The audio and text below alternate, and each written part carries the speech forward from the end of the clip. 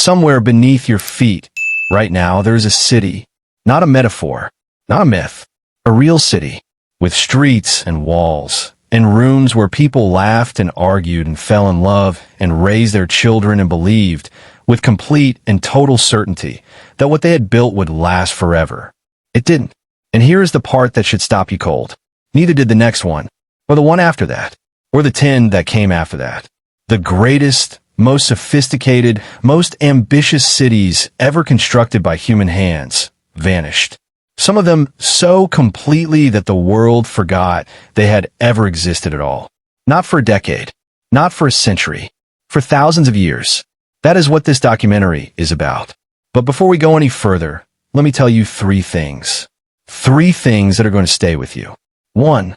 There is a city built more than 5,000 years ago that had indoor plumbing, grid-planned streets, and standardized weights and measures.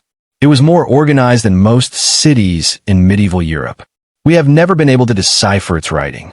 We do not know what its people called themselves, and we still do not know why they left. 2. There is a city that was, at one point, the largest urban settlement on the face of the earth, home to nearly 1 million people. It had a water management system so sophisticated that modern engineers still study it. And the jungle swallowed it so completely that the outside world spent centuries convinced it simply could not have existed. 3. There is a city in America, right here, on American soil, that, at its height, was larger than London. Its central monument has a base bigger than the Great Pyramid of Giza, and the overwhelming majority of Americans have never heard its name. These are not legends. These are not the stuff of conspiracy theories or pseudoscience. These are archaeological fact, confirmed by excavation, by radiocarbon dating, by satellite imaging, by some of the most rigorous scientific work of the last 100 years. And yet, they were lost, hidden from history, buried under jungle and sand and grass and time, and, in some cases, buried under something far more deliberate, under the willful ignorance of people who could not accept what the evidence was telling them. Here is what those 10 cities have in common. Every single one of them, at the moment of its greatest power, believed it was permanent. That is the thing about civilization. It always believes in itself. The engineers who designed Petra's water channels in the Jordanian desert did not carve those channels in a sandstone, thinking their work was temporary. The architects who raised the temples of Angkor above the Cambodian rainforest did not pour that ambition into stone, imagining it would one day be swallowed by roots and silence. The people of Pompeii who went asleep on the night of August the 23rd, 79 AD, had no reason to believe that by the following afternoon, their entire world would be sealed under 20 feet of volcanic ash. They did not know. They could not have known.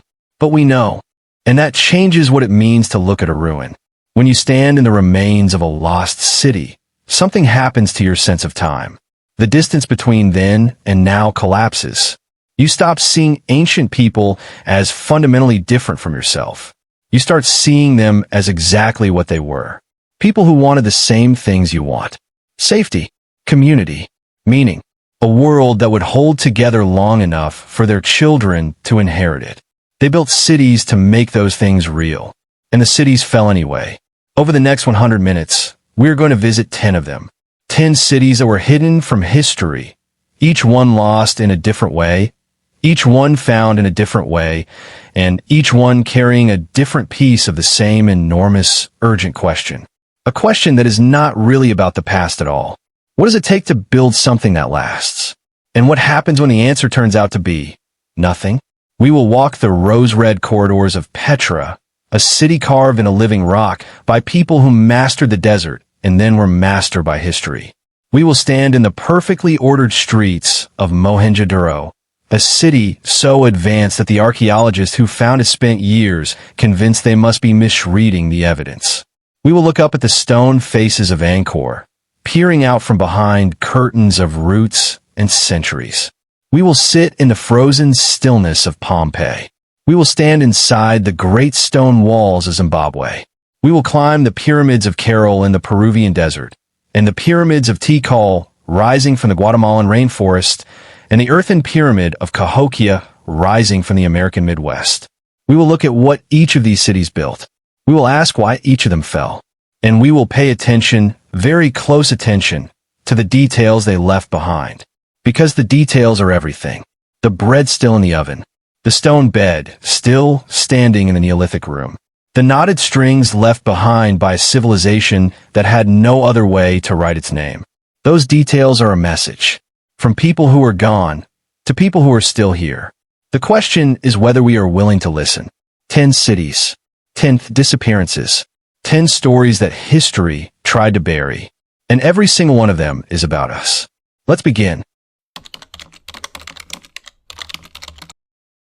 In the year 1812, a young Swiss explorer named Johann Ludwig Burckhardt was traveling through the Middle East disguised as a Muslim pilgrim. His name was not Johann Ludwig Burckhardt on this journey. He had given himself an Arabic name, Ibrahim ibn Abdullah. He had spent years learning Arabic, learning Islamic customs, learning how to move through this part of the world without drawing the kind of attention that, in those days, could get a European traveler killed. He was doing all of this because he had heard a rumor. The rumor was old and vague and came from local Bedouin traders who spoke of a hidden valley in the desert of southern Jordan, a valley surrounded by walls of red rock so tall they blocked out the sky. And in that valley, the rumor said there were tombs, enormous tombs, carved directly into the face of the cliffs, tombs the size of temples. Burckhardt had heard this story, and he had decided, with the particular stubbornness of a man who suspects he is about to change history, that he needed to see it for himself. So he hired a local guide. He told the guide he wanted to visit the tomb of the prophet Aaron, which was said to be located in the area. It was a pretext, and probably not a very convincing one. But it was enough. The guide led him through a narrow crack in the sandstone. A passage so thin in places that he would have had to turn sideways to pass through it. The walls rose on either side of him, 30 meters, 40 meters, 60 meters into the air, blocking out the sun, turning the light into something dim and amber and strange. The passage is called the Sick.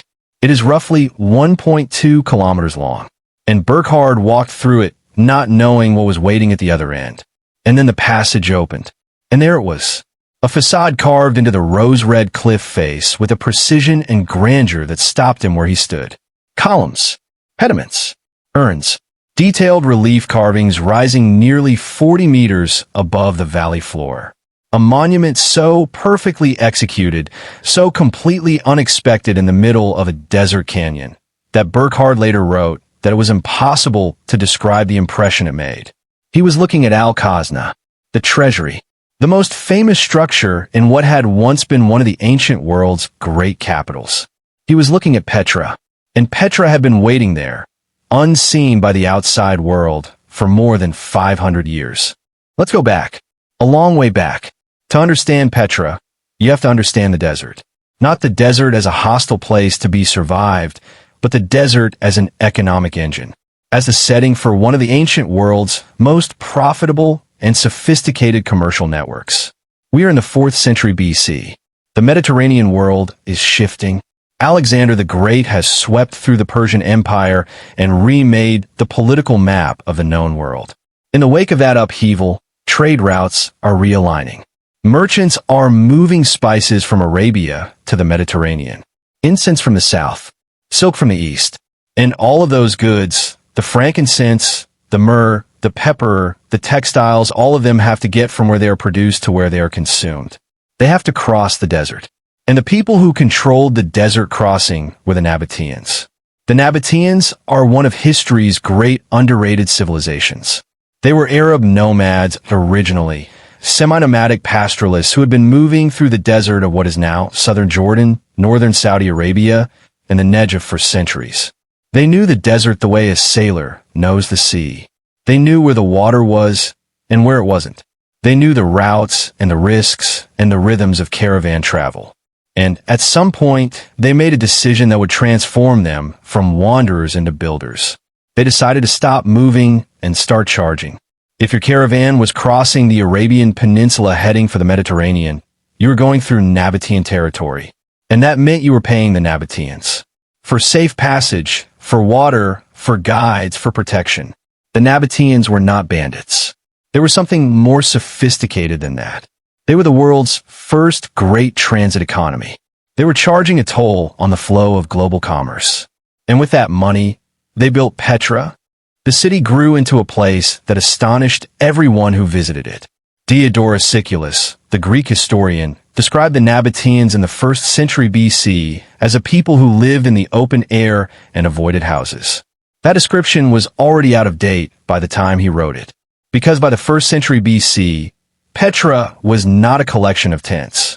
It was a city of somewhere between 20,000 and 30,000 people, with monumental architecture, paved streets, a sophisticated urban quarter, temples, bathhouses, a colonnaded road, and a theater carved directly into the hillside that could seat several thousand spectators. And then there was the engineering. The engineering of Petra is, in many ways, its most extraordinary achievement. And it is the thing that makes its eventual disappearance so haunting, because the desert gives no water freely. The region around Petra receives less than 100 millimeters of rainfall per year. The wadis, the seasonal riverbeds, are dry for most of the year and violent flash floods for the rest. Water in Petra was not something you could take for granted. The Nabateans did not take it for granted. They built one of the ancient world's most sophisticated water management systems. They carved cisterns into the rock faces all around the city, cisterns that could hold millions of liters of rainwater. They built dams in the wadis to capture floodwater and slow its destructive force.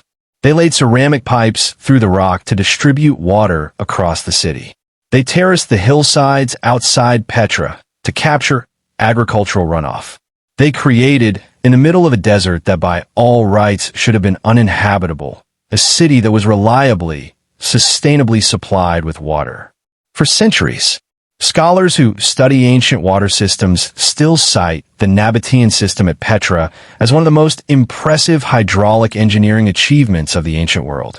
These were not people improvising solutions to a water problem. They were people who had thought deeply, systematically, and brilliantly about how to make a desert city not just survive, but thrive. And they did it without leaving behind a single written engineering manual. Everything we know about how their system worked, we have had to reverse engineer from the stone and ceramic they left behind. At its height, Petra was a cosmopolitan place in a way that is easy to underestimate. Because it sat at the intersection of trade routes that connected Arabia, Egypt, the Mediterranean, Mesopotamia, and India, Petra was a city where cultures overlapped and mixed in ways that were unusual for its era. Greek architectural influences blended with local Nabatean styles to create a visual language that was genuinely unique. Egyptian motifs appeared alongside Roman ones. The Nabateans were pragmatic about culture the same way they were pragmatic about commerce. They borrowed what worked and made it their own. Their religion was similarly syncretic.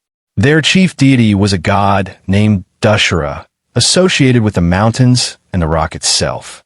But they also worshipped Alat and Al-Uzza, and as their contact with the Greek world deepened, their religious iconography absorbed Greek elements too. There was a flexibility to Nabatean culture, a willingness to adapt and absorb that was part of what made them so successful. Their writing gave us the Arabic script.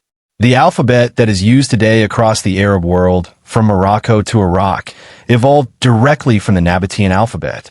That is an extraordinary legacy for a civilization that most people cannot name. And then came Rome. The Romans had been watching the Nabatean kingdom for a long time. They had made attempts to conquer it in the 1st century BC and failed. The Nabateans were too mobile, too familiar with the terrain, too able to simply melt into the desert when threatened. Direct military confrontation with them was not productive. But time and commerce had a way of making direct confrontation unnecessary. By the early 2nd century AD, the Nabatean kingdom was in a transitional state. The king, Rabel II, died in 106 AD without leaving a clear succession. The Roman Emperor Trajan saw his opportunity. And rather than a dramatic conquest, what happened was something more like an administrative absorption. The Nabatean kingdom became the Roman province of Arabia Petraea. Petra became a Roman provincial capital, and for a while, Petra continued to thrive. The Romans built things in Petra. They paved the streets. They added to the colonnaded road. The city continued to be inhabited, continued to be a center of trade and culture. But something had shifted in the underlying economic structure of the region. Rome was changing its trade routes. The sea routes between Rome and the Eastern trade networks were becoming more efficient and more commercially dominant. The overland caravan routes, the routes that had been the lifeblood of the Nabatean economy, were losing market share to ships. The great transit economy that had built Petra was slowly being routed around it. The tolls were being paid to different people for different passages along different roads. Petra's reason for existing was eroding. A devastating earthquake struck in 363 AD, damaging large sections of the city and, critically, destroying parts of the water management system that had sustained it. The system was never fully repaired. The population declined, slowly at first, then more rapidly. By the time the Islamic conquest of the region came in the 7th century AD, Petra was already largely empty. By the medieval period, it had been forgotten entirely by everyone except the Bedouin tribes of the region, who knew it, lived near it, and kept its existence to themselves for the better part of a millennium. Think about that for a moment. A city of 30,000 people. Gone. Not in a day, the way Pompeii went. Not in a week, the way Vijayanagara would go. But slowly, over generations, like a fire going out coal by coal, room by room, until one day there was no heat left and no one could quite remember when the warmth had stopped. The Nabateans had built their city on a single great insight: control the flow of goods, and you control the world. And for 400 years, that insight made them rich and powerful and extraordinary. But the flow changed. Commerce always changes. Routes shift. Sea trade supplants land trade. What was once essential becomes redundant. And a city built on the logic of one economic era cannot simply repurpose itself for the next one. Not quickly enough, not completely enough. The water channels still ran. The cisterns still held. The engineering still worked. But engineering does not sustain a city by itself. People sustain a city, and people follow opportunity. When the opportunity moved, the people moved with it, and the rose-red facades were left to the desert. When Burckhardt emerged from the sick in 1812 and saw the treasury for the first time, he could not linger. His guide was watching him. He was supposed to be there only to make a sacrifice at the tomb of Aaron. He made his sacrifice, took his notes, and left. He never went back. He died 3 years later in Cairo at the age of 32 of dysentery, before he could publish much of what he had found. But his note survived, and the word spread. And Petra was open to the world again, 5 centuries of silence finally broken by one stubborn Swiss man in a borrowed identity walking sideways through a crack in the rock. Today, Petra is one of the most visited archaeological sites on Earth. Millions of people walk the sick every year and emerge into the same view that stopped Burckhardt in his tracks. They photograph the treasury. They walk the colonnaded street. They climb to the high place of sacrifice and look out over a city that is still, in many ways, only partially understood. Because here is something that is easy to forget when you visit Petra today. Only about 15% of the city has been excavated. 85% of Petra is still in the ground, still in the rock, still waiting. The Nabateans carved an entire civilization into the sandstone of the Jordanian desert, and we have, so far, only read the first few pages of what they left behind. What Petra teaches us is this. It is not enough to be brilliant. It is not enough to build something extraordinary. It is not enough to solve the engineering problems, to master the water, to carve your ambitions into the living rock. If the world changes direction while you are standing still, even the most magnificent city becomes a monument, not to failure. The Nabateans did not fail. They thrived for centuries. They built something that has lasted 2,000 years and will almost certainly last 2,000 more. But they thrived in a world that no longer exists. And when that world ended, Petra's purpose ended with it. The stone remained. The purpose did not. And perhaps that is the first great lesson these 10 cities have to offer us. That the most dangerous thing any civilization can do is build itself so completely around a single condition of the world that it cannot imagine what happens when that condition changes. Petra could not imagine a world without the caravans, until that world arrived. In 1921, a group of workers laying railroad tracks across the Sindh province of what is now Pakistan made a discovery they did not know they were making. They needed ballast. Ballast is the crushed stone and gravel that is packed beneath railroad ties to stabilize the track, to keep it level, to hold the whole structure in place against the weight and vibration of passing trains. It is unglamorous material, heavy and expendable, and the workers laying this particular stretch of track found a convenient local supply of it. Bricks, old bricks, hardened and uniform, scattered across the landscape and buried just beneath the surface. Thousands of them, tens of thousands of them. They were the right size, the right density, the right hardness. They worked perfectly as ballast. So the workers used them, loading them onto carts and packing them beneath the new railroad ties without giving much thought to where so many perfectly made ancient bricks had come from. They've been doing this for years. By the time archaeologists arrived and understood what was happening, a significant portion of one of history's greatest cities had been used to build a railroad. What the workers had stumbled upon, and what the railroad had partially consumed, was Mohenjo-Daro, the Mount of the Dead. That is what the name means in Sindhi. Mohenjo-Daro. It is not the city's original name. We do not know the city's original name. We do not know what language its people spoke. Not really, because although they left behind a writing system of hundreds of distinct symbols, no one on Earth has yet been able to decipher it. The name we use today is the name the local people of the region gave to the mysterious mound that sat in their landscape for centuries, half buried, unexplained. The Mount of the Dead. Even the name is a mystery. Let's go back further than we went with Petra. Much further. We are now in approximately 2500 BC. The pyramids at Giza are either just being built or have only recently been completed. In Mesopotamia, the Sumerian city-states are at their height.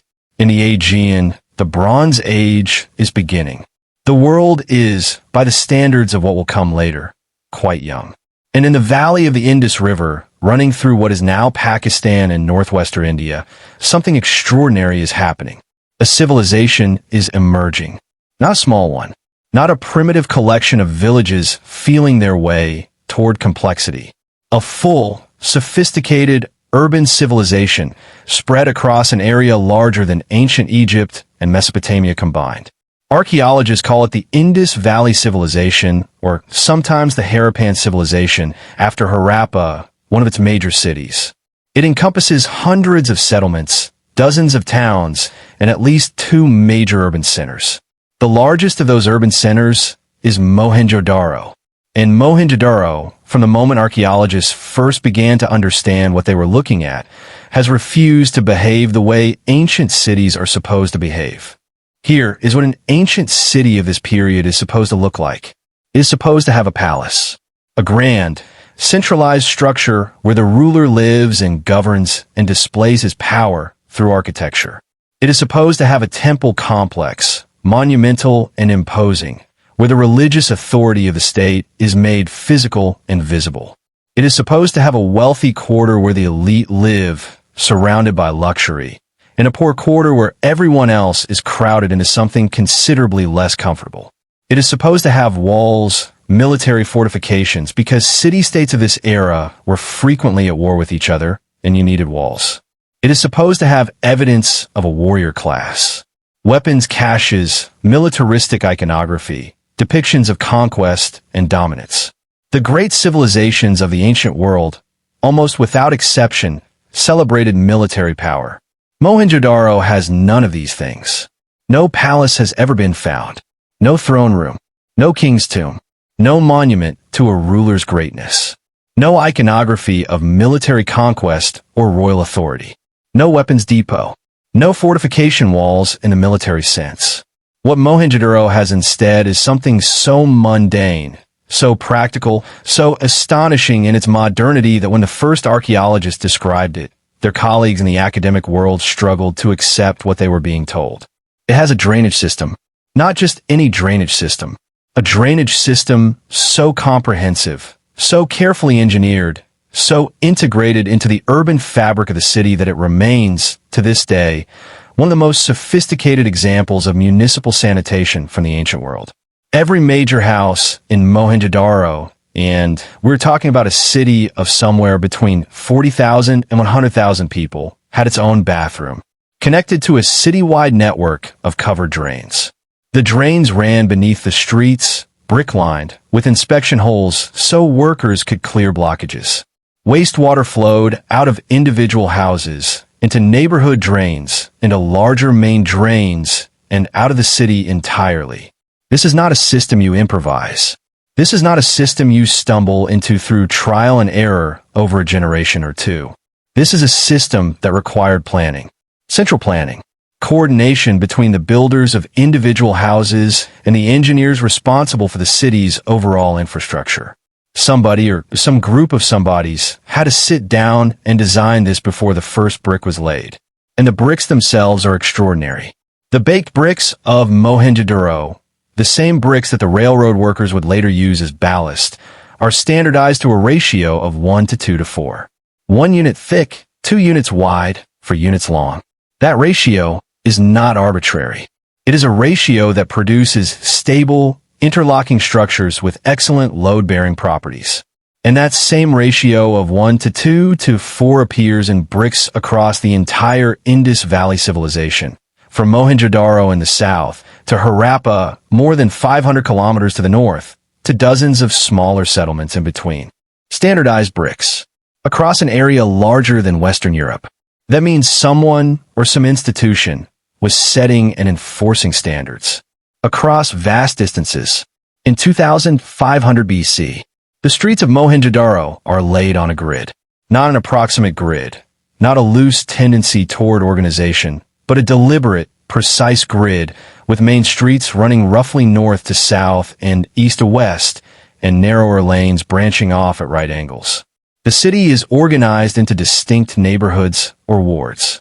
There is a large public building that archaeologists have called the Great Bath, a watertight tank of carefully laid brick and bitumen sealant, 11.8 meters long and 2.4 meters deep, with steps leading down into on either side.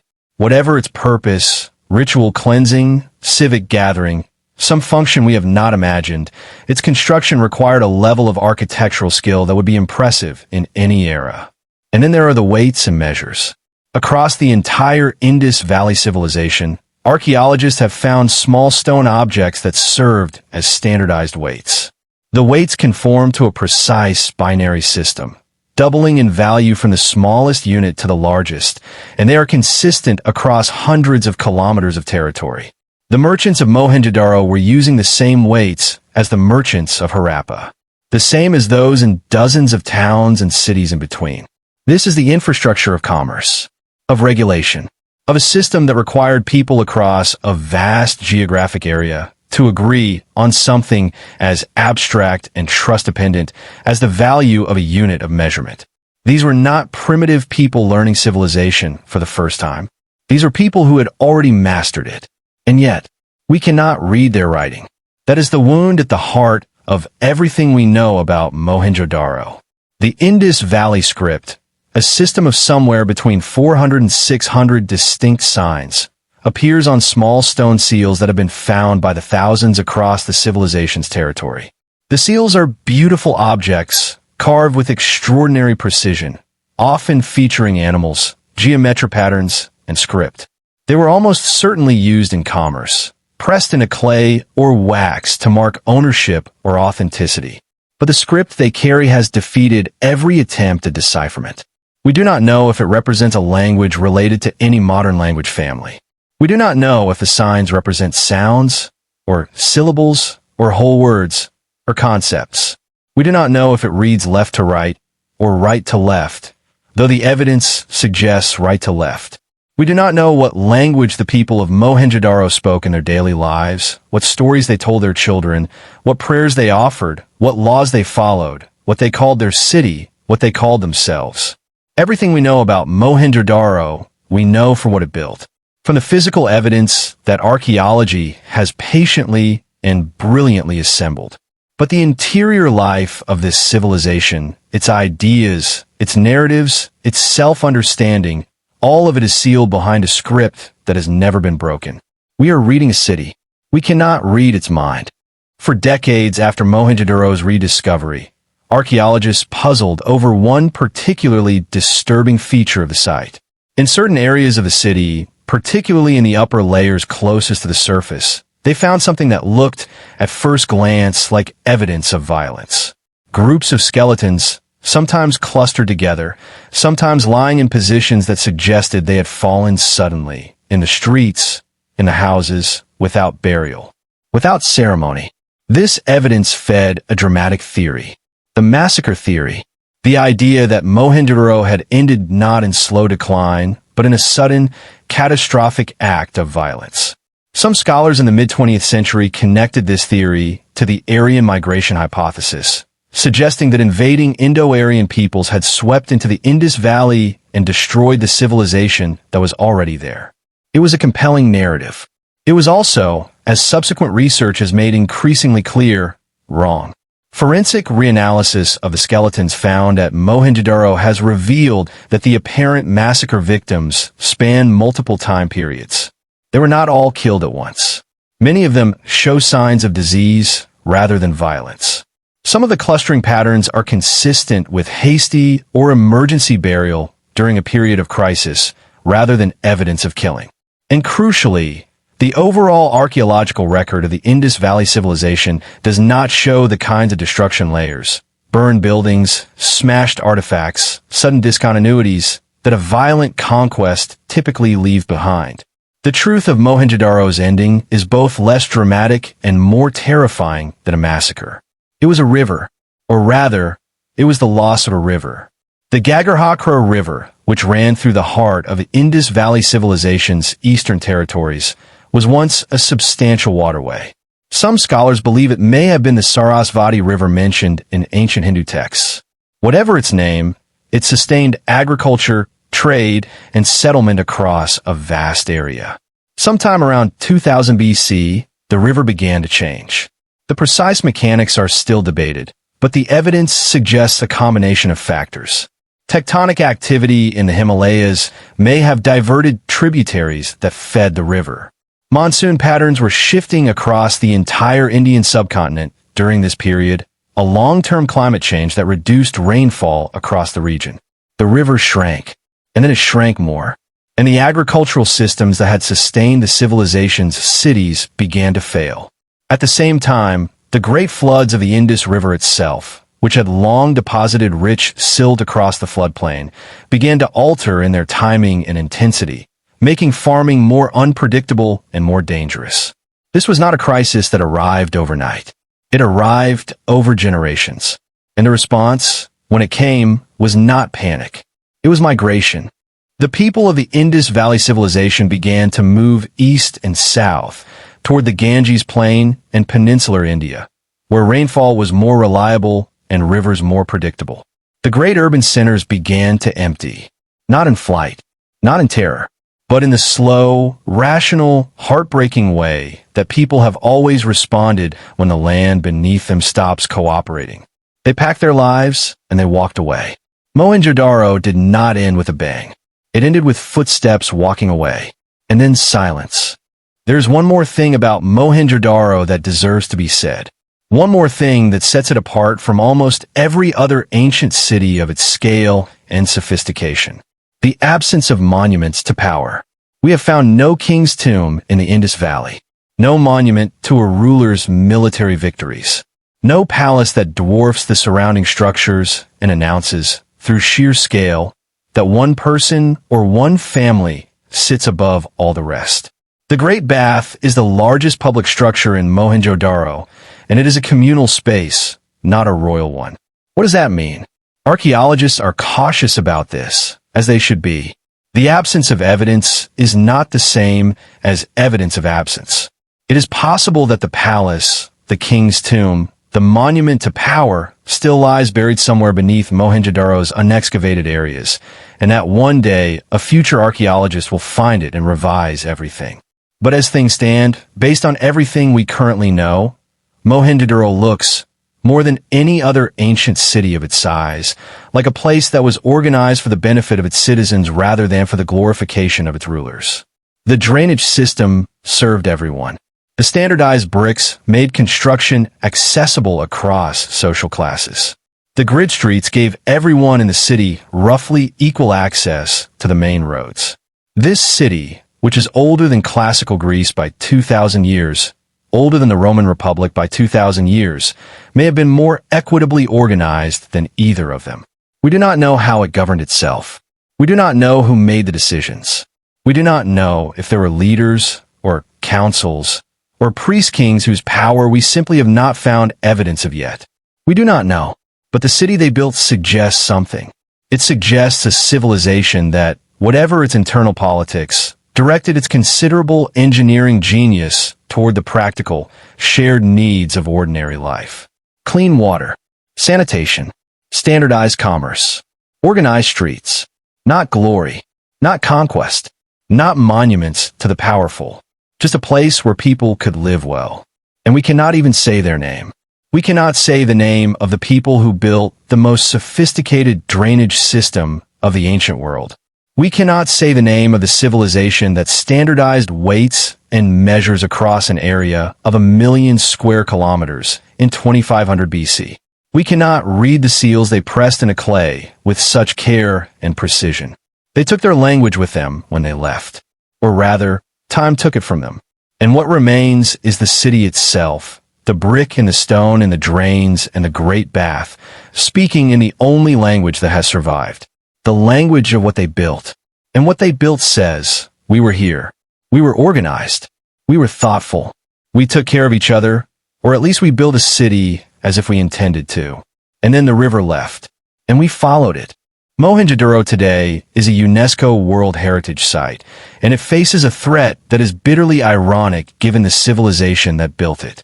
The water table in the region has risen over the decades, driven by modern irrigation systems in the surrounding agricultural land. And the rising water is carrying salt up through the ancient brick, crystallizing beneath the surface and fracturing the very structures that have survived 4,000 years of burial. The city that was built by people who understood water better than almost anyone in the ancient world is now being slowly destroyed by water. The archaeologists working to preserve it race against time.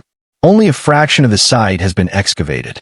Most of Mohenjo-Daro, like most of Petra, still lies underground, undisturbed, waiting. Waiting for us to get better at listening to what it has to say. What Mohenjo-Daro teaches us, above everything else, is this. Civilization does not require a king. It does not require monuments to power or the glorification of strong. It requires water and food and organization and the willingness of people to agree on something as simple and radical as the size of a brick.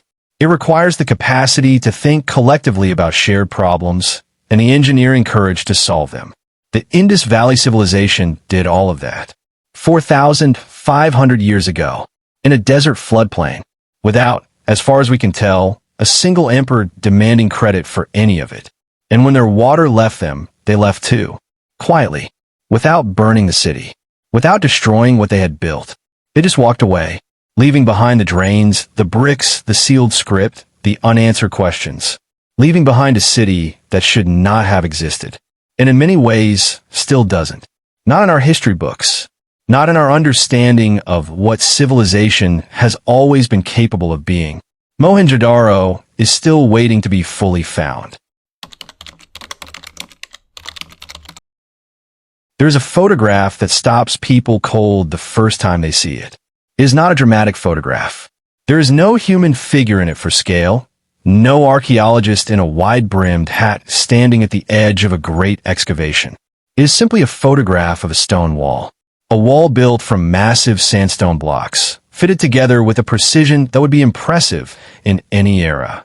And growing out of that wall, out of the very seams between the stones, is the root system of a tree. Not a small tree. Not a sapling that has found a lucky crack. A full-grown Tetromylles nudiflora, a giant of the Southeast Asian rainforest, its roots cascading down the face of the ancient stone like a slow-motion flood, prying the blocks apart with a patience and a force that no army has ever matched. The roots have been growing for centuries. The stone has been resisting for centuries. And somewhere in the space between them, in that intimate contest between the built world and the living one, is the entire story of Angkor. The tree is winning, but it has not won yet. To understand how a city of nearly 1 million people disappears so completely that the outside world spends 5 centuries convinced it cannot have existed, you have to understand 2 things. You have to understand the jungle, and you have to understand the water. We are in northwestern Cambodia. The year is approximately 802 AD. A Khmer king named Jayavarman II has just performed a ritual on the summit of a mountain called Phnom Kulen that declares him a Devaraja, a god king, a ruler whose authority is not merely political but cosmological. He is not just the king of the Khmer people. He is, in the theology of his court, an earthly embodiment of the divine order of the universe. This is not unusual for its era. God kings were common in the ancient and medieval world. What was unusual was what Jayavarman II and his successors proceeded to build in order to make that claim physical and permanent. They built a city that was, for several centuries, the largest urban settlement on the face of the earth. Angkor, at its height in the 12th and 13th centuries AD, covered an area of somewhere between 1,000 and 3,000 square kilometers, depending on how you define its boundaries. Recent LiDAR surveys, and we will come back to those because they changed everything, have revealed a metropolitan region of extraordinary scale and complexity. At its densest, the population of Greater Angkor approached 1 million people, possibly more. 1 million people in 12th century Cambodia, in the middle of a tropical rainforest. At exactly that same moment in history, London had a population of roughly 18,000 people. Paris had perhaps 50,000. The largest cities in Europe were, by comparison, towns. Angkor was not a town.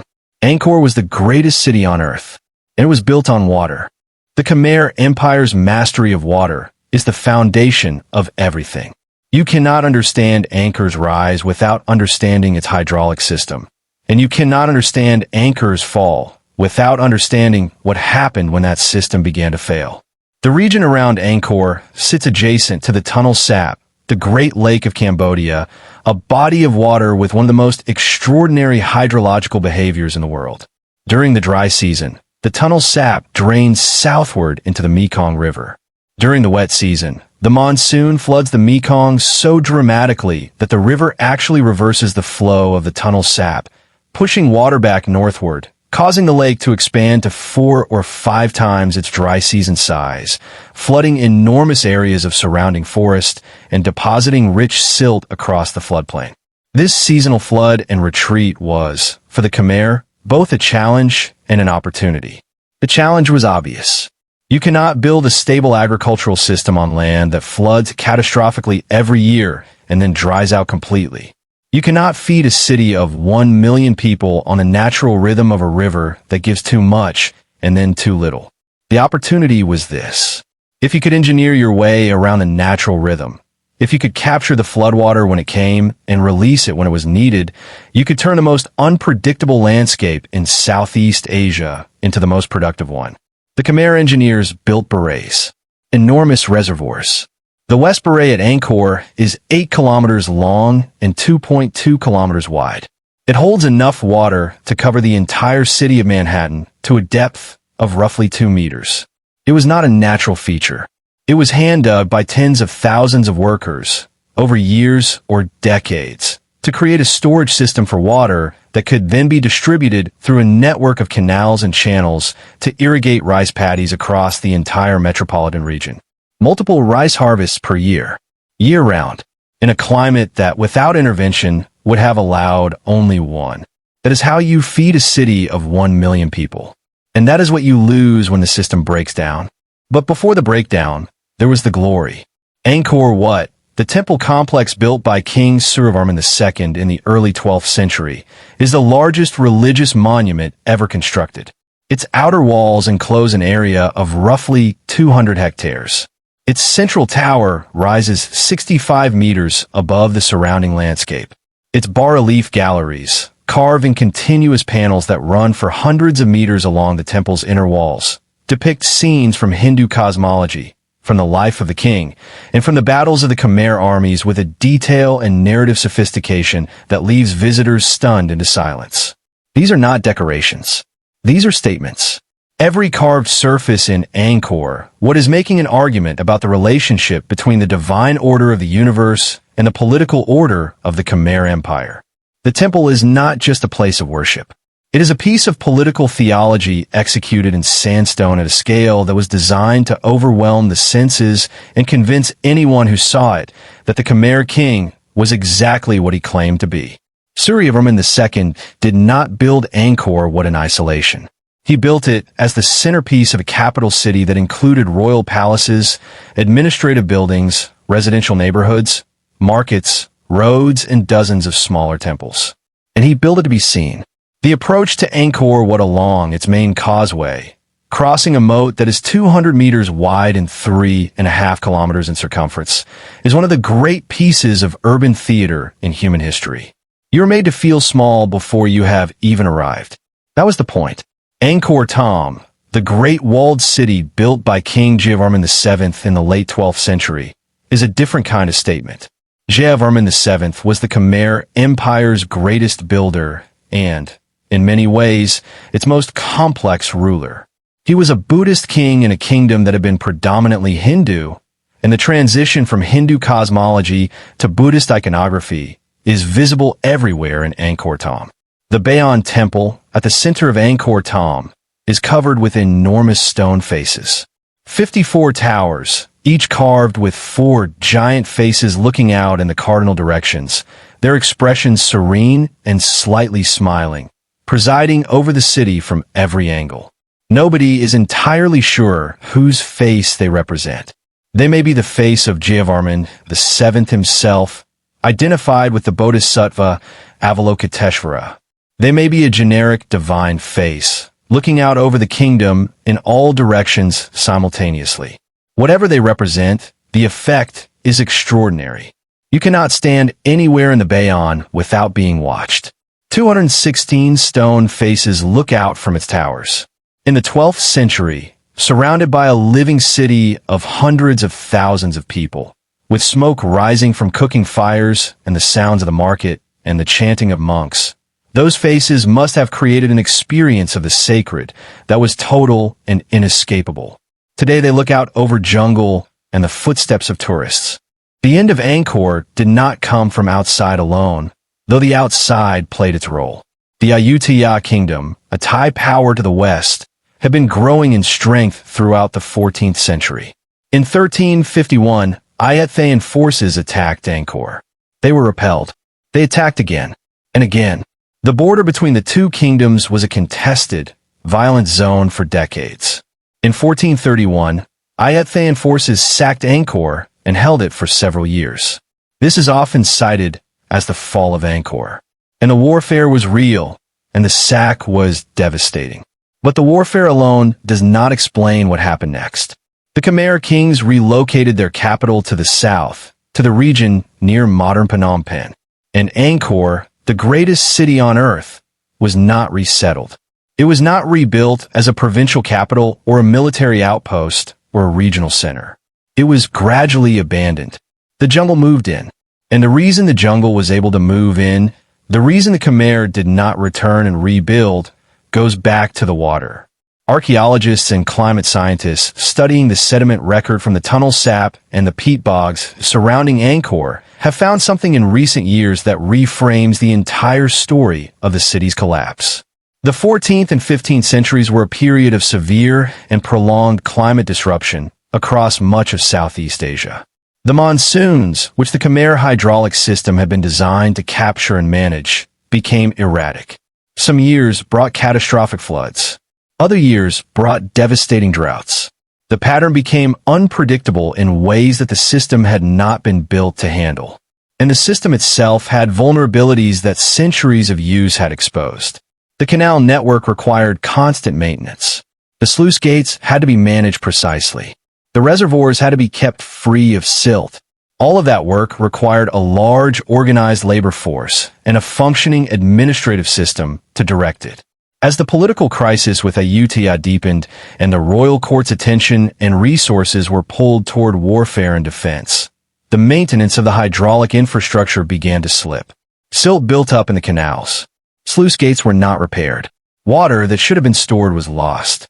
Water that should have been channeled flooded unintentionally.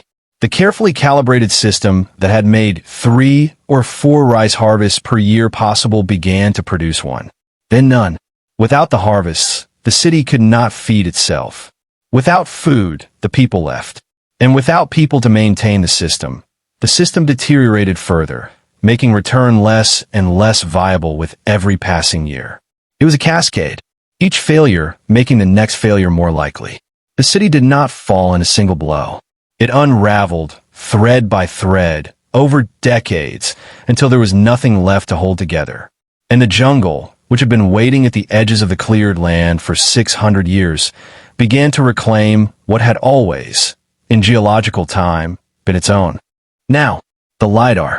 In 2012, and then again in 2015 and 2019, a team of archaeologists working under the Cambodian Archaeological LiDAR Initiative flew aircraft equipped with LiDAR technology over the region surrounding Angkor. LiDAR, which stands for Light Detection and Ranging, works by firing millions of laser pulses at the ground from the air and measuring the tiny differences in the time it takes those pulses to bounce back. The technology can strip away the visual noise of dense jungle canopy and reveal the shape of the ground beneath. What the LiDAR revealed rewrote the story of Angkor. Beneath the jungle that the visible ruins of Angkor Wat and Angkor Thom sit in, the LiDAR maps revealed a city that was vastly larger than anyone had imagined. Residential neighborhoods extending for dozens of kilometers in every direction. A grid of roads and waterways connecting the urban core to a vast suburban and agricultural hinterland. Earthworks, embankments, and water management features too numerous to count, revealing a hydraulic system of extraordinary complexity and geographic scale. Angkor was not a temple complex with a city attached. Angkor was a metropolitan region of staggering scale, a low-density urban sprawl that stretched across thousands of square kilometers, more like a modern city in its geographic footprint than anything we typically imagine when we think of the ancient world. The jungle had hidden all of it for 6 centuries, in plain sight. Or rather, not in plain sight because the jungle made it invisible, but there, always there, beneath the roots and the canopy and the silence. Henri Mouhot arrived at Angkor in 1860 and described what he saw in terms that still resonate. He was a French naturalist, traveling through Cambodia collecting specimens of insects and plants, when his local guides brought him to the ruins. He was not the first European to see them. Portuguese missionaries had visited in the 16th century and described them in letters home that were largely ignored. Dutch merchants had mentioned them. But Mouhot's account, published posthumously after his death from malaria in 1861, reached a European audience that was primed to be astonished by it. He wrote that the ruins were grander than anything that ancient Greece or Rome had left behind, that they belonged to a civilization more refined than any that had flourished in that part of the world. His language carried the particular blindness of his era, the assumption that such grandeur required explanation beyond the people who had actually built it. He struggled to connect the ruins he was standing in with the Cambodian people standing beside him. That struggle was not his finest hour. But his astonishment was genuine, and it opened Angkor to the world. The world that had always known Angkor, of course, was Cambodia. The Khmer people had never forgotten their great temples. Angkor would have been continuously tended by Buddhist monks through all the centuries of the city's political abandonment. Local people had always known where it was, had always told its stories, had always understood it as their own. Angkor was not lost to the people whose ancestors built it. It was lost only to the people who had never known it was there. That distinction matters. It will come up again. Today, Angkor Wat and the ruins of Angkor Thom receive millions of visitors each year, making them the most visited archaeological site in Southeast Asia. The site faces serious preservation challenges. Groundwater extraction by hotels and businesses near the site is causing the soil to subside, destabilizing foundations. Tourist foot traffic erodes fragile bas-reliefs. The roots of the trees that created those haunting photographs of stone and jungle are simultaneously destroying and preserving the ruins they grow through. And beneath it all, the LiDAR maps have revealed so much that has not yet been excavated. So many neighborhoods and roads and water features that have never been touched by an archaeologist's trowel that the full story of Angkor is still being written. What we know is already astonishing. What we do not yet know is almost certainly more astonishing still. The stone faces of the Bayon look out over the jungle with that slight, enigmatic smile. Serene, patient, untroubled by the roots pushing through the stone beneath them. They have been looking out for 800 years. They watched the city empty. They watched the jungle advance, decade by decade, filling the streets with roots and leaf litter and the calls of birds where once there had been the sounds of a million people living their lives. They watched the Great Berets dry up, or silt over, or slowly return to the landscape that had existed before the Khmer engineers first broke ground on the reservoir walls. They watched all of it without expression. And what they teach us, those faces, is something that the Khmer engineers who built the hydraulic system understood with absolute clarity and that their successors, perhaps, forgot. Everything is connected. The temples of Angkor were made possible by the rice. The rice was made possible by the water. The water was made possible by the canals. The canals were made possible by the labor. The labor was made possible by the political authority of the God King. And the God King's authority rested, ultimately, on his ability to feed his people. When the water failed, everything failed. Not immediately, not all at once, but inevitably, because the connections between things, the invisible infrastructure of a civilization's survival, are always more fundamental than the monuments those connections make possible. Angkor, what is one of the most extraordinary things human beings have ever built. But it was the canals that kept it alive. And when the canals went silent, so did the city. So did everything. On the morning of August the 24th, 79 AD, the people of Pompeii woke up and went about their lives. A baker named Modestus slid his morning loaves into the stone oven of his shop on the Via dell'Abbondanza. A man whose name we do not know sat down at a thermopolium, one of the city's fast food counters, and ordered a bowl of something warm. Somewhere in the city, a dog settled into its spot by the door of a house and went back to sleep. Election campaign notices were painted in fresh red letters on the walls of buildings. A political candidate named Gnaeus Helvius Sabinus was running for aedile, a local magistrate's position, and his supporters had been busy with their brushes. It was an ordinary morning in a prosperous Roman city of somewhere between 11,000 and 20,000 people. A city with paved streets and a forum and temples and a theater and an amphitheater and public baths and private gardens and a complex, layered social world of rich and poor and enslaved and free, of merchants and politicians and priests and bakers and gladiators and lovers. It was a Tuesday. By the following morning, all of it was gone. Sealed under 20 feet of volcanic ash and pumice. Every loaf of bread, every election notice, every sleeping dog, every person who did not get out in time. Gone from the world so completely that within a generation, people were uncertain exactly where the city had stood. Gone. And yet, in the most paradoxical and heartbreaking way, perfectly preserved. Pompeii did not disappear. Pompeii was frozen. And what was frozen, when archaeologists finally began to look, was not a monument or a palace or the grand public face of Roman civilization. It was a Tuesday morning. It was ordinary life.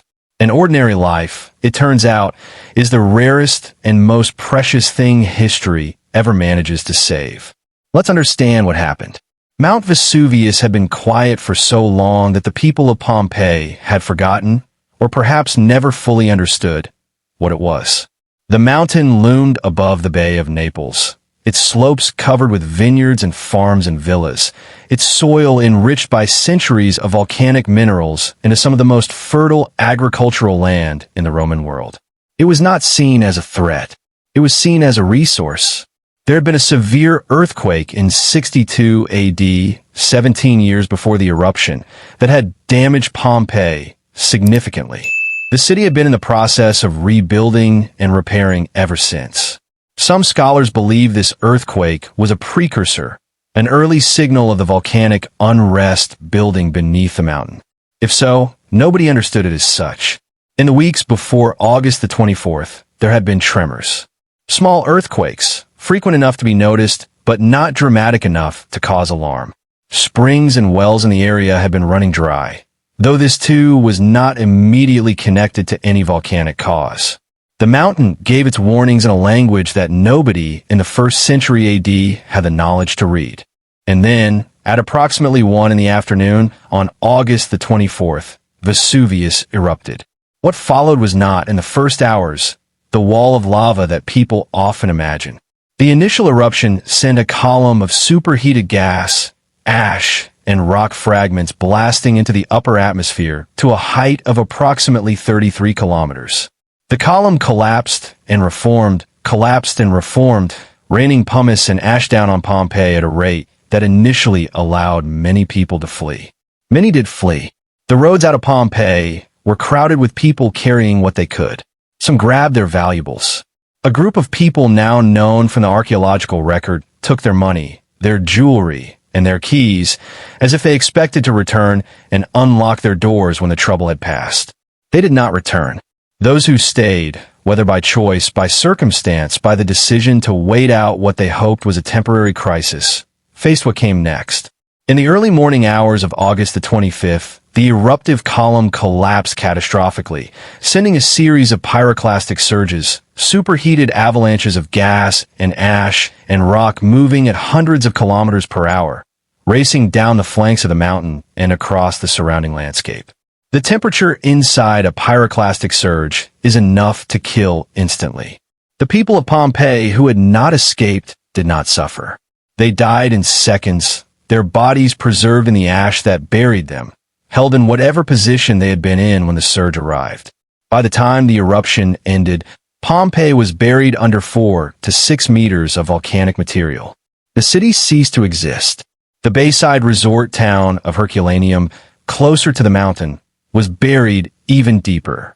The coastline had changed. The rivers had shifted. The geography of the region had been physically rearranged. And within a generation, people were not entirely sure where Pompeii had been. For 16 centuries, Pompeii lay beneath the soil of the Campania region, invisible and unsuspected by most. The area was farmed, built over, lived upon. Occasional discoveries of ancient walls or artifacts were noted and largely forgotten. Then, in 1748, workers digging a channel to carry water to a royal estate broke through the ground and found themselves looking at an ancient wall. Behind the wall were frescoes. Behind the frescoes was a street, and beneath the street and the streets around it was an entire Roman city, sealed in volcanic ash, waiting. The excavations that followed were not, by modern standards, archaeology. They were closer to treasure hunting. The Bourbon kings of Naples, who controlled the region, were interested primarily in the artwork, the statues, the valuable objects that could be extracted and displayed in the royal collection. Workers dug quickly, took what was beautiful or monetarily valuable, and moved on. Walls were broken through. Context was destroyed. Objects were removed without being recorded. But even this early, clumsy excavation produced revelations that electrified the educated world of 18th century Europe. Pompeii was not just a ruin. It was a time capsule. The ash that had killed it had also preserved it in a way that no other ancient city has ever been preserved. Organic materials that would normally decay over centuries, wood, fabric, food, plant matter, had been sealed from air and moisture by the volcanic matrix and had left behind cavities in the ash, perfect molds of the objects and people they had been. Frescoes on interior walls had been protected from weathering and had retained their colors with an astonishing vibrancy. Graffiti on exterior walls had been sealed before the elements could erase it. The picture of Roman daily life that Pompeii offered was, and remains, without parallel in the ancient world. Let's walk these streets for a moment. Let's look at what was left behind. In the bakery of Modestus, on the Via dell'Abbondanza, excavators found 81 loaves of carbonized bread still in the oven. Round loaves, scored into 8 segments, exactly as Roman bread was made. They have been dated to August the 24th, 79 AD. The baker put them in the oven and never took them out. Those loaves sit in the Naples Archaeological Museum today. 2,000 years old, still the shape of bread. The thermopolia of Pompeii, the fast food counters that lined the busy streets, were found with their terracotta containers still set into the stone counters, still holding traces of the food they had been serving. Almonds, figs, legumes, pork, duck. The menu of a Roman lunch counter in 79 AD, preserved because the ash sealed it before decay could begin. The walls of Pompeii are covered in graffiti.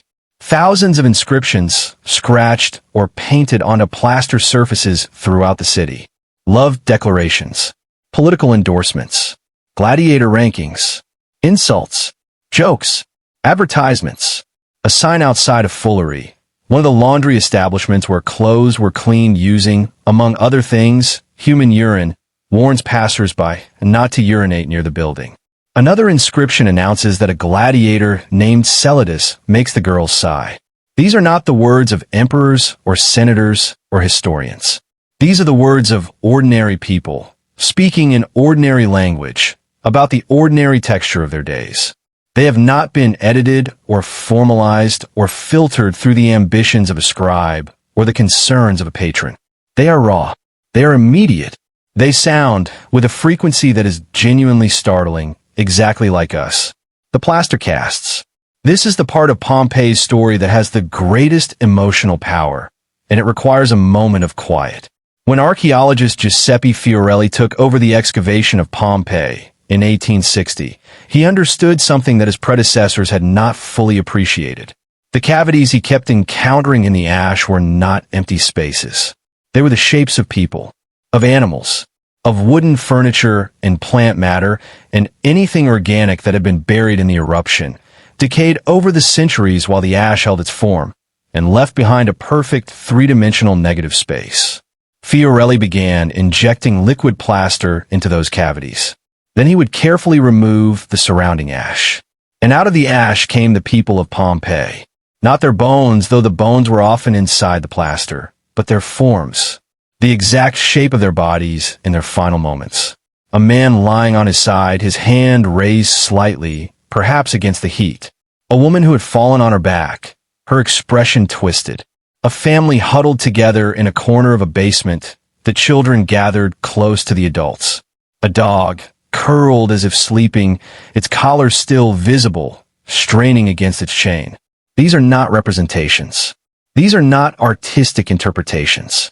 These are the actual forms of actual people, the precise shapes of the space their bodies occupied at the moment of their deaths, 2,000 years ago. There is nothing else like them in the world.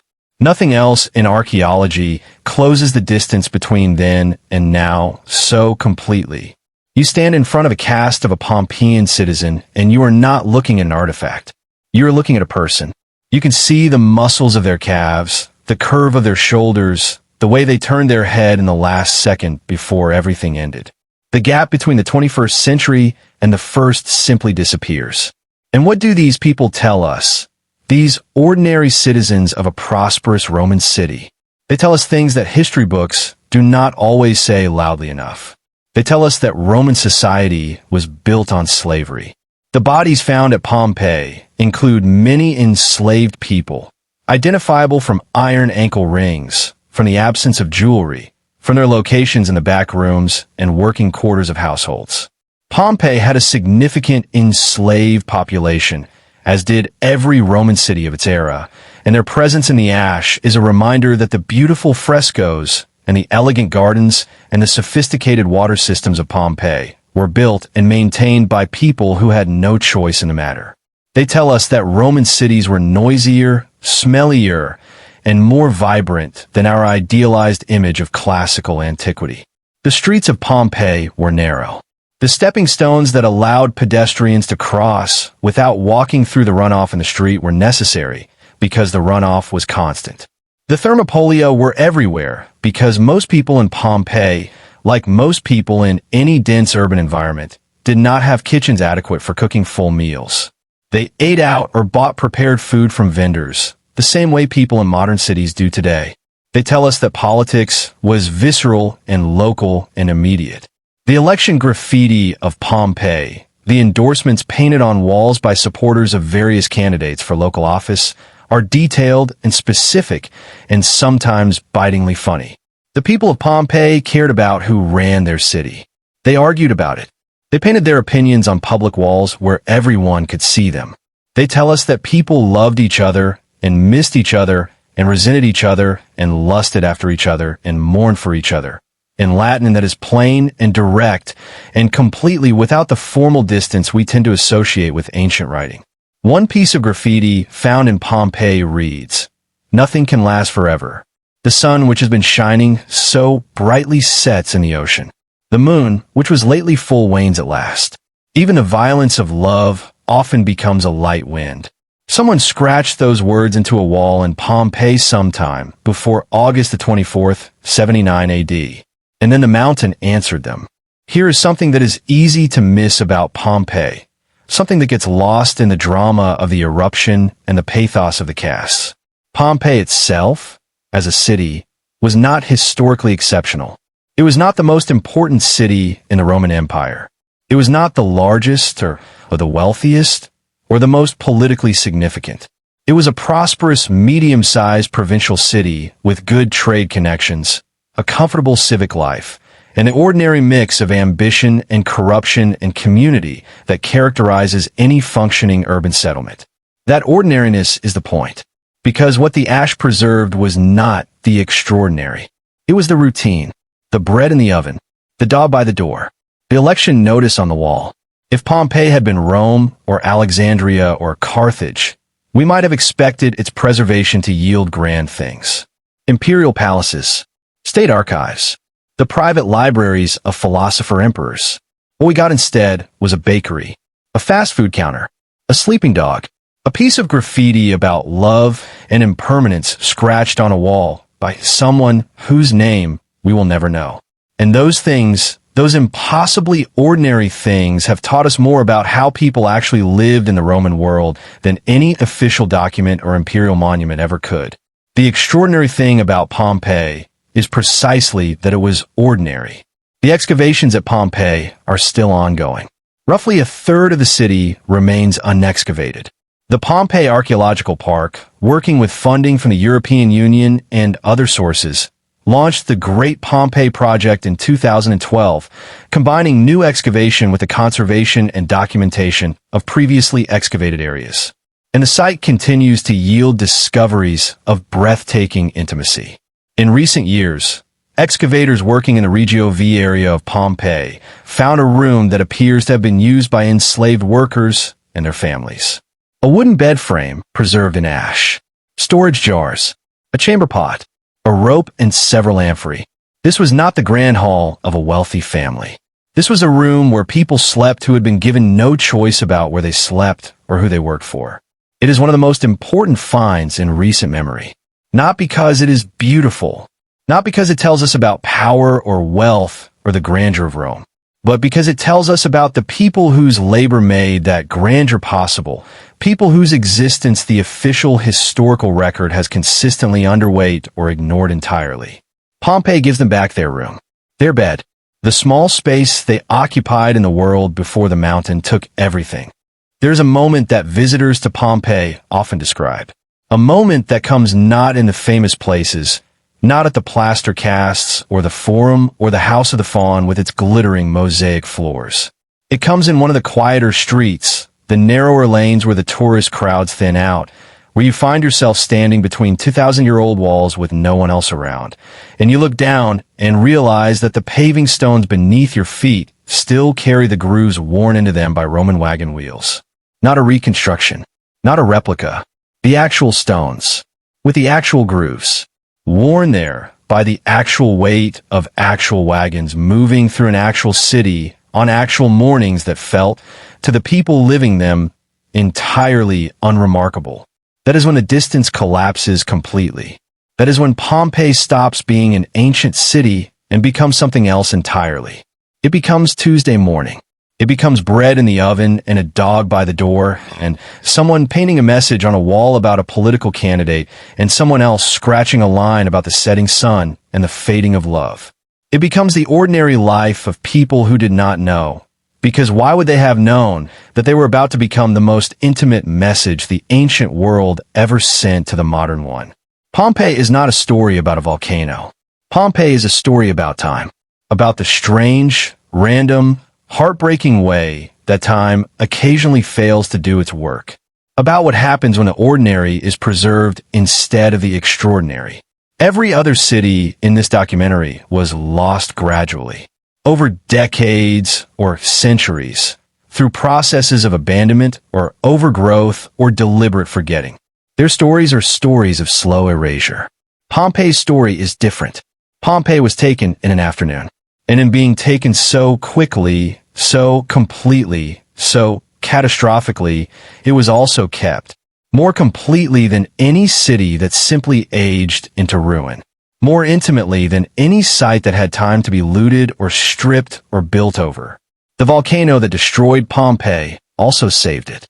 And what it saved, more than marble statues or golden jewelry or the great public monuments of the Roman world, was the texture of an ordinary day, the smell of bread baking, the sound of wagon wheels on stone, the scratch of someone's stylus writing a joke on a wall, the living pulse of a city that did not know it was about to become history.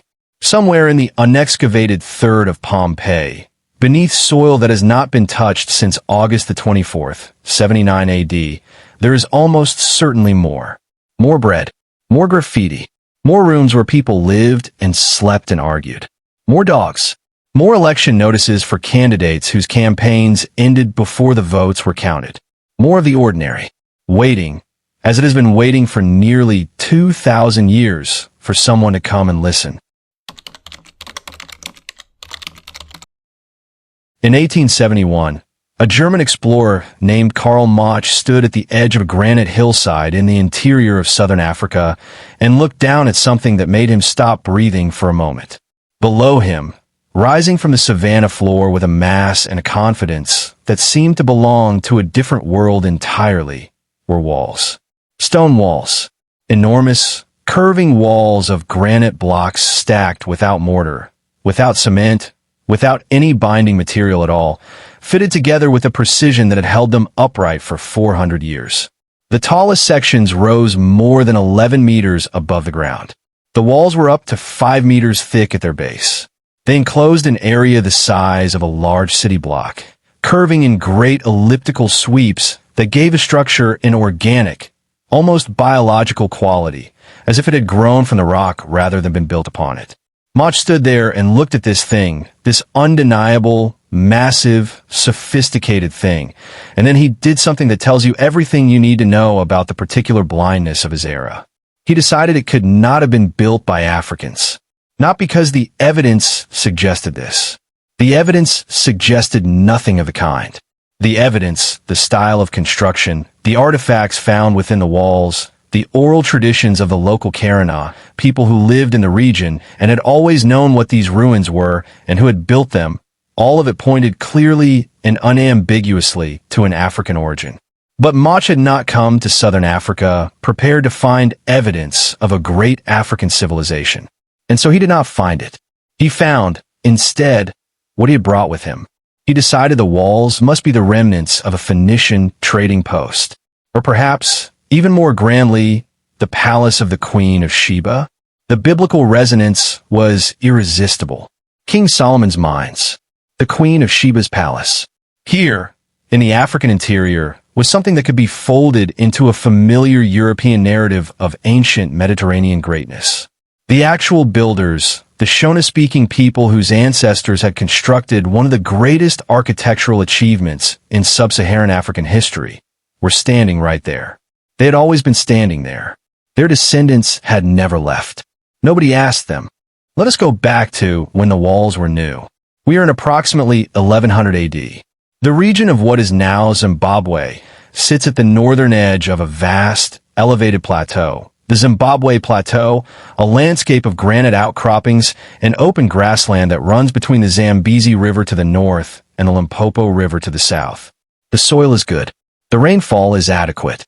And beneath the soil and in the rivers that drain from the plateau, there's gold. An enormous amount of gold. The Shona-speaking peoples of the plateau had been living in this landscape for centuries, farming, herding cattle, and trading with the coastal Swahili trading towns on the Indian Ocean coast to the east. The trade routes that connected the interior of southern Africa to the coast were old and well established. And the commodity that moved most valuably along those routes, the commodity that the Arab and Indian and later Portuguese merchants at the coast wanted above all others, was gold. The rulers of the Zimbabwe Plateau controlled the gold. They controlled the trade routes. And as their wealth and power grew, they began to express that wealth and power in stone. Great Zimbabwe, the city we're talking about, is the largest and most impressive of roughly 200 stone enclosure sites that have been identified across the Zimbabwe Plateau. The others are smaller, some of them much smaller, and they appear to represent a political hierarchy of chiefs and sub-chiefs, all connected to the central authority at Great Zimbabwe. The stone enclosures were not defensive walls, not primarily. They were statements. The ability to build in stone, to command the labor and the skill and the resources required for stone construction on this scale, was itself an expression of power. The ruling class at Great Zimbabwe used stone the way other civilizations used palaces and temples. They built it to be seen, to be understood, to communicate in the permanent language of dressed granite, that the people who lived inside these walls were not like the people who lived outside them. The construction itself is extraordinary. The builders of Great Zimbabwe worked with granite, which occurs naturally in the region in great abundance in the form of balancing boulders and exposed rock outcroppings. Granite is an extremely hard rock, resistant to shaping, and the builders of Great Zimbabwe did not attempt to cut it into uniform ashlar blocks the way classical Mediterranean builders did. Instead, they worked with the natural tendency of granite to split along regular planes when heated and cooled, producing slabs and blocks that, while not perfectly uniform, could be fitted together with extraordinary care into stable, durable structures. The walls of the Great Enclosure, the largest single structure at Great Zimbabwe, were built using a technique that modern engineers still find remarkable. The outer and inner faces of the wall are built as two separate skins of carefully laid granite blocks, and the space between them is filled with rubble and smaller stones. This double skin construction, with its rubble core, distributes the weight and stress of the wall in a way that gives it exceptional stability. The walls have stood for 600 years. They are still standing, and they have done all of this without a single drop of mortar. No cement, no lime, no clay binding, just stone on stone on stone, fitted with a patience and a skill that only comes from generations of accumulated knowledge about how granite behaves, how it splits, how it settles, how it breathes in the heat of the African day and contracts in the cool of the African night. The decorative details of the walls are equally striking. The upper sections of many walls at Great Zimbabwe feature a chevron pattern, a zigzag of stones set at angles to create a visual rhythm that runs along the top of the wall like a frieze. This is not structural. It serves no load-bearing purpose. It is pure aesthetics, pure artistic intention. The builders saying not just we can build this, but we can make it beautiful. A civilization that decorates its walls is a civilization with enough surplus, enough security, enough organized leisure to think about beauty. That is not a trivial thing. At its height, somewhere between the 12th and 15th centuries AD, Great Zimbabwe was a city of somewhere between 10,000 and 18,000 people. That made it a substantial urban center by the standards of its era and its region. The population lived within and around the stone enclosures and structures made of daga, a mixture of mud and granite gravel that was plastered smooth and in some cases decorated. These structures have not survived the centuries as well as the stone walls. Organic material decays, but the archaeological evidence of their existence is clear. The city was a center of craft production as well as trade. Soapstone carvings have been found at the site, including the famous Zimbabwe birds, 8 carved soapstone sculptures that depict a bird with distinctly human characteristics on its legs and feet, a bird that appears nowhere in nature and may represent a spiritual intermediary between the human and divine worlds, or a totemic ancestor figure of the ruling lineage. The Zimbabwe bird is now the national emblem of modern Zimbabwe. It appears on the country's flag and its coins. Iron smelting was practiced at Great Zimbabwe. Copperwork, cotton weaving. The city was not just a political capital. It was a manufacturing hub, a place where raw materials came in from across the plateau, and finished goods went out to the trading networks that connected southern Africa to the wider world. And connected it was. Among the objects found at Great Zimbabwe are artifacts that came from places so far away they give you pause. Chinese Celadon pottery, green-glazed ceramics from the Song and Ming dynasties, found in the ruins of a city in the interior of southern Africa. Persian faience, glass beads from India and Arabia. A 14th century coin from the Sultanate of Kilwa, the great Swahili trading city on the coast of what is now Tanzania. These objects did not walk to Great Zimbabwe. They were carried there by traders along routes that stretched from the Zimbabwe interior to the Indian Ocean coast, and from the coast across the Indian Ocean to Arabia, India, Persia, and China. The Kingdom of Zimbabwe was not an isolated African curiosity. It was a node in a global trading network, a significant one, a wealthy one, an indispensable one. The gold trade was the engine of all of it.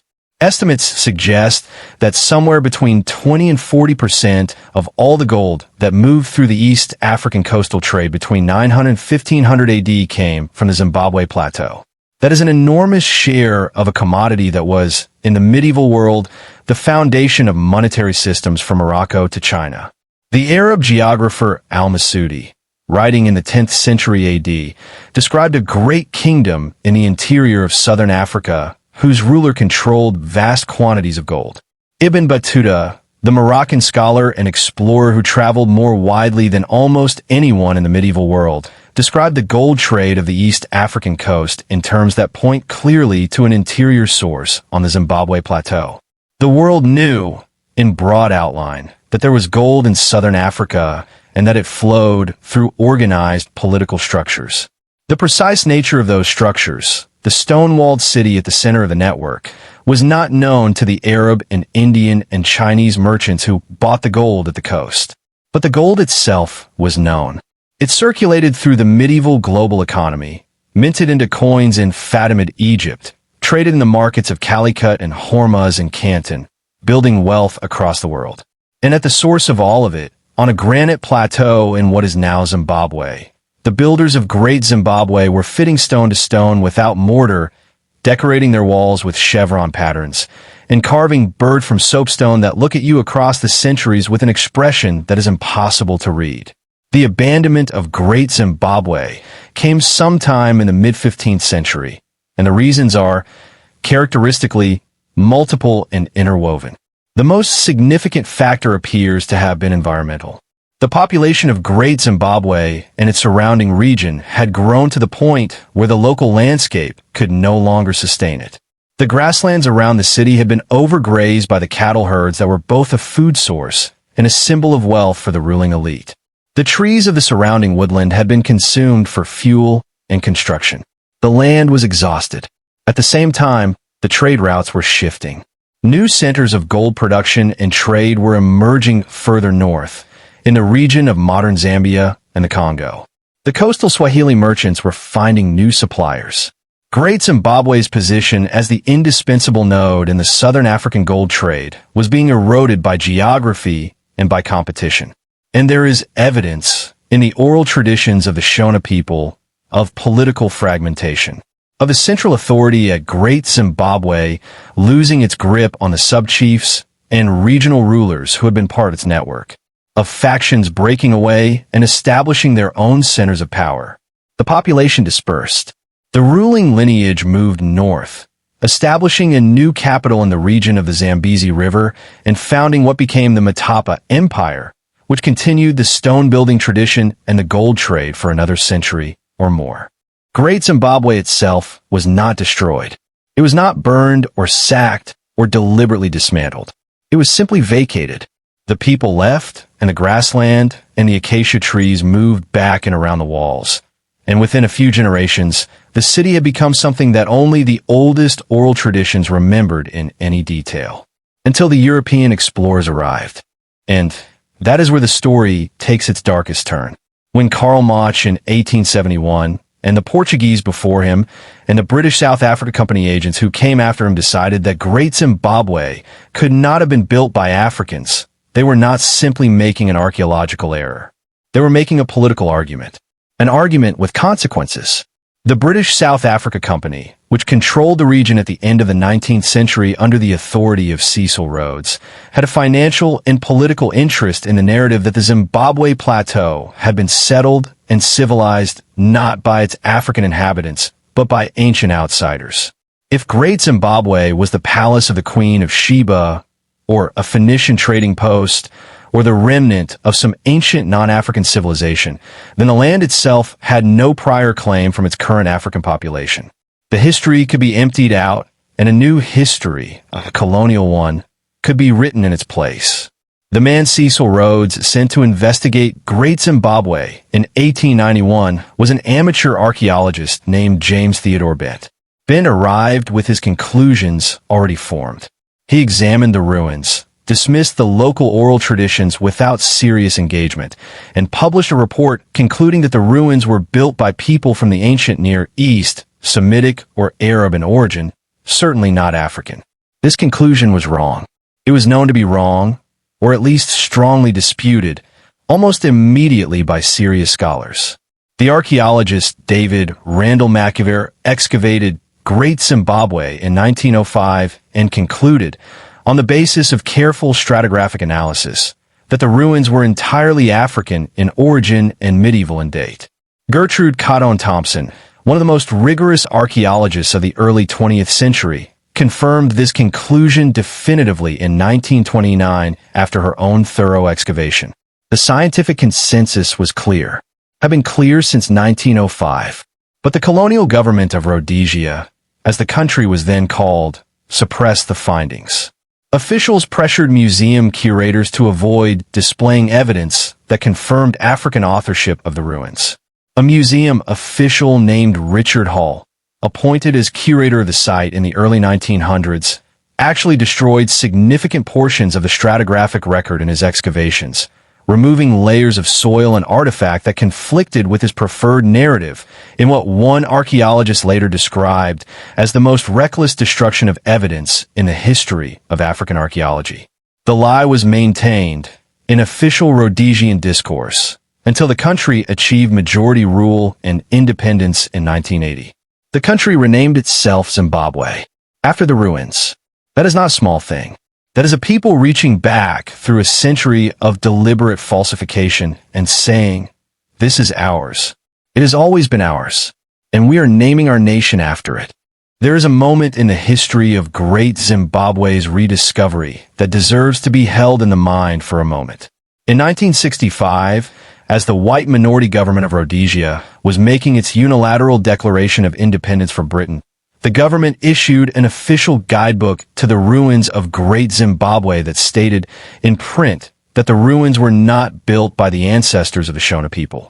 The Shona people whose ancestors had built the ruins, whose oral traditions had preserved the memory of the city and its rulers, who had been living in the shadow of the walls for 600 years, were being told, officially, by the government of the country they lived in, that their history did not belong to them. That is not archaeology. That is not an honest mistake about the past. That is the deliberate use of history as a weapon. And Great Zimbabwe's story is, among other things, a reminder that the politics of who gets to claim the past are never innocent, never neutral. Who built this? Who was here first? Whose civilization is this? These are not merely academic questions. They have always been questions of power, of land, of identity, of whose humanity is acknowledged and whose is denied. Great Zimbabwe is the answer to all of those questions. Carved in stone, fitted without mortar, standing for 600 years.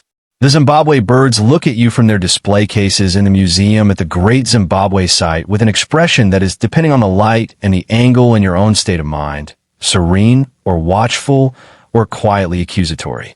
7 of the original 8 birds are back in Zimbabwe now. For decades they were scattered.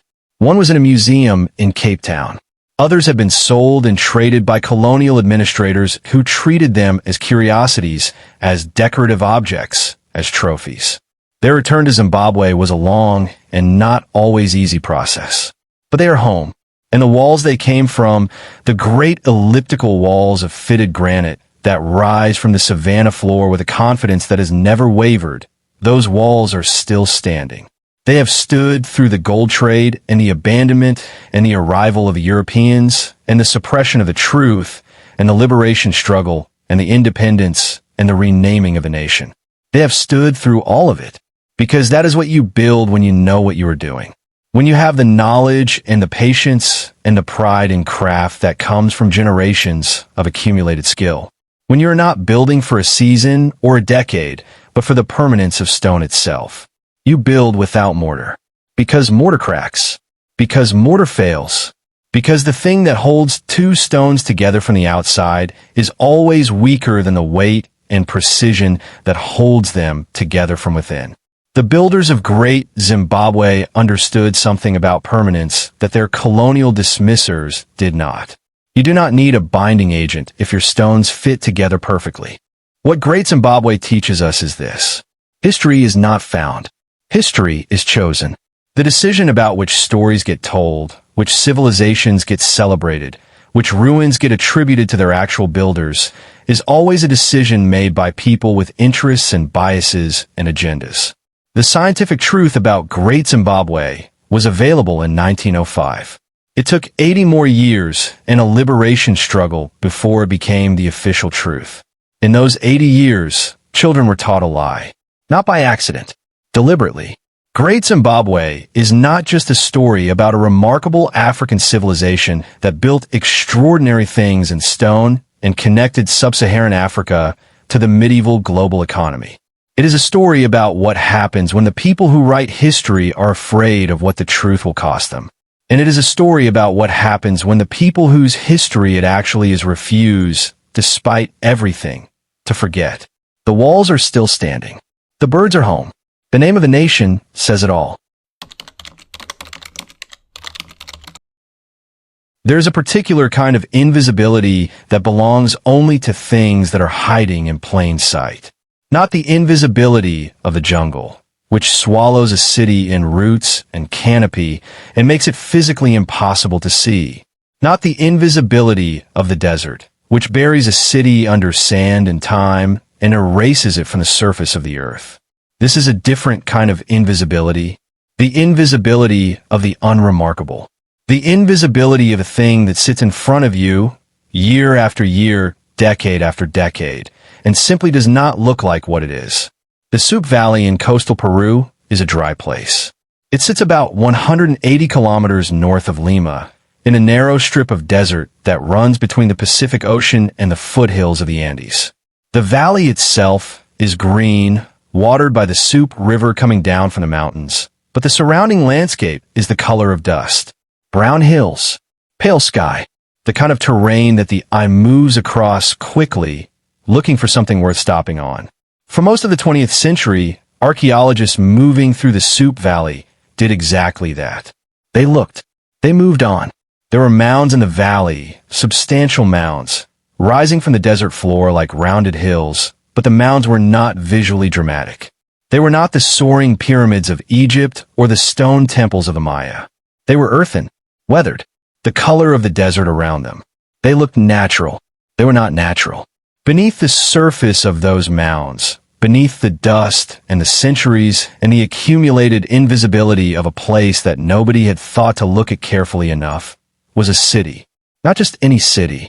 The oldest city in the Americas. 5,000 years old, a contemporary of ancient Egypt, and nobody had noticed. Her name was Ruth Shady Solis. She was a Peruvian archaeologist, born in Lima, trained at the Universidad Nacional Mayor de San Marcos. And by the early 1990s, she had been studying the cultures of the Peruvian coast and highlands for 2 decades. She was not famous. She was not working with a large budget or a prominent institutional sponsor.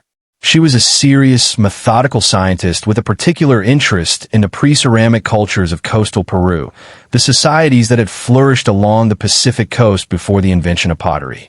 In 1994, Ruth Shady Solis began surveying the Soup Valley. She had reason to believe there was something there. The mounds had been noted by earlier researchers. The American anthropologist Paul Kosak had briefly described the site in the 1940s and suggested it might be significant. But no systematic excavation had ever been undertaken. The site had no name in the archaeological literature. It was simply there, in a valley, waiting. Shady began to dig. What she found in the first season of excavation was enough to make her hands shake. She found architecture. Not crude, early architecture. Sophisticated, planned, monumental architecture.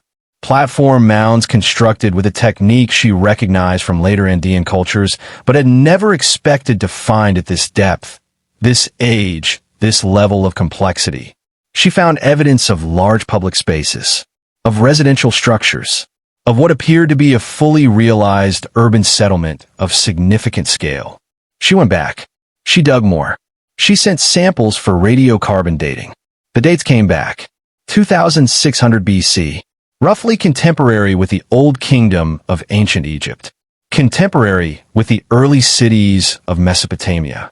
Contemporary with Mohenjo-Daro in the Indus Valley. Ruth Shady Solis had found a city that was 5,000 years old in a place where, according to the conventional understanding of New World prehistory, no city of that age had any right to exist. She had, quietly and methodically, and without any of the dramatic flourishes that popular archaeology tends to favor, rewritten the history of human civilization in the Western Hemisphere. Let's understand what Carol was. The site covers an area of approximately 66 hectares, roughly the size of a modern city center.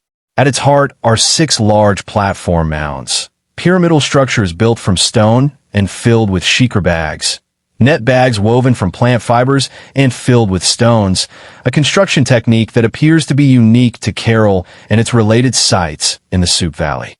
The largest of these platforms, the Pyramid Mayor, rises approximately 18 meters above the surrounding landscape and has a base footprint of roughly 150 meters by 100 meters. Let those numbers sit for a moment. 18 meters tall, 150 meters across the base. Built by hand, without metal tools, without the wheel, without draft animals capable of hauling heavy loads in approximately 2600 BC. Around the platform mounds are sunken circular plazas, amphitheater-like spaces that could have held large gatherings of people. There are residential quarters of varying sizes, suggesting a socially stratified population. There are what appear to be administrative buildings, storage areas, and specialized workshop spaces. There are systems of ventilation shafts built into the platform mounds, ingeniously designed to channel the coastal winds into the fires used in ritual or industrial processes within structures. Carol was not a collection of huts that happened to be near some large earthworks. Carol was a planned urban settlement with distinct functional zones, monumental public architecture, and the infrastructure of a complex, organized society. And it was not alone. The Soup Valley contains at least 18 other settlement sites from the same period, connected to Carol by proximity and by the shared material culture that archaeology has revealed across all of them. Carol appears to have been the largest and most complex of these settlements, the center of a regional civilization that archaeologists now call the Carol Soup Civilization, or sometimes the Norte Chico Civilization, after the region of coastal Peru where it flourished. This was not a single site. This was a civilization. Now here is the thing about Carol that elevates it from merely extraordinary to genuinely revolutionary in what it tells us about the human story. Carol had no pottery. None. The pre-ceramic period in which Carol flourished predates the introduction of pottery to the central Andean coast. The people of Carol cooked and stored and traded without ceramic vessels. This is not unusual for societies of the 3rd millennium BC in the Americas. What is unusual is everything else about Carol, because the conventional archaeological assumption had always been that pottery was a prerequisite for urban complexity, that you needed pottery before you could have cities. Carol demolished that assumption absolutely. But the pottery is almost a footnote compared to the second thing. Carol had no weapons, or rather, to be precise about it, which precision matters here because extraordinary claims require careful evidence. The archaeological record at Carol has produced no artifacts that can be identified as weapons of war. No spear points designed for combat. No clubs. No shields. No fortifications. No defensive walls. No mass burial sites that suggest battlefield dead. No iconography of warfare or conquest. Now, the archaeologists who work at Carol are careful about this. Ruth Shady Solis herself is careful about this. The absence of evidence is not the same as evidence of absence. Future excavations may find things that change the picture. But based on everything that has been excavated at Carol, and after more than 2 decades of systematic archaeological work, this is what the evidence shows. A city of perhaps 3,000 people in its urban core, with a regional population across the Soup Valley settlements of perhaps 20,000 or more. A city with monumental architecture and public gathering spaces, and what appear to be ceremonial centers and residential neighborhoods. A city with trade connections that stretch from the Pacific coast into the Andean highlands. A city that flourished for roughly 600 years. And not a single weapon. How did Carol sustain itself?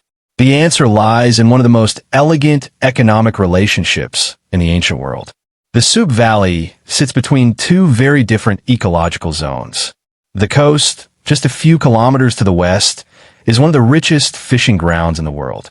The cold Humboldt Current running up the Pacific coast of South America creates an upwelling of deep, nutrient-rich water that supports an extraordinary abundance of marine life. Anchovies in quantities that are almost impossible to imagine. Sardines, shellfish, sea mammals. The people of the coastal fishing villages in the Soup region had access to a protein source of almost inexhaustible richness. But the coastal zone is desert. You cannot farm it. The fishing villages of the coast had protein, but no carbohydrates, no plant foods, no cotton for textiles. The Soup Valley, irrigated by the river coming down from the Andes, was farmland. The people of Carol and the inland settlements of the valley grew squash, beans, guava, sweet potato, and crucially cotton. Cotton for nets. Fishing nets. Here is the exchange that built Carol. The inland farmers grew cotton. They made fishing nets from the cotton. They traded the nets to the coastal fishing villages. The coastal fishing villages used the nets to catch more fish than they could catch without them.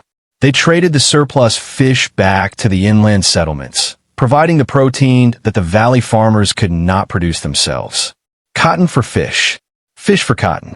A trade relationship so mutually beneficial, so elegantly simple, that it sustained a regional civilization for 600 years. No weapons required. Because when the exchange benefits everyone, there is less reason to take by force what you can obtain through trade. The people of Carol had solved, or perhaps more accurately had naturally arrived at, an economic arrangement that made cooperation more profitable than conquest. Whether that arrangement reflected a deeply held cultural value of peacefulness or simply a pragmatic recognition of mutual dependence, we cannot say. The interior life of Carol is, like the interior life of Mohenjo-Daro, largely inaccessible to us. We do not have their literature. We do not have their laws. We do not have their prayers. We have their city. We have their nets. We have their cotton. We have the bones of the anchovies that fed them. And we have something else. Something that has become one of the most debated and fascinating objects in the archaeology of the ancient Americas. The quipus.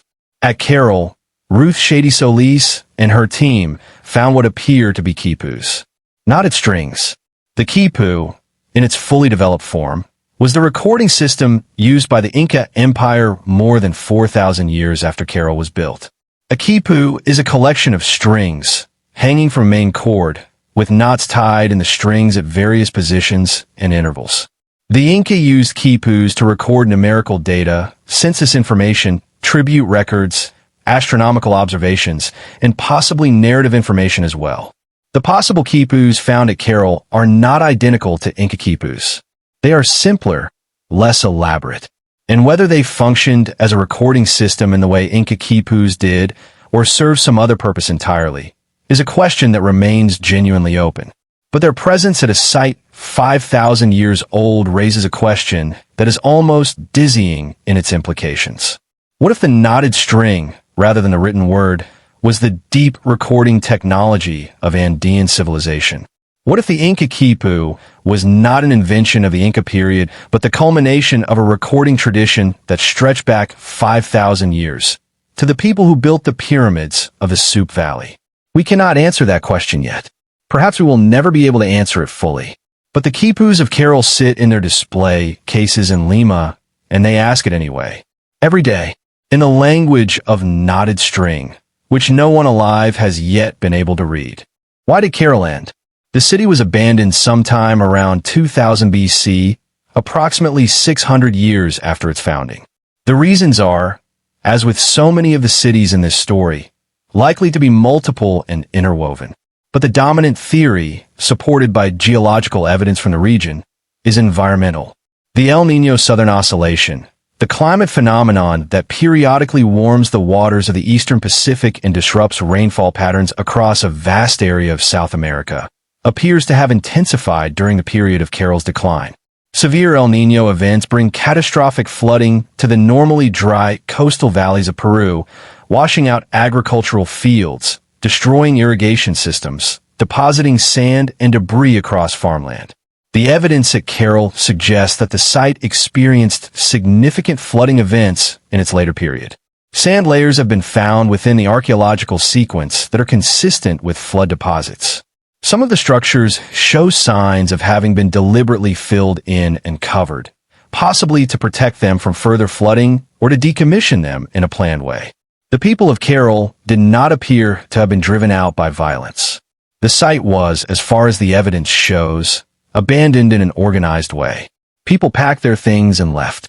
The structures were not destroyed. They simply stopped being used, and the desert moved back in. And the mounds sat there in the Soup Valley for 5,000 years looking like natural hills, waiting for Ruth Shady Solis to come along and look at them with a particular kind of attention that sees through the obvious to the extraordinary underneath.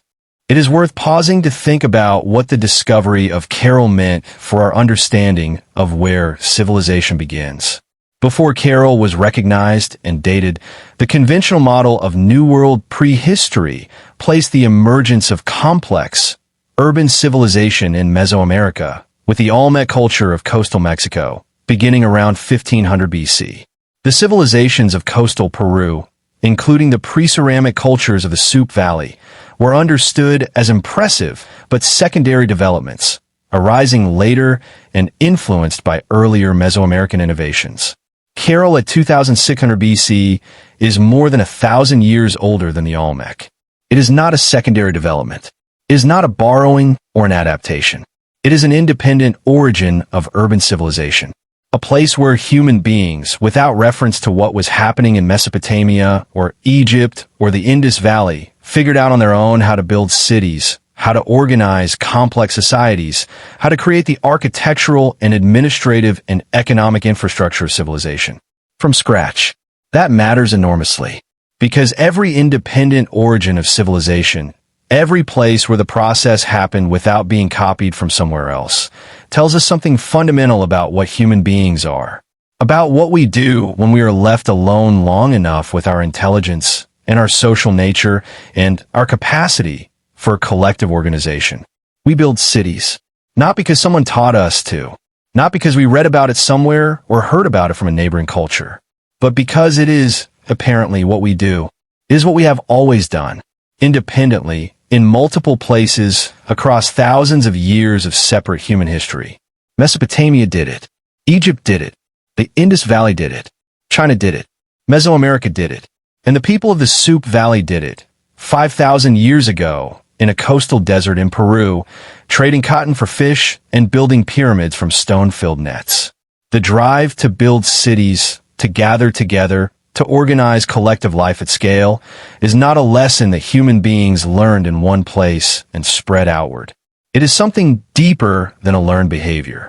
It may be one of the most fundamental things about us.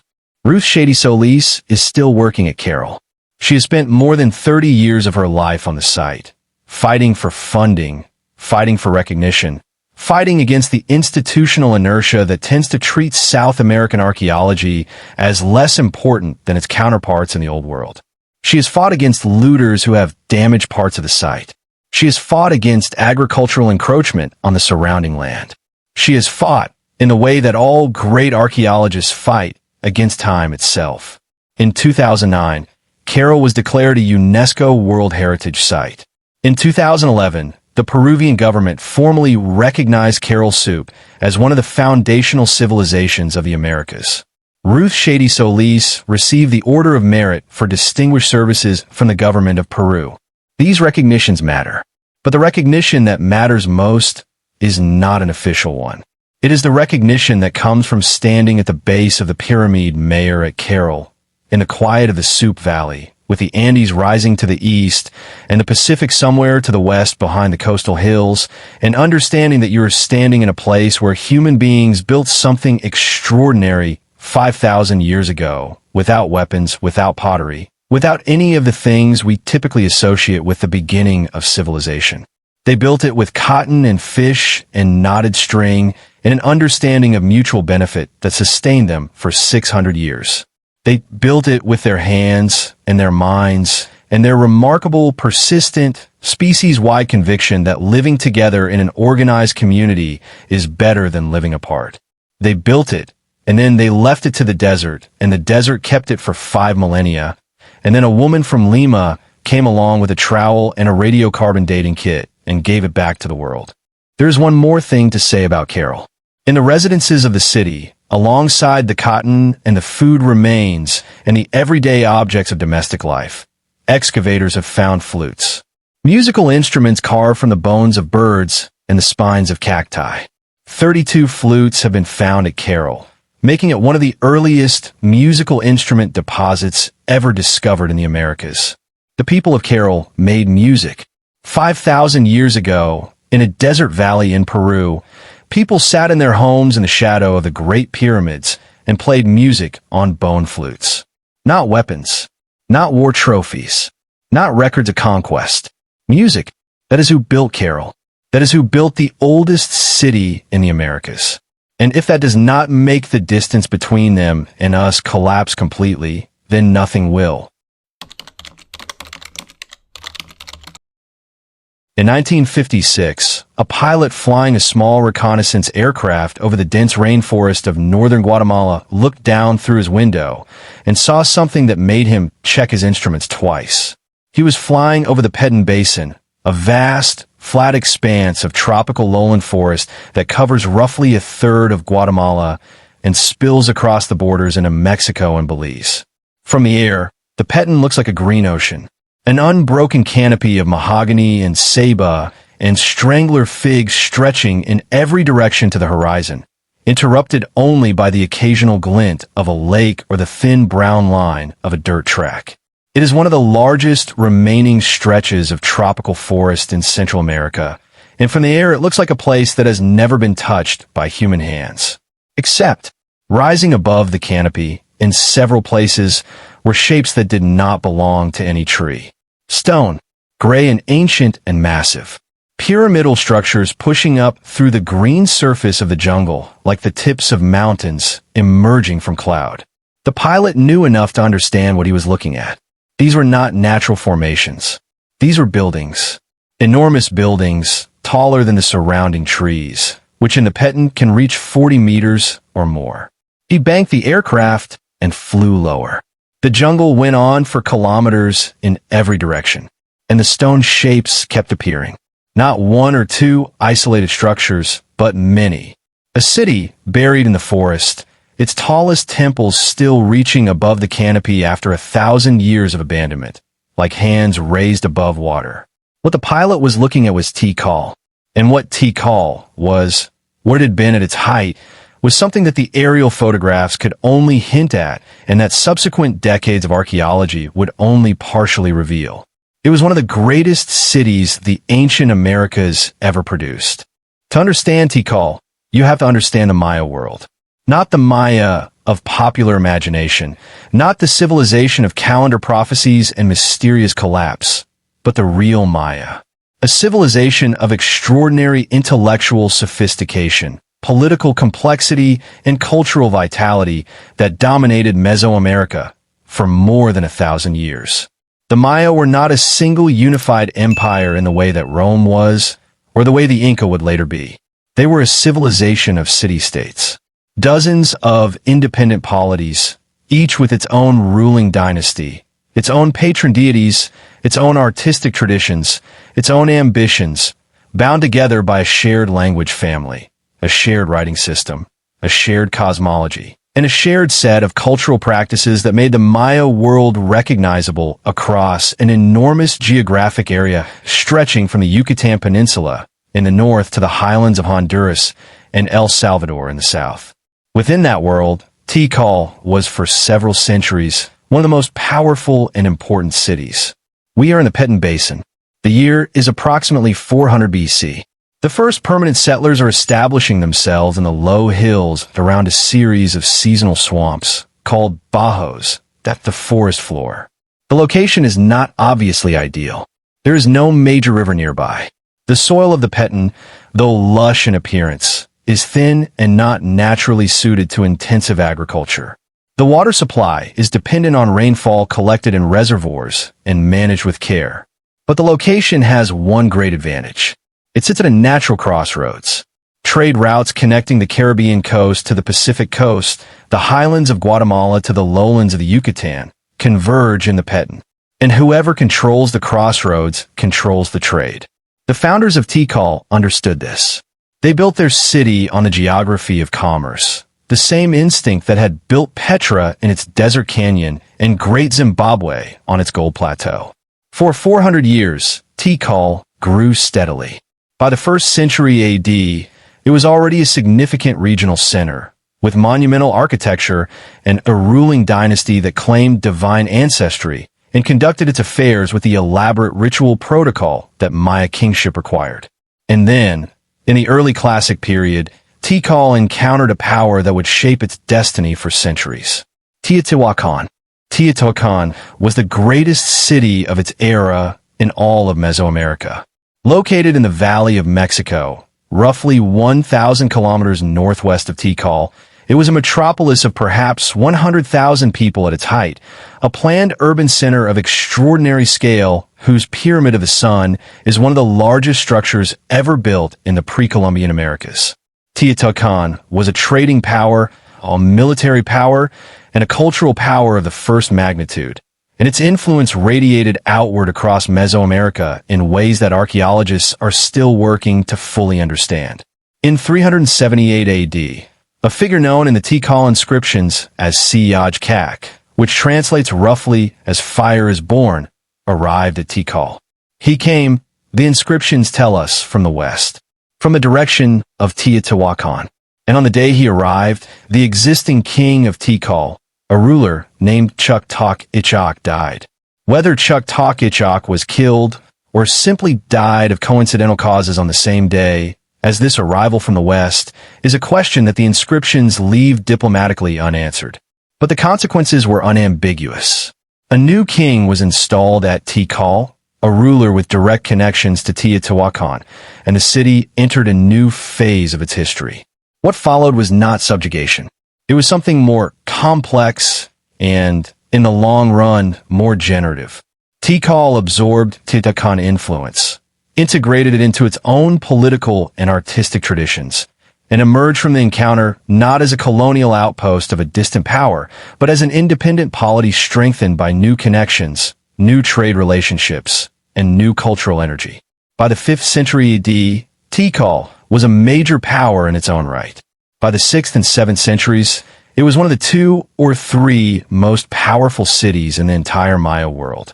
At its height, in the late Classic period between roughly 600 and 800 AD, Tikal was a city of somewhere between 60,000 and 90,000 people in its urban core, with a broader metropolitan population that may have reached 100,000 or more. Let's walk through it for a moment. Let's try to see it as it was. The center of Tikal is dominated by a series of great plazas surrounded by temple pyramids of staggering verticality. Temple 1, known as the Temple of the Great Jaguar, rises 57 meters above the floor of the Great Plaza on a series of steep terraces. Its roof comb, the ornamental crest that tops many Maya temples, adding another 9 meters to its height. It was built as a funerary monument for the ruler Jasa Chan Kawil I, who died in 722 AD, one of Tikal's greatest kings. His tomb, discovered by archaeologists in 1962 inside the temple's base, contained jade ornaments, carved bone, and the remains of sacrificial offerings that speak to the wealth and the ritual complexity of the Maya royal court. Directly across the Great Plaza, Temple 2 rises 47 meters on its own steep stairway. Between them, the plaza itself is a space of extraordinary theater designed to frame and amplify the rituals of state that took place there. The sight lines from the plaza to the temple's summits, the way the pyramid faces catch the light at different times of day and different times of year, the acoustic properties of the enclosed space, all of these elements appear to be intentional. Tikal's architects were not just building structures. They were orchestrating experiences. Beyond the Great Plaza, the city extends in every direction through the forest. The North Acropolis, built and rebuilt over centuries, is a layered palimpsest of construction, each new structure built over or incorporating the previous one, creating an archaeological record of extraordinary depth. The Central Acropolis, a complex of courtyards and palace structures, was the administrative and residential heart of the royal court.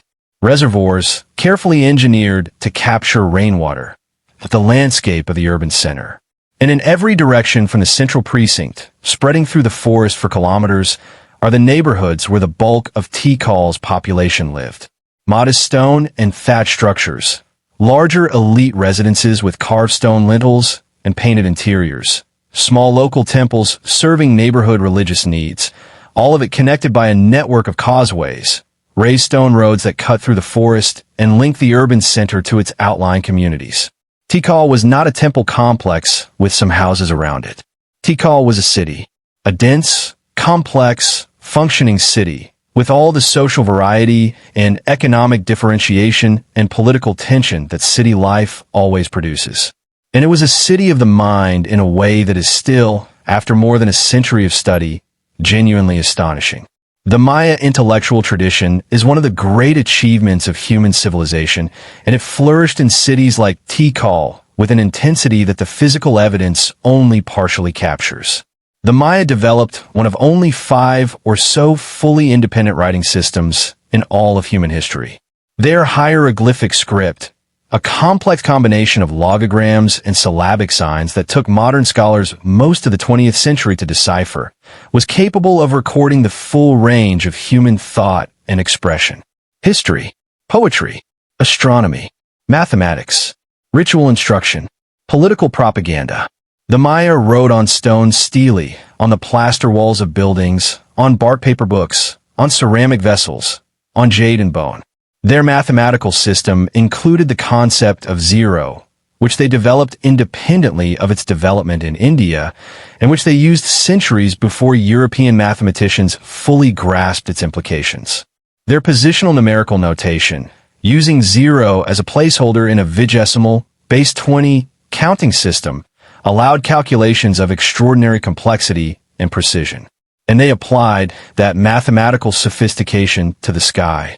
Maya astronomers, working without telescopes, without mechanical clocks, without any of the instruments that we associate with modern astronomical observation, tracked the movements of the sun, the moon, Venus, Mars, and other celestial bodies with a precision that still impresses professional astronomers today.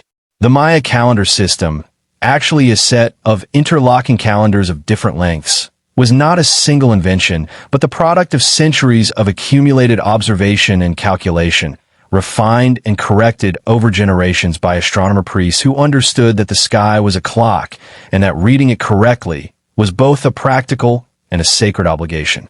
The Venus tables in the Dresden Codex, one of only 4 surviving Maya books, track the appearances and disappearances of Venus as morning and evening star with an accuracy that accumulates an error of only 2 hours over 500 years of observations. 2 hours, over 500 years, without a single instrument. This was the intellectual tradition that flourished in the temples and palaces of Tikal. The astronomer priests who climbed those steep stairways in the pre-dawn darkness to observe the rising of Venus or the precise moment of solstice sunrise were not performing superstition. They were doing science. Patient, rigorous, cumulative science, applied to questions of cosmological meaning that their civilization considered the most important questions a human being could ask. And then it ended. Between approximately 800-900 AD, Tikal and dozens of other major Maya cities in the southern lowlands underwent a collapse that is one of the most studied and most debated events in the archaeology of the ancient Americas. The word collapse is both accurate and misleading. It is accurate in the sense that within roughly a century, a civilization that had been producing monumental architecture, erecting commemorative stelae, maintaining complex royal courts, and supporting large urban populations simply stopped doing all of those things. The last dated monument at Tikal was erected in 869 AD. After that, nothing. No new construction. No new inscriptions. The population declined catastrophically, perhaps by 70 or 80% within a few generations. The city was not destroyed. It was abandoned. It is misleading because the word collapse implies a single cause, a sudden catastrophic event, and the Maya collapse was neither single nor sudden. It was a cascading failure of interconnected systems, playing out over decades, with different cities declining at different rates and for locally specific reasons. But there were common threads. Drought. Severe, prolonged drought. Paleoclimate data from lake sediment cores from speleothems, the mineral formations inside caves, from isotopic analysis of bones and teeth, all converge on the same conclusion. The 9th century AD was a period of repeated, severe drought episodes across the Maya lowlands. In a civilization whose agriculture depended on carefully managed rainfall and whose reservoirs were the difference between abundance and famine, a decade of drought was serious. Multiple decades were potentially civilizational. Warfare. The classic Maya city-states had always fought each other, but the inscriptional record of the late classic period shows an intensification of conflict that goes beyond the ritual warfare and the taking of royal captives that had characterized earlier periods. Cities were attacking and destroying each other with a frequency and a violence that disrupted trade, forced population displacement, and redirected the labor and resources that might otherwise have gone into maintaining infrastructure and feeding populations. Deforestation. The LiDAR surveys that have transformed our understanding of Maya urbanism in recent years have also revealed the extraordinary scale of landscape modification that supported Maya cities. Vast areas of the Petra were cleared for agriculture. The trees that once covered those areas were cut for construction and for fuel. And as the forest retreated, so did the rain. Because tropical forests generate their own rainfall through transpiration, the release of water vapor from tree leaves. Deforest the landscape, and you reduce the rainfall. Reduce the rainfall, and you stress the agriculture. Stress the agriculture in the middle of a drought cycle, and the consequences cascade. Political fragmentation. The Maya political system of independent city-states had always been characterized by competition and shifting alliances. But as resources became scarcer and the population under stress, the mechanisms for resolving conflict and coordinating collective responses appear to have broken down. Elites competed for power in ways that consumed resources their cities could no longer afford. The social contract between rulers and ruled, always implicit and always contingent on the ruler's ability to deliver security and prosperity, began to fail. No single one of these factors killed the Maya cities. All of them together, interacting and amplifying each other over decades, produced a collapse that depopulated the southern lowland cities and ended the classic period of Maya civilization. Now, the LiDAR. In 2018, a consortium of researchers working under the Pecunum LiDAR initiative published results that rewrote the scale of the Maya world in the same way that the Cambodian LiDAR had rewritten the scale of Angkor.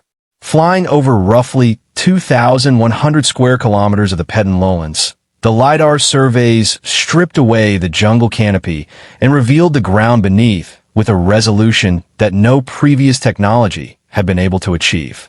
What they found was staggering. 60,000 previously unknown structures. Not 60,000 additional rooms in known buildings. 60,000 previously unrecorded structures. Houses, platforms, fortifications, causeways, agricultural terraces, irrigation features, reservoirs, all of it invisible to conventional ground survey and aerial photography, because the jungle had covered it completely. The LiDAR revealed that the Maya lowlands were not a landscape of dispersed city-states separated by empty forest. They were a fully humanized landscape, intensively modified and densely settled across an enormous area.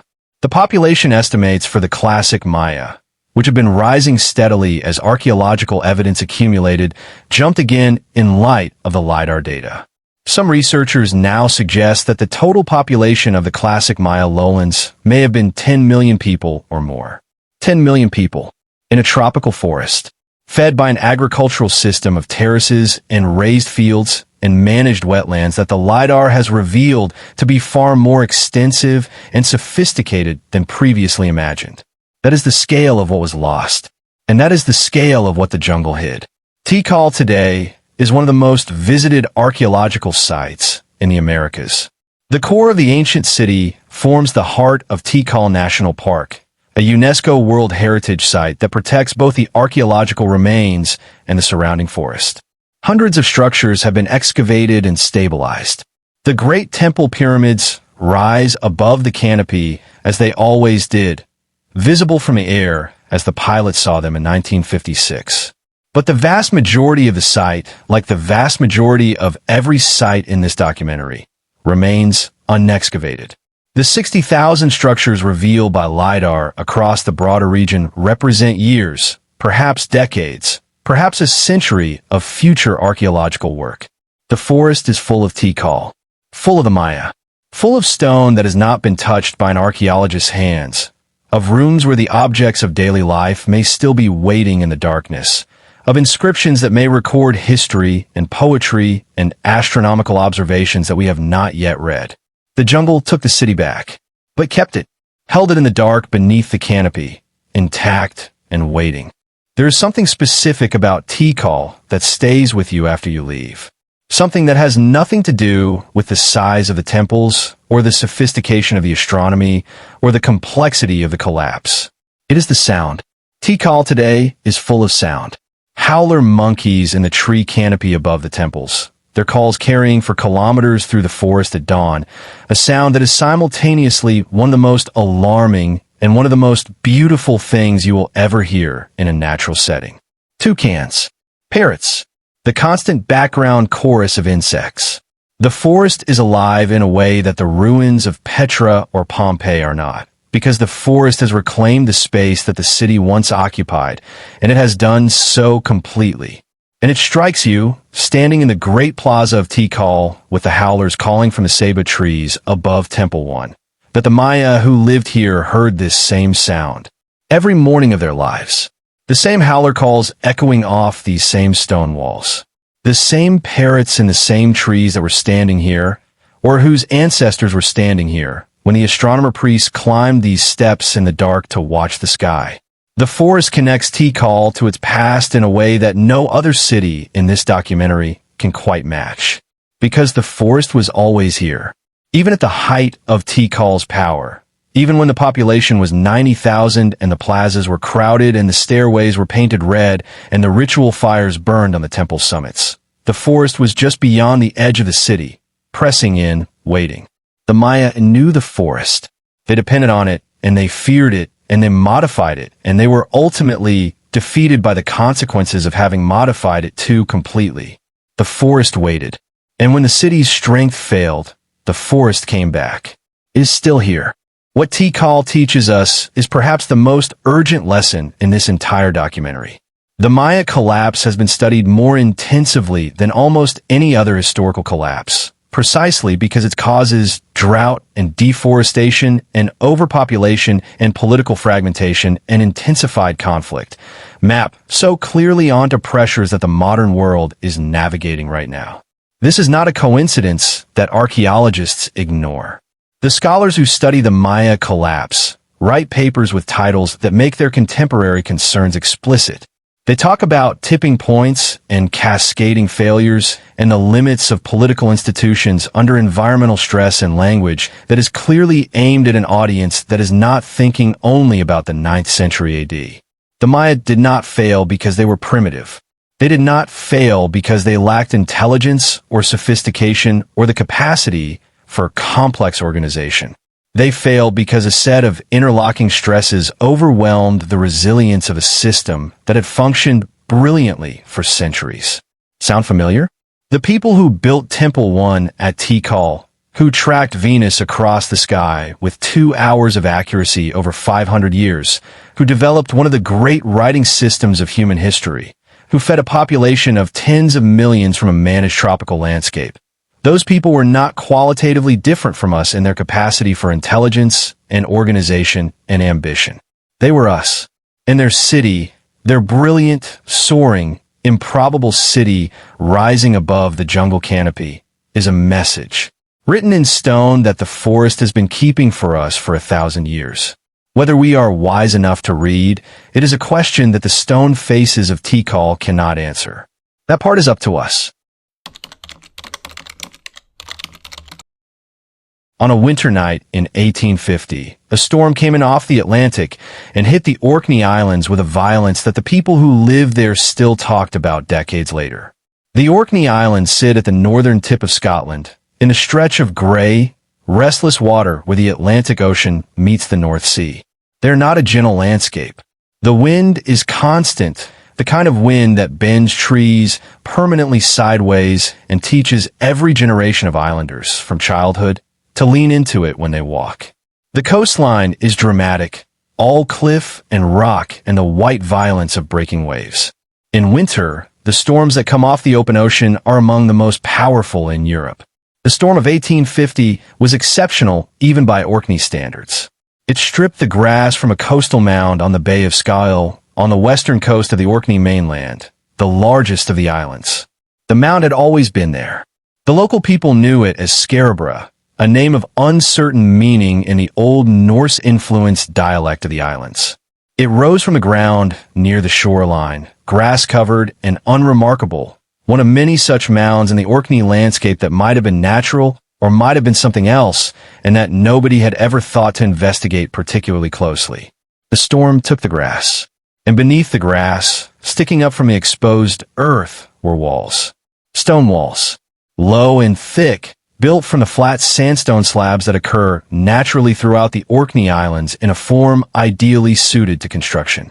The walls enclose spaces, rooms, small, interconnected rooms with doorways between them and what appear to be stone furniture still standing inside. Stone furniture, in a place that had been buried under a grassy mound for nobody knew how long. The local landowner, a man named William Watt, began to excavate almost immediately with the combination of enthusiasm and methodological innocence that characterized most early Victorian archaeology. He uncovered 4 or 5 of the structures before his interest moved on. The site sat partially exposed for the next half-century, weathering and being occasionally picked over, until a second storm in 1925 damaged the ruins again and prompted the Scottish government to commission a proper archaeological excavation.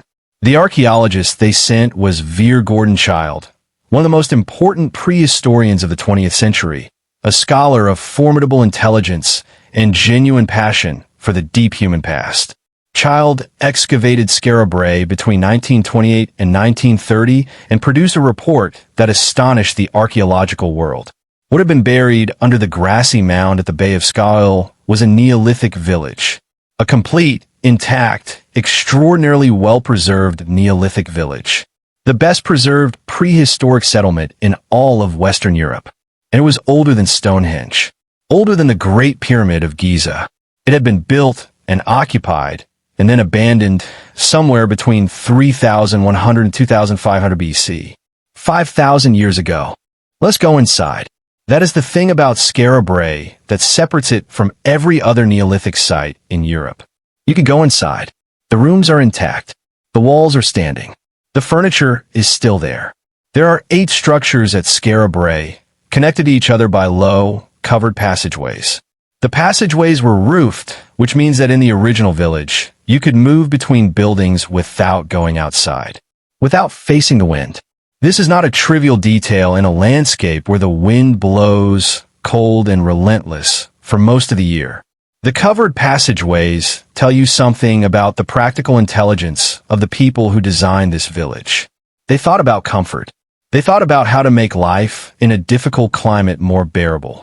Each house is roughly the same size and roughly the same layout. A single main room, approximately 40 square meters, square with rounded corners, built from the flat sandstone slabs of the island. In the center of the room, a stone hearth. On either side of the hearth, stone beds, low rectangular boxes made of upright slabs, which would have been filled with heather or straw and animal skins to create sleeping surfaces.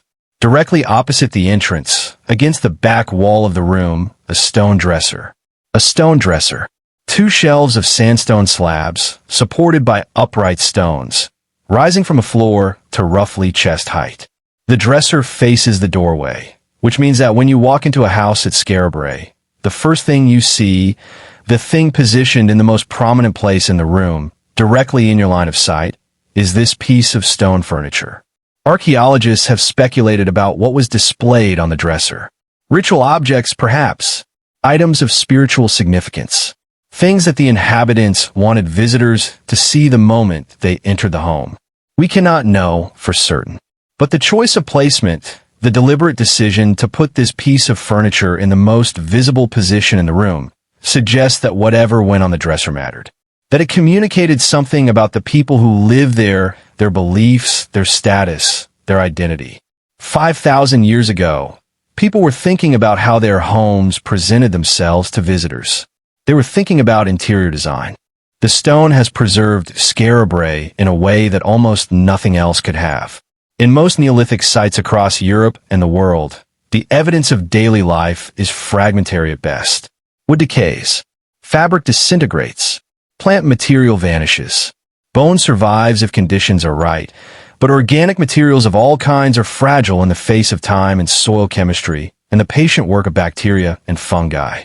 Reconstructing what a Neolithic house looked like, how it was furnished, how its inhabitants organized their domestic lives, is usually a matter of inference from scattered fragments. At Skara Brae, the stone furniture has simply stayed where it was put. The beds are still there. The dressers are still there. The hearths are still there. Stone tanks set into the floors of some rooms, sealed with clay to make them watertight, may have been used to keep shellfish alive and fresh before eating, or to soak animal hides in preparation for tanning. The tanks are still there. This level of preservation creates an experience at Skara Brae that is unlike anything else in Neolithic archaeology. You are not reconstructing a past life from fragments. You are looking at the physical arrangement of a past life, frozen at the moment of abandonment, held in stone for 5,000 years. The beds are where they put them. The dresser is where they put it. The hearth is where they lit their fires. You look into one of these rooms from the viewing path above, and your mind does something involuntary. It populates the space. It puts people in the beds. It puts a fire in the hearth. It puts something, you do not know what, on the shelves of the dresser. The distance between you and the Neolithic collapses in a way that is almost physical. These were homes, not archaeological sites, not ancient monuments. Homes. Who were the people who lived here? They were farmers and herders. The animal bones found at Skara Brae are predominantly cattle and sheep, with some pig, indicating a mixed farming economy that would have been recognizable across Neolithic Europe. They fished. They gathered shellfish from the rocky coastline. The shell middens, The ancient refuse heaps of discarded shells that surround the village are evidence of a diet that drew heavily on the richness of the Orkney seashore. They were not isolated. This is important. The Orkney Islands in the Neolithic were not a remote backwater cut off from the rest of the British Isles. They were in a way that is counterintuitive to a modernized center. The concentration of Neolithic monuments in Orkney, the Ring of Brodger, the Stones of Stenness, the Ness of Brodger Complex, the Maeshowe Passage Tomb, all within a few kilometers of each other, suggests that Orkney was a place of regional significance in the Neolithic world of northwestern Europe. A place that people traveled to, perhaps from considerable distances, for ritual purposes, for exchange, for the kind of social and ceremonial gathering that all complex societies require. The pottery style found at Skara Brae, a distinctive type called grooved ware, with its geometric in size decoration, has been found at sites across Britain, from Orkney to southern England, including at Stonehenge. This means that the people of Skara Brae were part of a cultural network that spanned the entire British Isles. Their pottery style, their artistic conventions, their way of organizing sacred space, these things were shared, transmitted, imitated, modified across hundreds of kilometers of sea and land.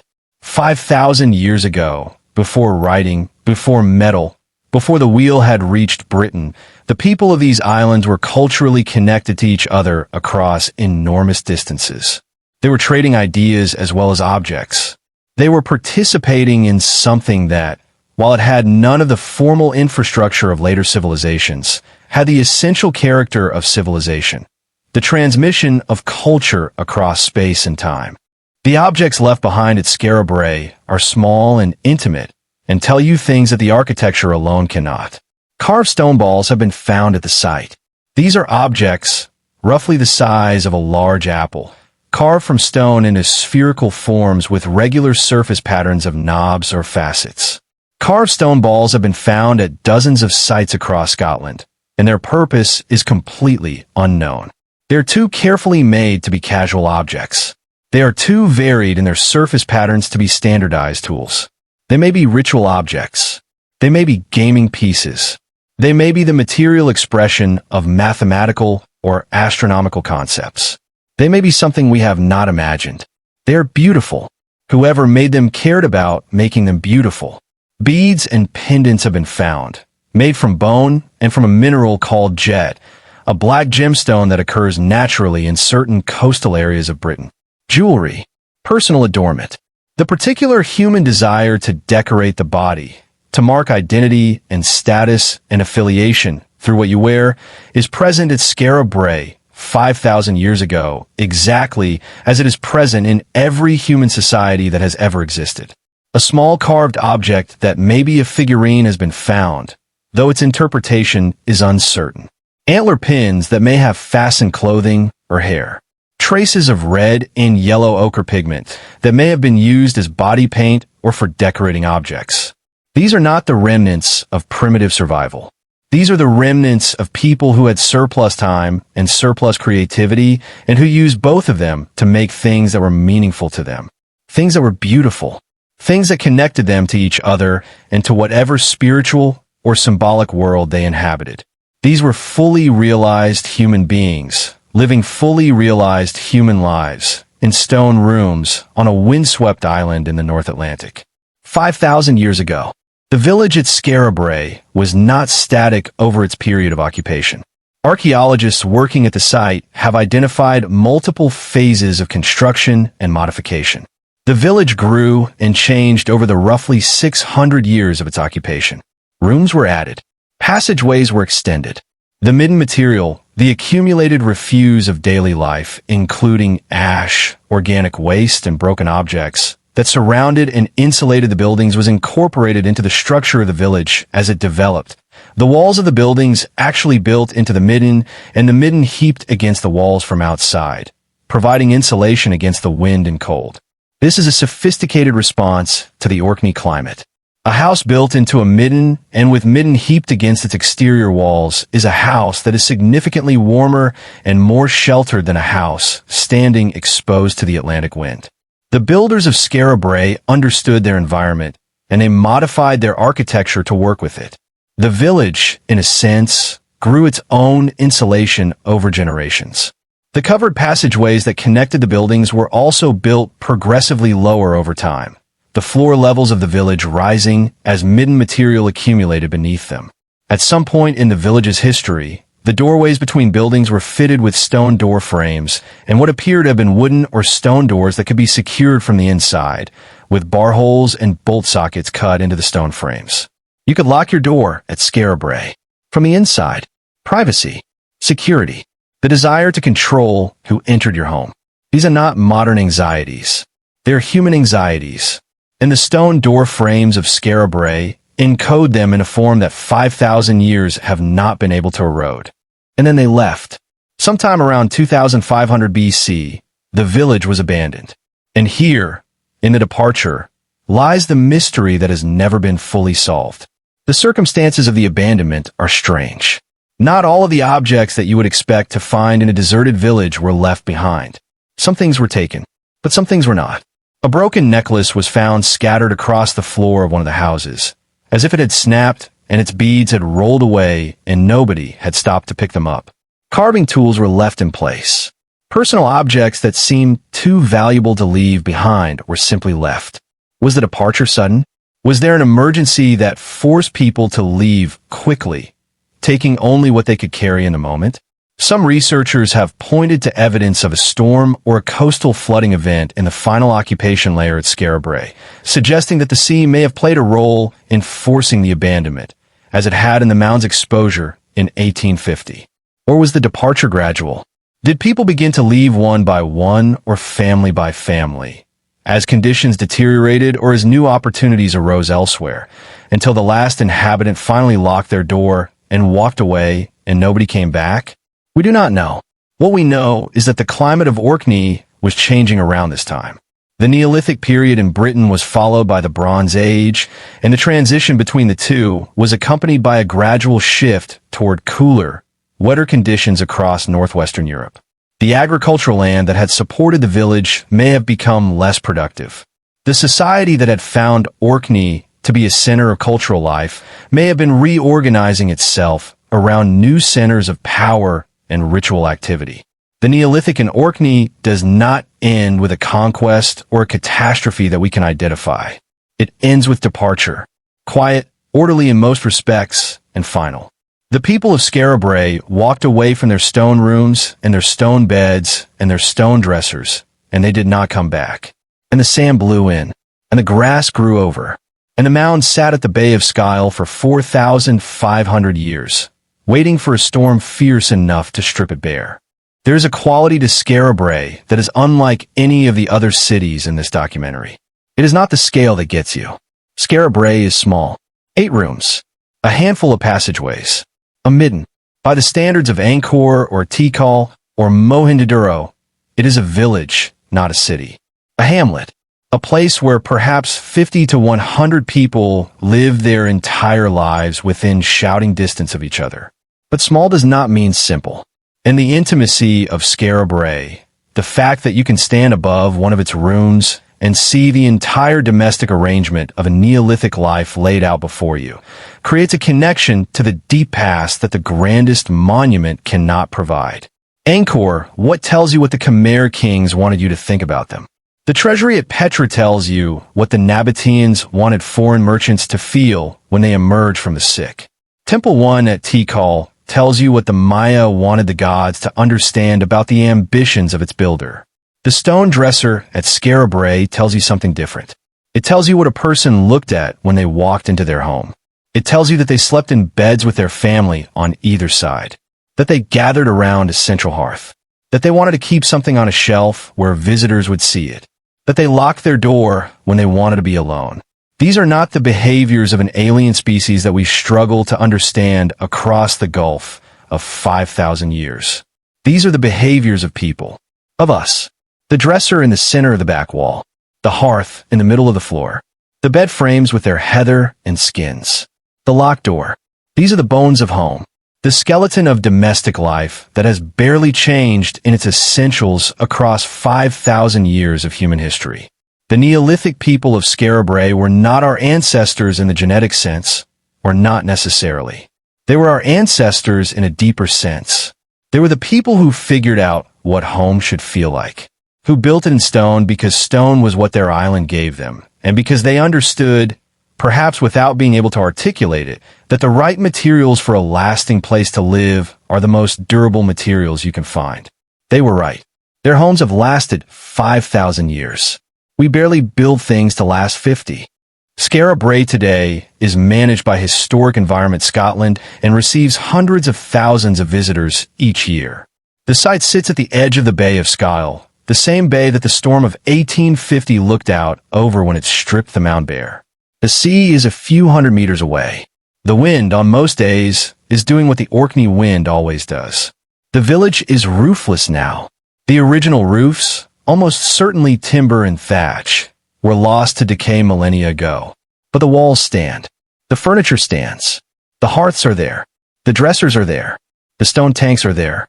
And the covered passageways that connected the rooms, those low, narrow tunnels through which the people of Skara Brae moved between each other's homes without going outside, those are still there too. You can walk the path above the site and look down into each room in sequence. You can see, in one continuous view, the entire domestic arrangement of a Neolithic community. All 8 rooms, all the furniture, the whole village. And what you see, if you let yourself see it clearly, is not ancient history, not the distant past of a species barely recognizable as human. You see home. You see the fundamental human arrangement. The hearth at the center, the beds on the sides, the shelves against the back wall, the locked door, the covered passage connecting you to your neighbors without forcing you out into the cold. You see the thing that has not changed. In the end, what Skara Brae teaches us is the simplest and perhaps the most profound lesson of all the cities in this documentary. Not that civilization is fragile, though it is. Not that great things can be forgotten, though they can. Not that the environment shapes and ultimately limits what human beings can build and sustain, though it does. What Skara Brae teaches us is that the human need for home, for the particular intimate arrangement of hearth and bed and shelf and door, is older than writing, older than metal, older than the wheel, older than every system of government and every religious institution and every economic structure that we have ever devised. The need for home is not a product of civilization. It is one of civilization's deepest roots. The people of Skara Brae did not build their stone rooms because civilization had taught them to want shelter and warmth and community and privacy. They built their stone rooms because they were human beings. And human beings, wherever they find themselves, whatever era they inhabit, whatever tools and materials their landscape provides them with, build homes. They have always built homes. They have always lit fires in the center and laid their children down in beds and put the things that mattered to them on the highest shelf and locked the door when the wind came in off the sea. 5,000 years ago, on a windswept island at the edge of the North Atlantic, in rooms that a storm would one day reveal and the world would one day recognize as one of the most extraordinary windows into the deep human past. The dresser is still there. The hearth is still there. And if you stand very still and let the Orkney wind do its work and look down into one of those stone rooms, something happens that cannot quite be explained in purely rational terms. You feel, briefly and unmistakably, that you have been here before. In the year 1520, a Portuguese merchant named Domingo Pais arrived at the gates of a city in southern India and spent the next several months walking its streets, visiting its markets, attending its festivals, and writing down everything he saw with the methodical wonder of a man who understood that he was witnessing something that his countrymen back in Lisbon would struggle to believe. He wrote about the bazaars, streets of merchants so numerous and so densely packed that he compared them to the great trading centers of Portugal and found Portugal wanting.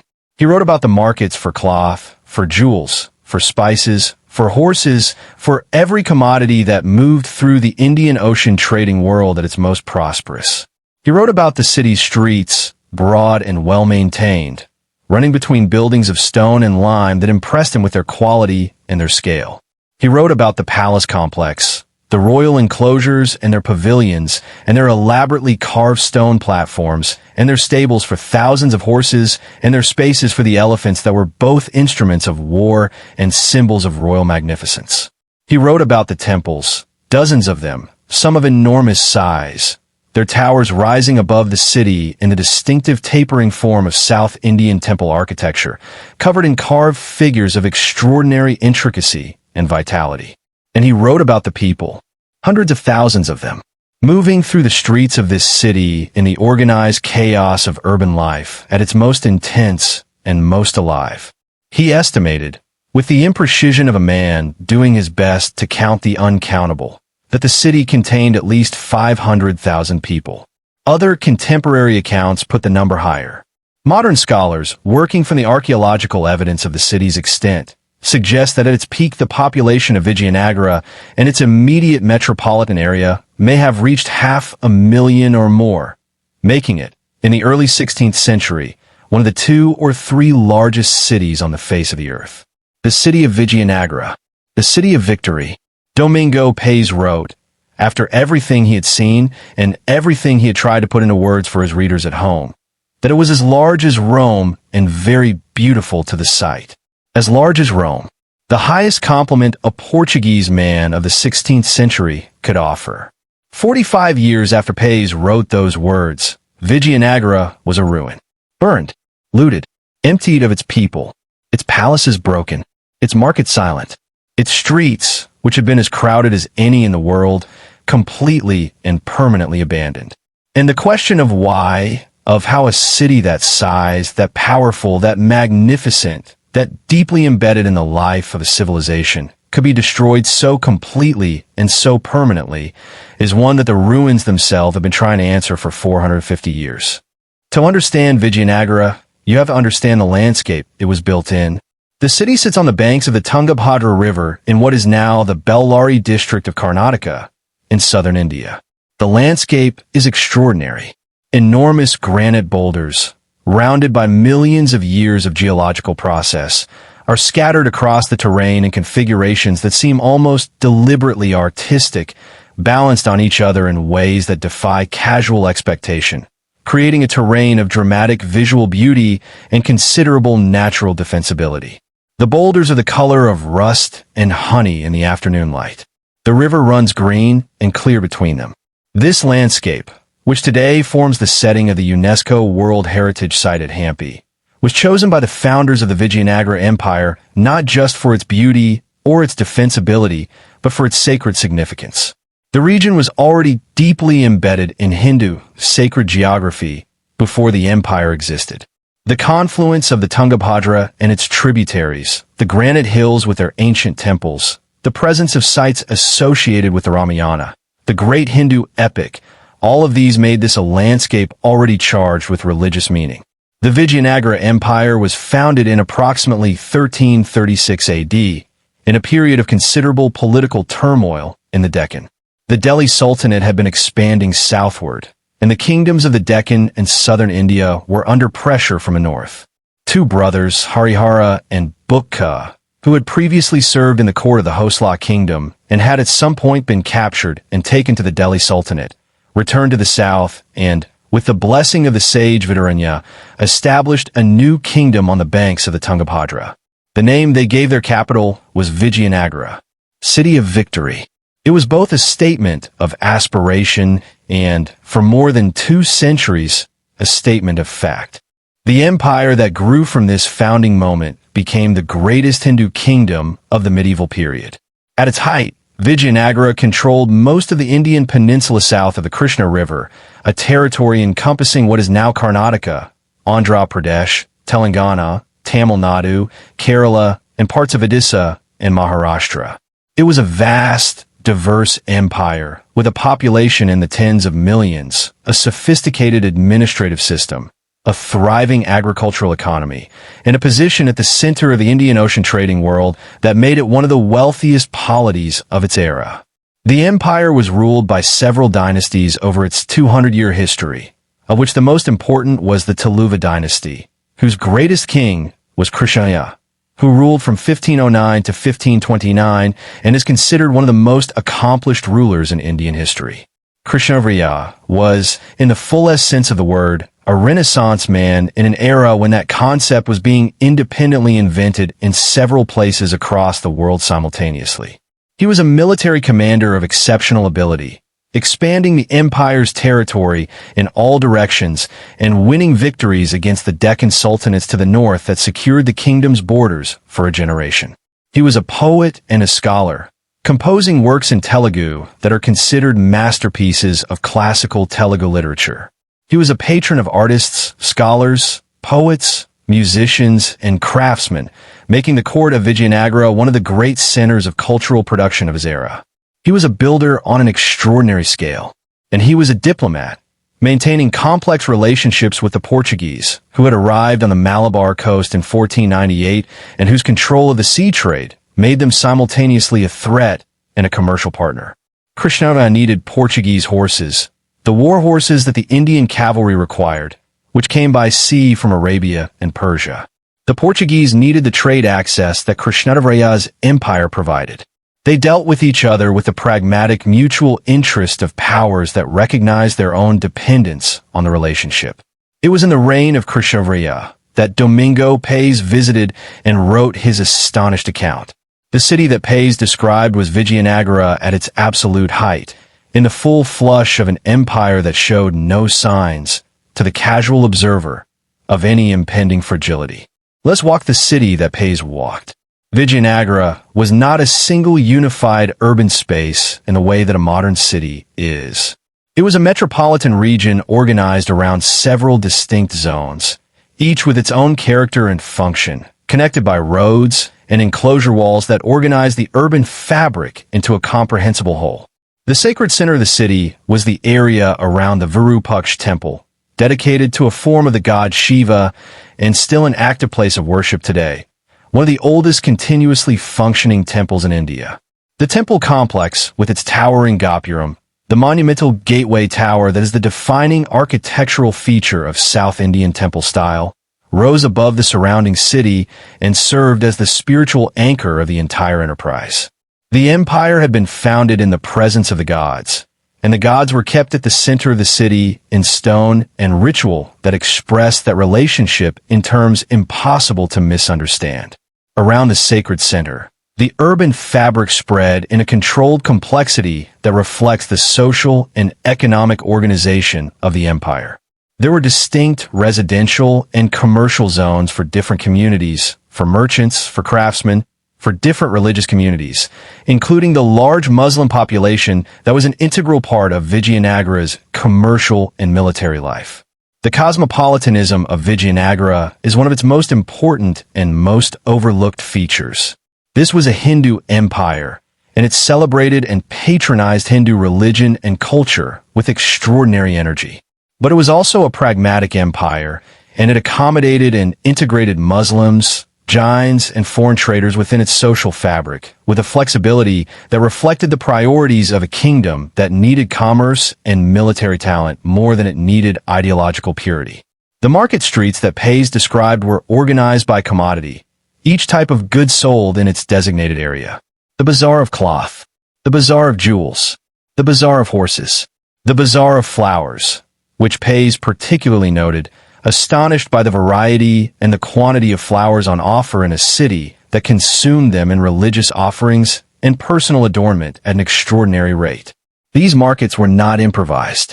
They were planned, regulated, taxed, administered by officials whose job it was to maintain the order and the honesty of commercial exchange in a city where commerce was as fundamental to the kingdom's power as military might.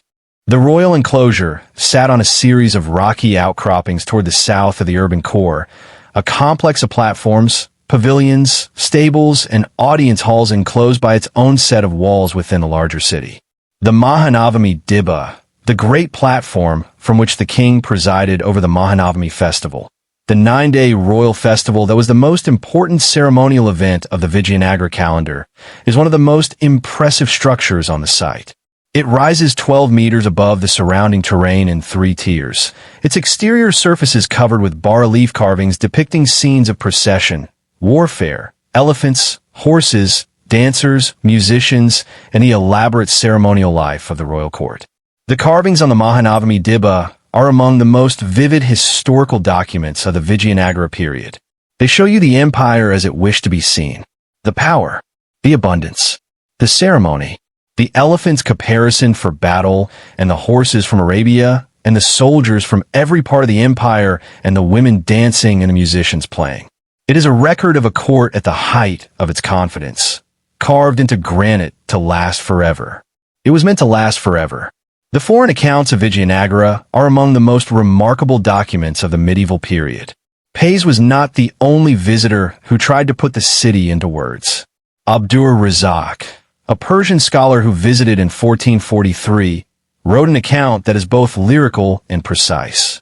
He described the city's 7 concentric lines of fortification, the outermost enclosing not just the city itself, but large tracts of agricultural land and forest within its walls, a military and logistical arrangement designed to allow the city to sustain a siege indefinitely. He described the bazaars in terms similar to Pays's, the abundance and the variety and the sheer commercial energy of a city at the center of Indian Ocean trade. Duarte Barbosa, another Portuguese traveler, described the city in 1517, just before Pays's visit, and provided details about the social organization of the city, the different communities and their roles that complement and deepen the picture Pays provides. All of these accounts share a particular quality.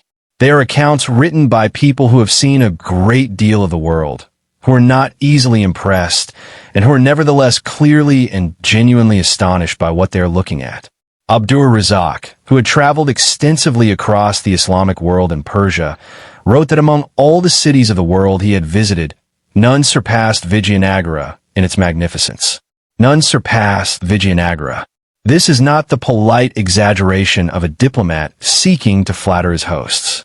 Abdur Razak was a scholar writing for an audience back in Persia that had no stake in flattering the Hindu king of a distant Indian empire. He was writing what he saw, and what he saw was one of the greatest cities in the world.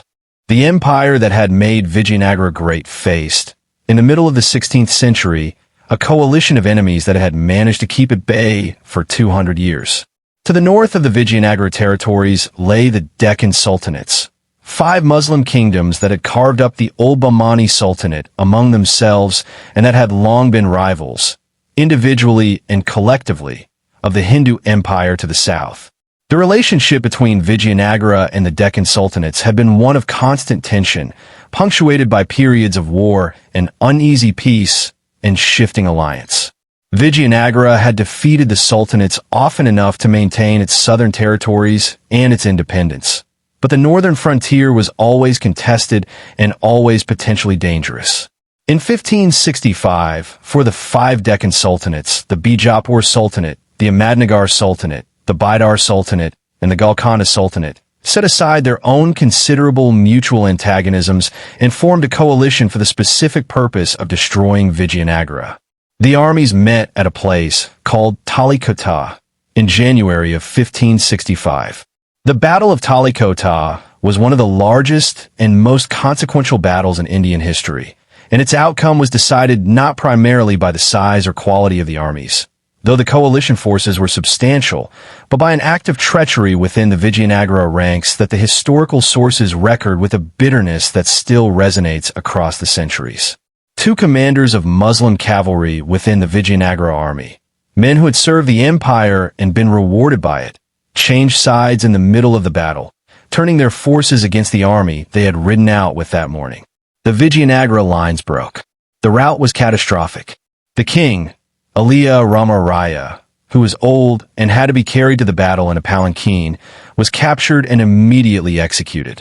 His head was displayed to the fleeing Vijayanagara troops to confirm the completeness of the defeat. The army dissolved. The survivors fled back toward the city. What followed was one of the most thorough destructions in the history of Indian urbanism. The coalition armies entered Vijayanagara and began to destroy it. Not loot it, though they looted it too. destroy it. Systematically, deliberately, with a thoroughness that suggests not just the appetite for plunder that any victorious army might feel, but something that looks, from the historical distance of 4.5 centuries, like an intention to make certain that this city never rose again. The accounts of the destruction, from both the victorious side and the defeated, describe a process that lasted for 6 months. 6 months of burning and demolition. The residential areas were burned. The market streets that Pays had walked in such astonishment were destroyed. The palaces were stripped and broken.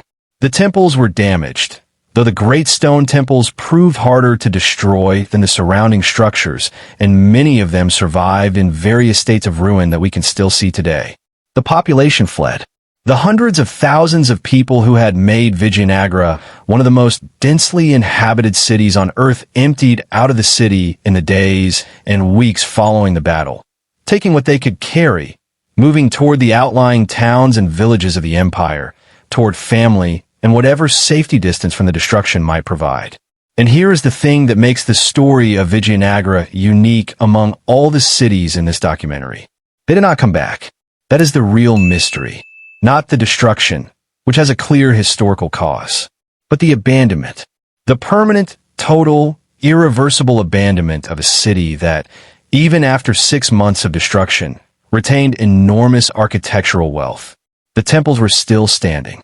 The stone platforms were still there. The fortification walls were still there. The river was still there.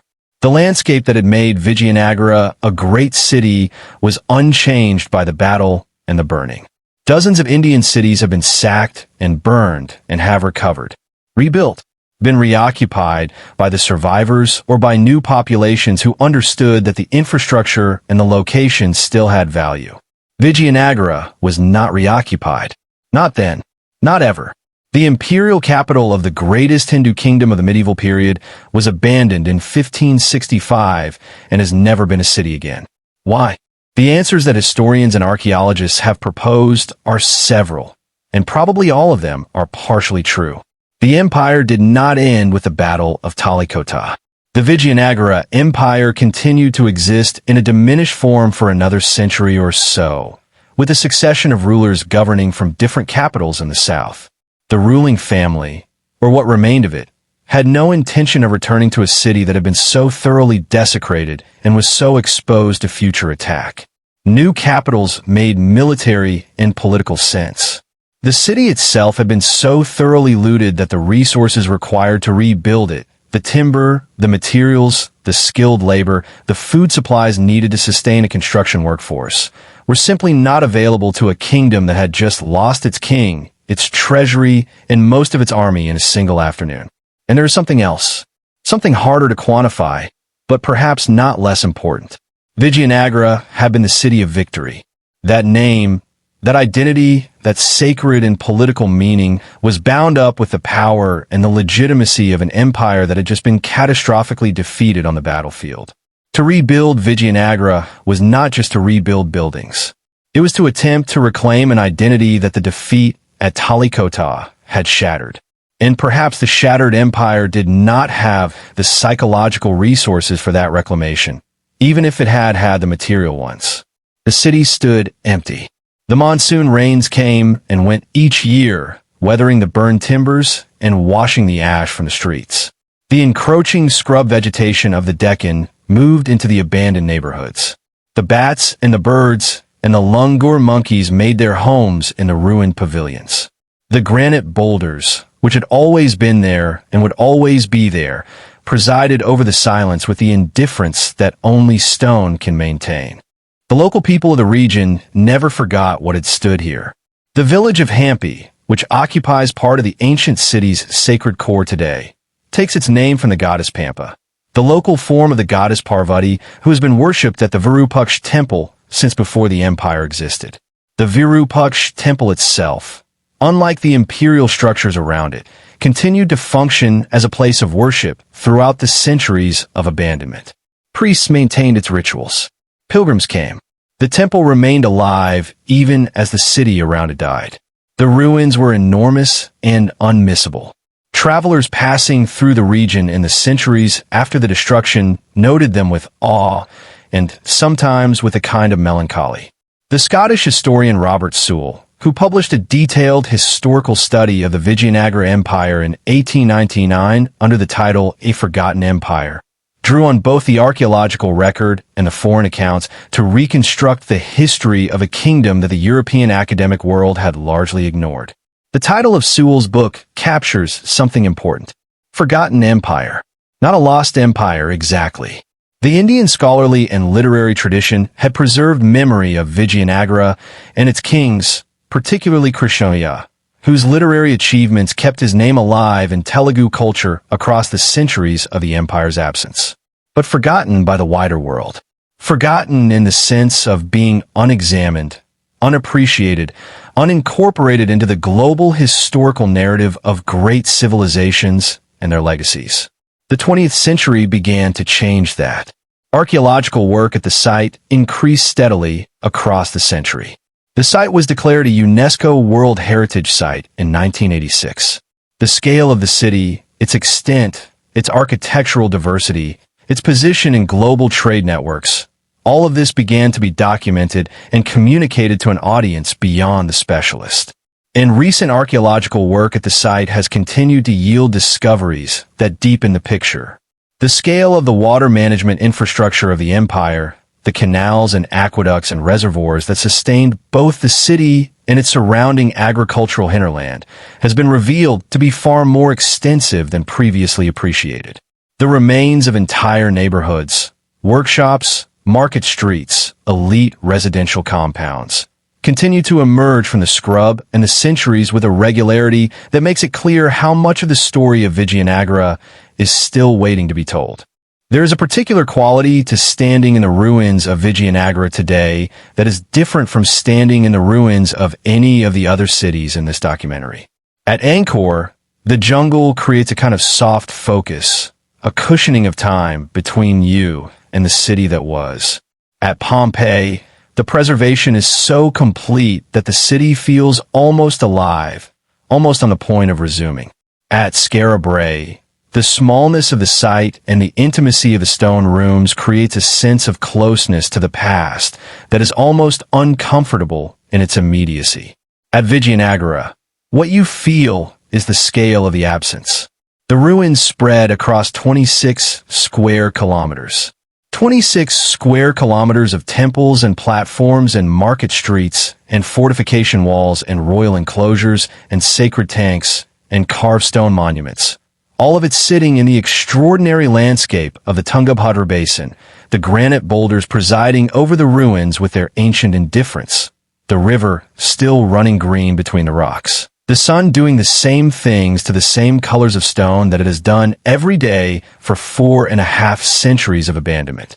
You walk from one cluster of ruins to the next, and you understand, in a way that the photographs cannot quite communicate, that this was a city.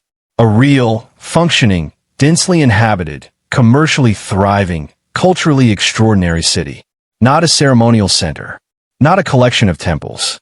A city where hundreds of thousands of people woke up every morning and went to the market and argued about the price of cloth and prayed at the temple and rode horses and listened to music and conducted the entire complicated business of being alive in one of the greatest urban centers of the medieval world. And then, in the space of 6 months, it ended.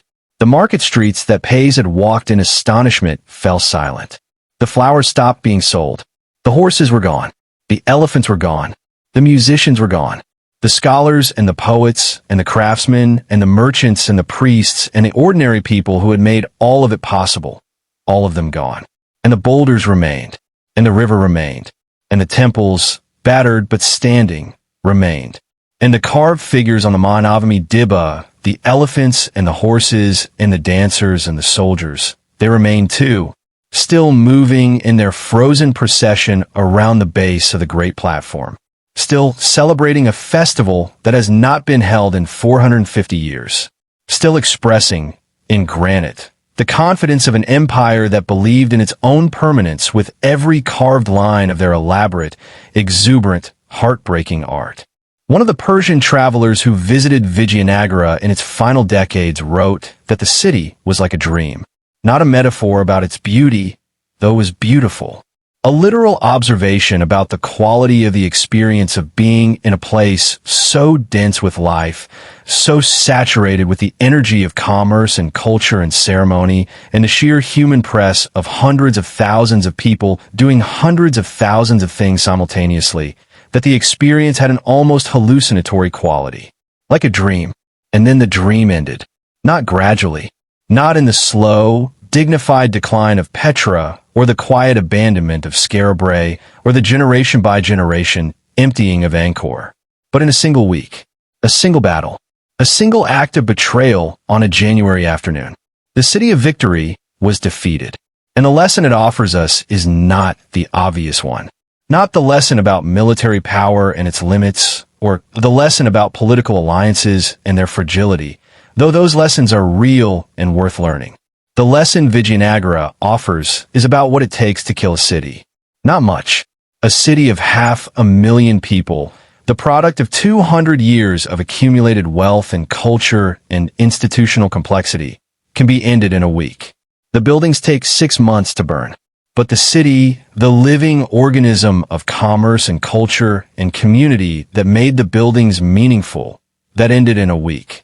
Because cities are not made of stone. Stone is what cities leave behind.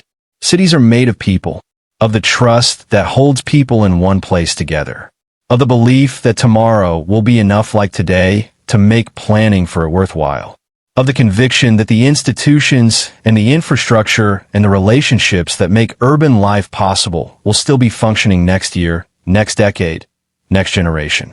When that conviction breaks, the city breaks with it. The stones remain.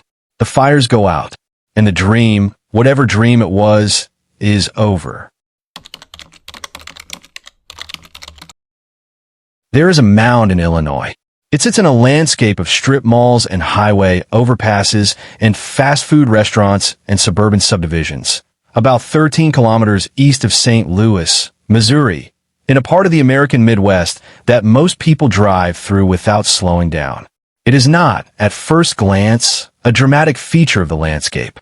It rises from the flat river bottomland with a mass that your eye registers before your brain quite catches up with what it is seeing, a long, broad, terraced earthen platform that climbs in 4 levels to a flat summit approximately 30 meters above the surrounding plain. It is called Monk's Mound. It is named after a group of Trappist monks who farmed its slopes in the early 19th century and had no particular idea, or at least no recorded idea, that they were planting their vegetables on top of one of the most extraordinary archaeological sites in the Western Hemisphere. The base of Monk's Mound covers approximately 6 hectares. 6 hectares. That is a larger base footprint than the Great Pyramid of Giza. Let that land for a moment. The largest pyramid in Egypt, the monument that has stood for 4,500 years as one of the defining symbols of human ambition and human achievement, the structure that people travel from every corner of the earth to stand beside and feel appropriately small, that pyramid has a smaller base than a mound of compacted earth sitting in a suburban county of Illinois, next to a highway, near a casino, in a place that most Americans have never visited and that a significant majority have never heard of. Monk's Mound was not built by Egyptian pharaohs or Mesoamerican kings or any of the civilizations that fill the pages of the history books most Americans grew up with. It was built by people who lived in North America, on the land that would one day become the United States. 1,000 years ago, and the civilization that built it, the city that surrounded it, the people who conceived and executed and inhabited one of the most remarkable urban achievements in the pre-Columbian Americas has been so thoroughly absent from the American historical narrative that its invisibility is itself a kind of story. A story about which histories get told and which get buried, about which civilizations get remembered and which get forgotten beneath the weight of a more convenient past. This is the story of Cahokia. And it is of all the stories in this documentary, the one that is most directly about us. We are in approximately 1100 AD. In England, William the Conqueror has been dead for less than 20 years, and the Norman dynasty is still consolidating its grip on a kingdom that does not entirely want to be ruled by Normans. In the Islamic world, the great cities of Baghdad and Cairo and Cordoba are at or near the height of their medieval flourishing. The First Crusade has happened. The great cathedrals of Europe are beginning to rise. The Viking Age is winding down. Marco Polo has not yet been born. And on the eastern bank of the Mississippi River, in the broad, flat, extraordinarily fertile bottomland where the Missouri and the Illinois and the Merrimack rivers all converge within a few dozen kilometers of each other, a city is at the peak of its power. Cahokia, at its height around 1,100 AD, Cahokia was home to somewhere between 10,000 and 20,000 people within its urban core, with a broader regional population that may have reached as high as 50,000 when the surrounding settlements and satellite communities are included. 10,000 to 20,000 people. In North America, 1,000 years ago, in a city, at that same moment, London had a population of perhaps 15,000 people. Cahokia was, by any reasonable measure, one of the largest cities in the world at the time of its greatest extent. It was certainly the largest city north of the Rio Grande, and it would remain the largest city north of the Rio Grande until the early 19th century, when Philadelphia finally surpassed the population that Cahokia had achieved 1,000 years before. The people who built Cahokia are known to archaeologists as the Mississippian culture, a term that refers to a broad complex of related societies that flourished across the eastern half of North America from roughly 800 AD to 1500 AD, sharing certain cultural features, artistic traditions, religious practices, and most importantly, a reliance on maize agriculture as the economic foundation of complex social organization. We do not know what the people of Cahokia called themselves. We do not know what they called their city. Cahokia is the name of a sub-tribe of the Illinois Confederation that lived in the region when French explorers arrived in the 17th century, and the name was applied retrospectively to the ancient site. It is a placeholder, a name of convenience, standing in for a name that has been lost. This is a theme that runs through so many of the cities in this documentary. The name we do not know, the language we cannot read, the self-understanding of a civilization that has left behind its monuments, but not its words. Cahokia left behind its mounds. There are more than 120 of them still identifiable within the boundaries of what archaeologists consider the Greater Cahokia site, though the original number was certainly higher, many having been destroyed by agriculture and urban development over the past 2 centuries. The mounds served different functions. Platform mounds, like Monk's Mound, supported the homes and ceremonial buildings of the elite, raising the most powerful members of Cahokian society literally above the rest. Conical mounds and ridgetop mounds marked boundaries and served as burial sites, the physical geography of the city encoding its social hierarchy in earthen form. The central precinct of Cahokia, the area around Monk's Mound, was enclosed by a substantial wooden palisade, a wall of cedar posts roughly 5 kilometers in total length, with watchtowers at regular intervals. This palisade was rebuilt at least 4 times over the course of Cahokia's history, suggesting that the boundary between the sacred and administrative center and the surrounding urban fabric was considered important to maintain and that the resources required for its periodic reconstruction were reliably available. The Grand Plaza, the large open space between Monk's Mound and a series of smaller platform mounds to the south, covers roughly 49 hectares of artificially leveled and surface ground. 49 hectares of deliberately flattened earth, engineered to create a ceremonial space of appropriate scale for a city whose ambitions were expressed in public ritual as much as in architecture. The logistics of creating this space are staggering. The natural topography of the Mississippi River bottomland is not flat. It is crossed by old river channels and natural ridges and low spots, and all the varied microgeography of a floodplain landscape.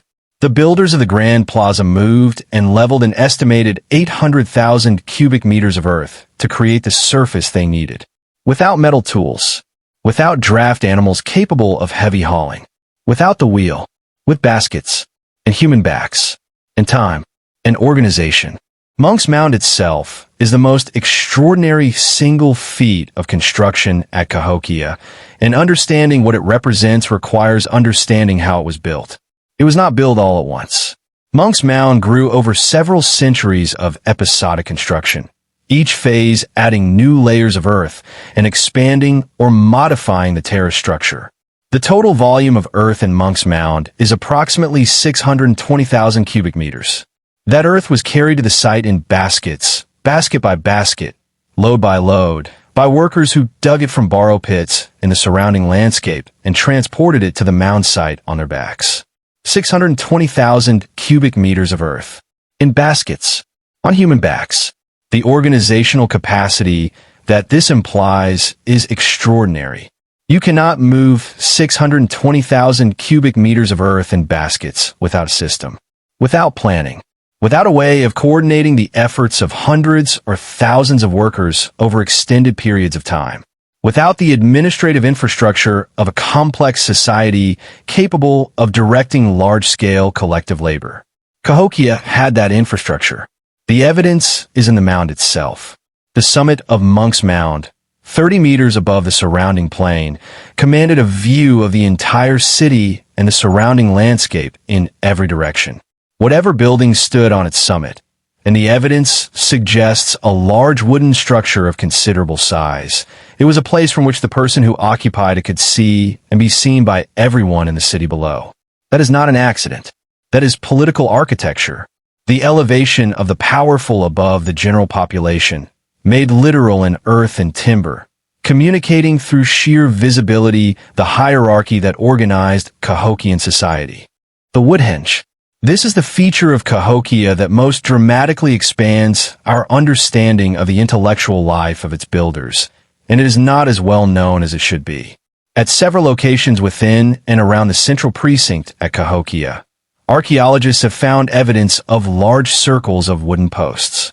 The posts themselves are gone, decayed over the centuries, but the pits in which they were set remain, precisely located and precisely measured, and the pattern they form is unmistakable. These are solar calendars.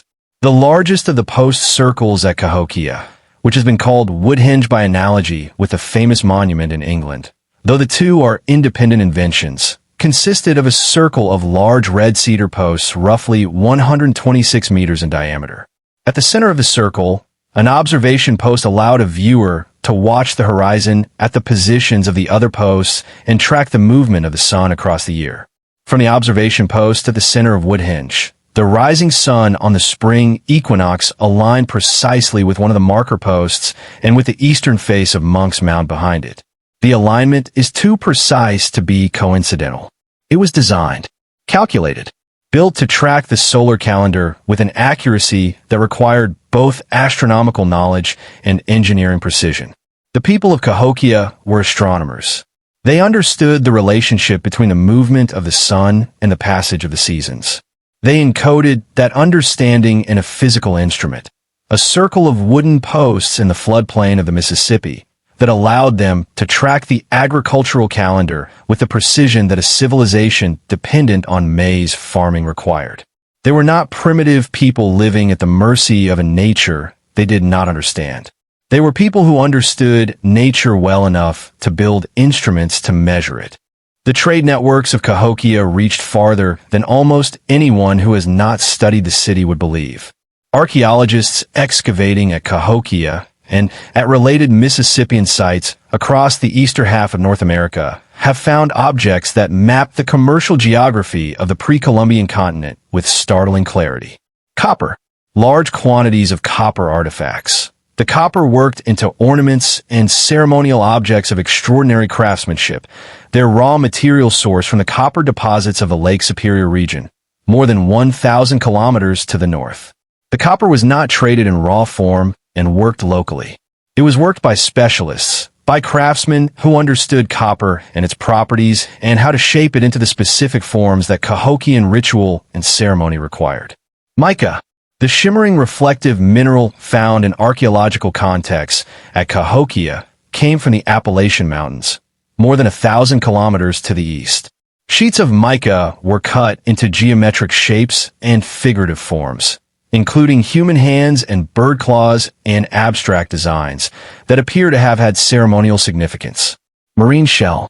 Gulf of Mexico conch shells, and shell beads appear throughout the Cahokian archaeological record. Their source hundreds of kilometers to the south. The shell was worked into beads, pendants, cups, and gorgets, the flat, ornamental pieces worn at the throat, that were among the most prestigious objects in the Mississippian world. Chert. Specific types of flint and chert from quarries in Arkansas and Oklahoma appear in the tool assemblages of Cahokia, their geological signatures allowing archaeologists to trace them back to their specific sources. These objects did not travel to Cahokia by accident. They came through organized trade networks, maintained by the political and commercial relationships that Cahokia, as the largest and most powerful city in the region, was positioned to organize and benefit from. Cahokia was not a city at the edge of a wilderness. It was a city at the center of a continental trading system. And then there's the question of what Cahokian society looked like from the inside. The archaeological evidence suggests a society of considerable inequality. The burials at Cahokia reveal a stark contrast between the treatment of the powerful and the treatment of ordinary people, and, most troublingly, the treatment of those who were sacrificed. Mound 72 at Cahokia contained the burial of a high-status individual, almost certainly a ruler or a person of equivalent power, laid on a bed of more than 20,000 shell beads arranged in the shape of a bird.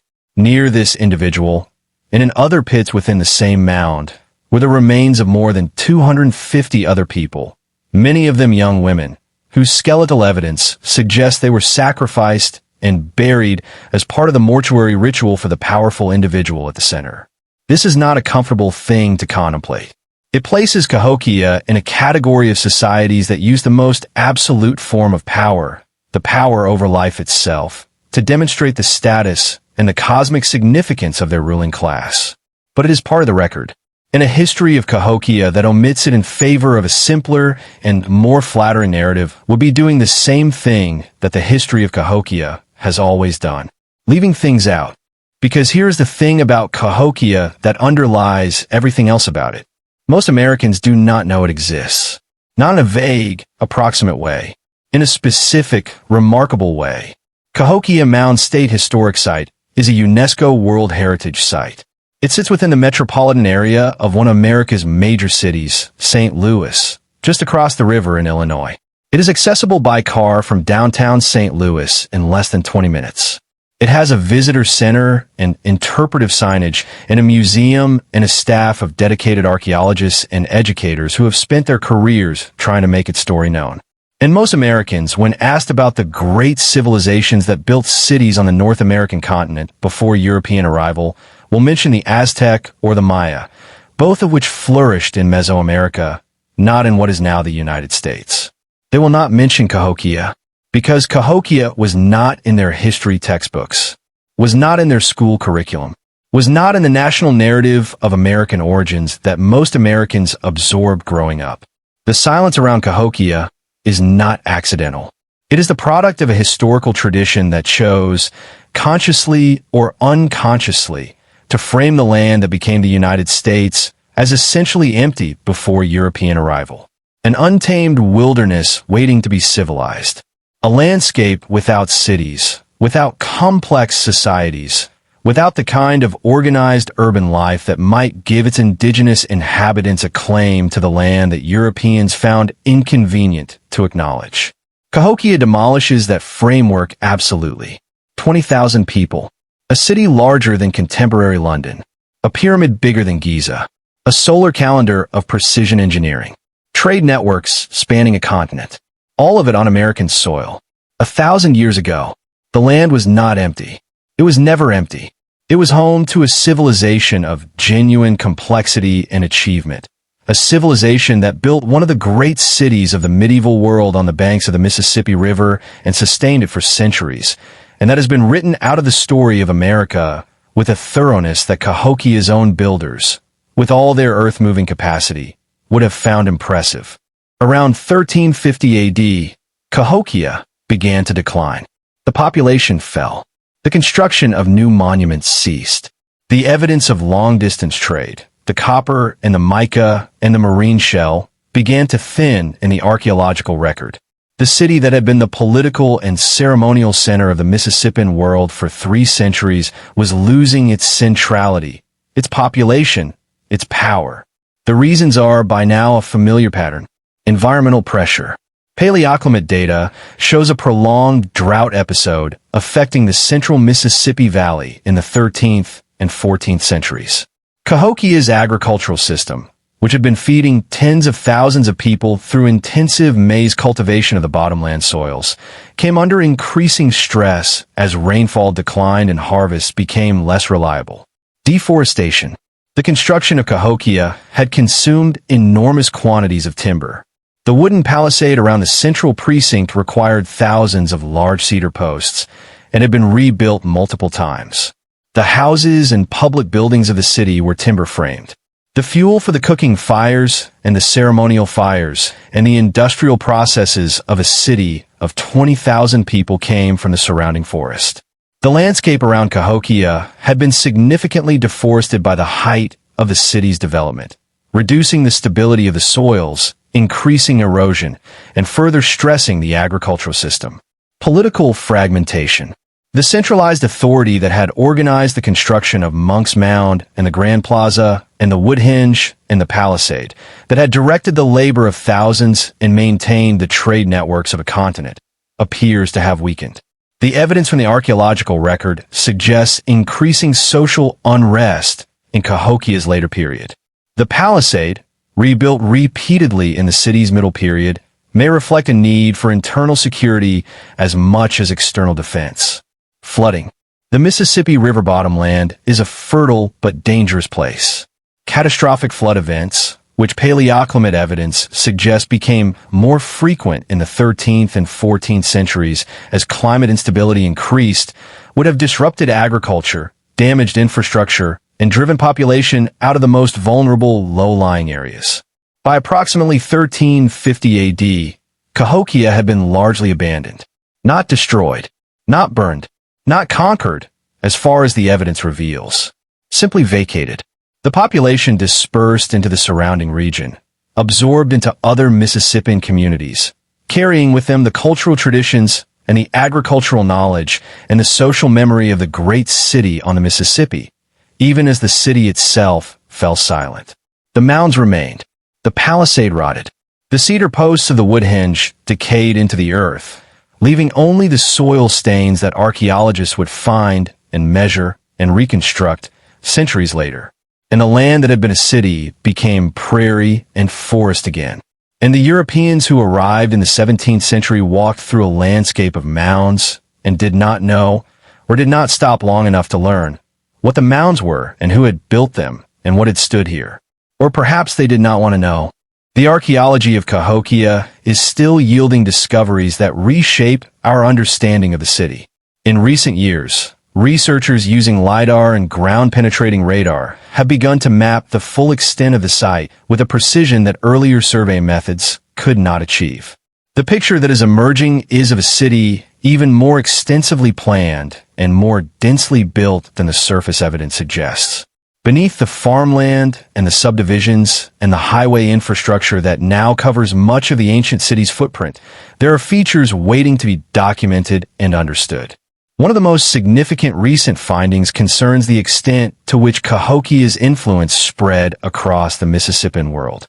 New analysis of archaeological sites across the eastern half of North America is revealing connections to Cahokia in artistic styles, in architectural forms, in religious iconography, and in the material culture trade that suggests Cahokia was not just a large city, but a transformative one.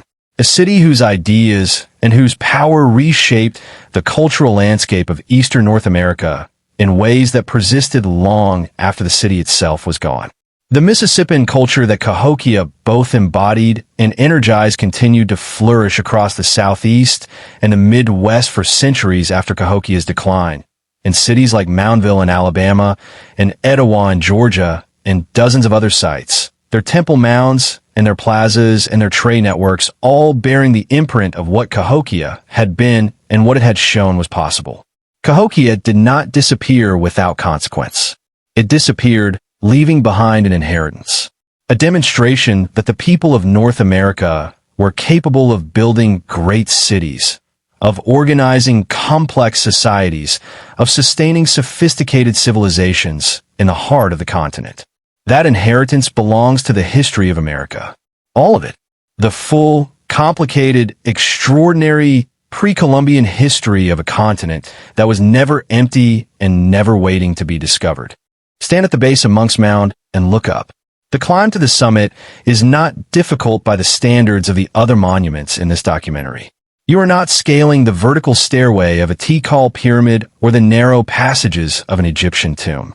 It is a walk up a broad, grassy slope in 4 stages. The terrace profile of the mound giving you places to stop and look back as you go. From the top, on a clear day, you can see the Gateway Arch in St. Louis across the river to the west. You can see the flat expanse of the American Midwest stretching away in every direction. The patchwork of fields and suburbs and highways that covers the landscape where once the Mississippian world conducted its life. And you can see, if you know what you are looking at, the low profiles of other mounds scattered across the surrounding terrain. Not as many as there once were. Dozens have been plowed flat or built over in the 2 centuries since European-American settlement transformed this landscape. But enough remain to give you a sense of the scale of what was here. The sheer geographic extent of a city that covered several square kilometers and housed tens of thousands of people and looked out over the great river confluence that had made its existence possible. 1,000 years ago, the person who stood where you are standing was at the center of the most powerful city in North America, looking out over a living, breathing, thriving urban landscape. Smelling cooking fires and hearing the sounds of tens of thousands of people conducting the business of their lives. Looking west at the Mississippi, the river that had always been there and would always be there, the river the people of Cahokia called, in whatever language they spoke, something that meant the great river, the river of life, the river at the center of the world. We do not know what they called it. We do not know what they called themselves. We do not know what language they spoke, or what prayers they said, or what stories they told about the mounds they built and the city they inhabited and the world they understood themselves to be living in.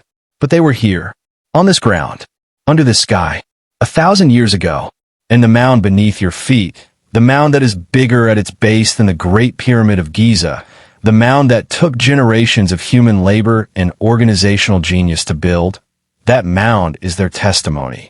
Not carved in stone. Not written in script, not recorded in any language that we have been able to recover, but unmistakably, undeniably, powerfully present. Here, we were here, on this land, in this place. We built this with our hands and our baskets and our backs, and our extraordinary, persistent, human conviction that what we built together would mean something. We were here, and the mound says it still. We have been to 10 cities. We have walked the rose-red corridors of Petra and stood in the grid streets of Mohenjo-Daro. We have looked up at the stone faces of Angkor and down at the bread still in the oven at Pompeii. We have run our hands, in imagination, along the dry-fitted granite walls of Great Zimbabwe and sat in the stone rooms of Skara. We have climbed the pyramids of Carol and the temples of Tikal and looked out from the summit of Monk's Mound over the flat American Midwest. We have walked the market streets of Vijayanagara and tried to hear, in the silence of the ruins, the echo of what Domingo Pais heard when he was there. 10 cities, 10 disappearances, 10 stories that history tried, in one way or another, to bury. And now we are here, at the end, with all of it behind us. And the question that has been running beneath every act of this documentary, the question that every city has been trying to answer in its own way, in its own ruins, in its own silence, that question is ready to be asked out loud. What do the ruins remember? And the answer, when you have walked all 10 of these cities and listened carefully enough, turns out to be both simpler and more devastating than you might expect. The ruins remember everything. They remember the water first. Is the thing that connects more of these cities than any other single factor. Petra built its empire on the engineering of water in a desert and fell when the trade routes that paid for that engineering were rerouted around it. Mohenjo-Daro rose on the Indus floodplain and dispersed when the river systems that fed its civilization began to fail. Angkor constructed the most sophisticated hydraulic network the medieval world had ever seen and collapsed when the monsoons became too erratic for even that network to manage. Tikal fed 1 million people through managed water systems and unraveled when drought and deforestation broke the cycle of rainfall it depended on. Cahokia flourished in the most fertile river confluence in North America and declined as climate instability made the floodplain's gifts less reliable and its dangers more acute. 5 of our 10 cities, all of them in a direct and intimate relationship with water, all of them brilliant at managing it, none of them able to survive when the fundamental conditions of their water supply changed beyond the reach of their engineering to compensate. This is not ancient history. Right now, today, in the 21st century, the aquifers beneath the American Great Plains are being drawn down faster than the rain can refill them. The glaciers that feed the rivers of South Asia and South America are retreating. The monsoons that sustain the agriculture of 1 billion people are becoming less predictable. The water table beneath the ruins of Mohenjo-Daro itself is rising with the salt that is slowly fracturing the brick of a city that understood water management better than almost anyone in the ancient world. The ruins remember the water, and the water is telling us something that the ruins have been trying to say for a very long time. You cannot engineer your way out of a fundamental change in the conditions of your survival. Not forever. Not if the change is large enough and sustained enough, and the system you have built is inflexible enough. The Khmer engineers were brilliant. The Nabatean hydraulic system was a masterpiece. The Mississippian farmers of the Illinois bottomland were sophisticated and productive and organized, and the water changed anyway. The ruins remember inequality. This one is quieter, less dramatic, but it runs through the archaeological record of almost every city we have visited with a persistence that is impossible to ignore once you have learned to see it. The plaster casts of Pompeii include enslaved people. Their iron ankle rings are in the Naples Museum. The room recently excavated in Regio V, with its wooden bed frame and its chamber pot and its rope and its evidence of a life lived in radical proximity to luxury that was entirely someone else's. That room is as much a part of Pompeii's story as the House of the Faun, with its spectacular mosaics. The burials at Cahokia include more than 250 people, many of them young women, sacrificed to accompany a powerful individual into death. The shell beads that covered his body numbered more than 20,000. The evidence of social stratification at Cahokia, the platform mounds that literally elevated the powerful above the rest, the palisade that separated the sacred center from the surrounding city, is inscribed into the landscape of the site as clearly as any inscription in stone. The civic egalitarianism of Mohenjo-Daro, its drainage system that served everyone, its streets that gave every resident roughly equal access to the main roads, is striking precisely because it is the exception. Most ancient cities organize their physical space to reinforce hierarchy, to make it visible, to make it feel natural and inevitable. The ruins remember who was powerful and who was not, who ate well and who did not, who was buried with 20,000 shell beads and who was buried with nothing, or buried to accompany someone else's glory, without a name that history bothered to record. This is not comfortable history. It was not meant to be, but it is honest history. And honest history is the only kind worth having. The ruins remember the stories that were stolen. Great Zimbabwe's story was stolen by colonial administrators who could not accept what the evidence was telling them. Cahokia's story was buried under a national narrative that found the complexity and achievement of pre-Columbian North America inconvenient. Carroll's story was overlooked for decades because it did not fit the established model of where civilization in the Americas was supposed to have begun. In each of these cases, the suppression or the neglect of the true story was not an innocent academic error. It was a choice, made by people with interests, made in service of a version of history that benefited some people at the expense of others. And in each of these cases, the ruins survived the suppression. The walls of Great Zimbabwe are still standing. The mounds of Cahokia are still there. The pyramids of Carroll waited 5,000 years for Ruth Shady Solis to come along and look at them with unclouded eyes. The ruins do not care about the stories we tell about them. They do not need our narratives to be true. They simply remain, patient and specific and full of evidence that is waiting, always waiting for someone willing to look at it honestly. This is one of the things that archaeology, at its best, offers the world. Not just information about the past, but a corrective to the lies we tell about the past. A set of facts on the ground, literally in the ground, that cannot be argued away by ideology or convenience or the anxious need of powerful people to maintain a flattering story about themselves and their civilization. The ruins remember, even when the history books do not. The ruins remember the myth of permanence. This is the thread that runs through all 10 cities.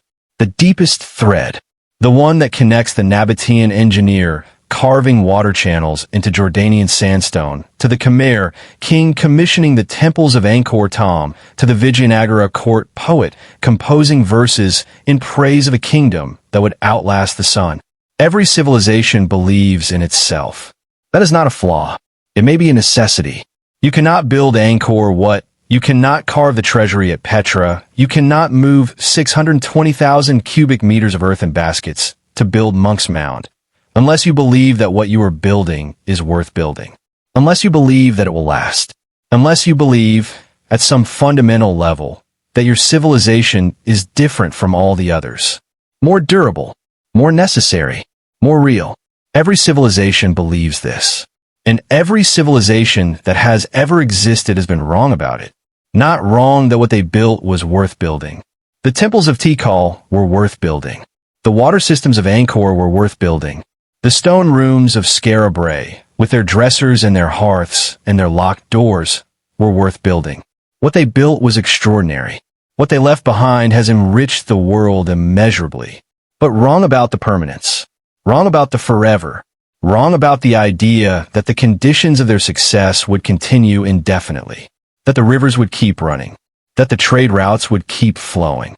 That the rains would keep coming.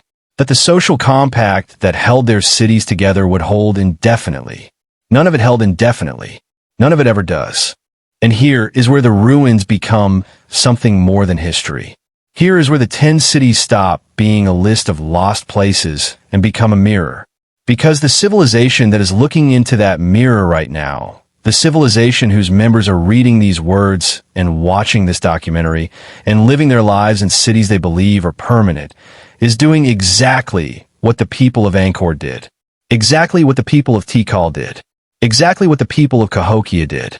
It is building on the assumption that the fundamental conditions of its survival will continue. That the water will be there. That the climate will be stable enough. That the social compact will hold. That the trade routes, the energy systems, the agricultural systems, the political institutions, all of the invisible infrastructure of civilization will keep functioning well enough to sustain what has been built on top of them. This is not pessimism. It is not a counsel of despair. The people of Mohenjo-Daro were not wrong to build their city. The people of Kerala were not wrong to trade cotton for fish and build pyramids in the Peruvian desert. The Maya were not wrong to track Venus across the sky with 2 hours of accuracy over 500 years. They were right to build. They were right to organize. They were right to make the extraordinary investments of labor and intelligence and social cooperation that cities require. They were right to try. What they were, perhaps, was insufficiently humble about the conditions on which their trying depended. But the ruins also remember something else. Something that can get lost in the weight of the collapse and the silence of the abandonment and the pathos of the plaster casts. They remember the bone flutes of Kerala. They remember the chevron patterns decorating the upper walls of Great Zimbabwe, the zigzag of stones that served no structural purpose and existed purely because the builders wanted it to be beautiful.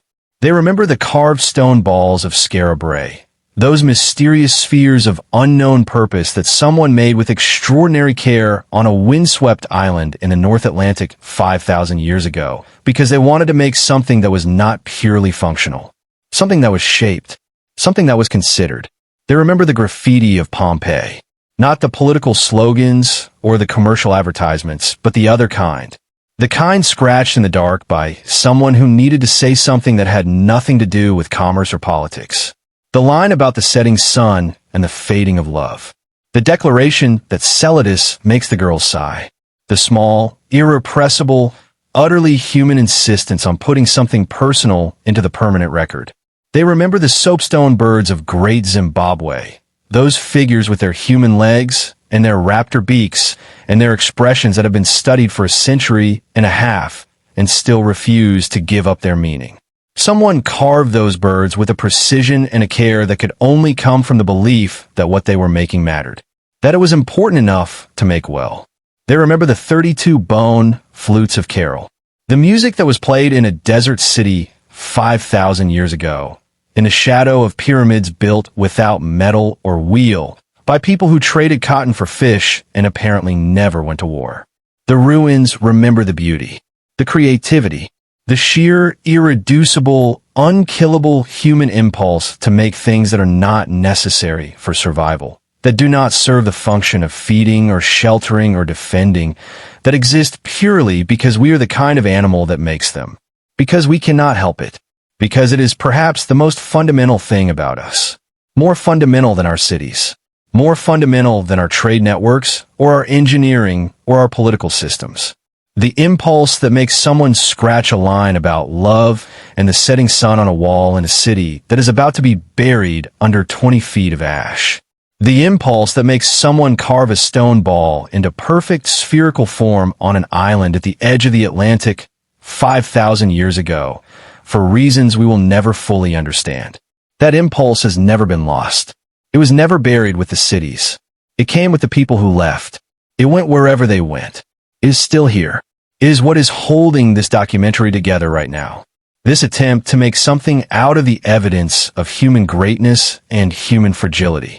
This insistence that the lost cities are worth finding, that the forgotten civilizations are worth remembering, that the stories buried under jungle and sand and grass and centuries of willful ignorance deserve to be dug up and told again. That impulse is the one continuous thread, running from the bone flutes of Carol to right now. So what do we do with all of this?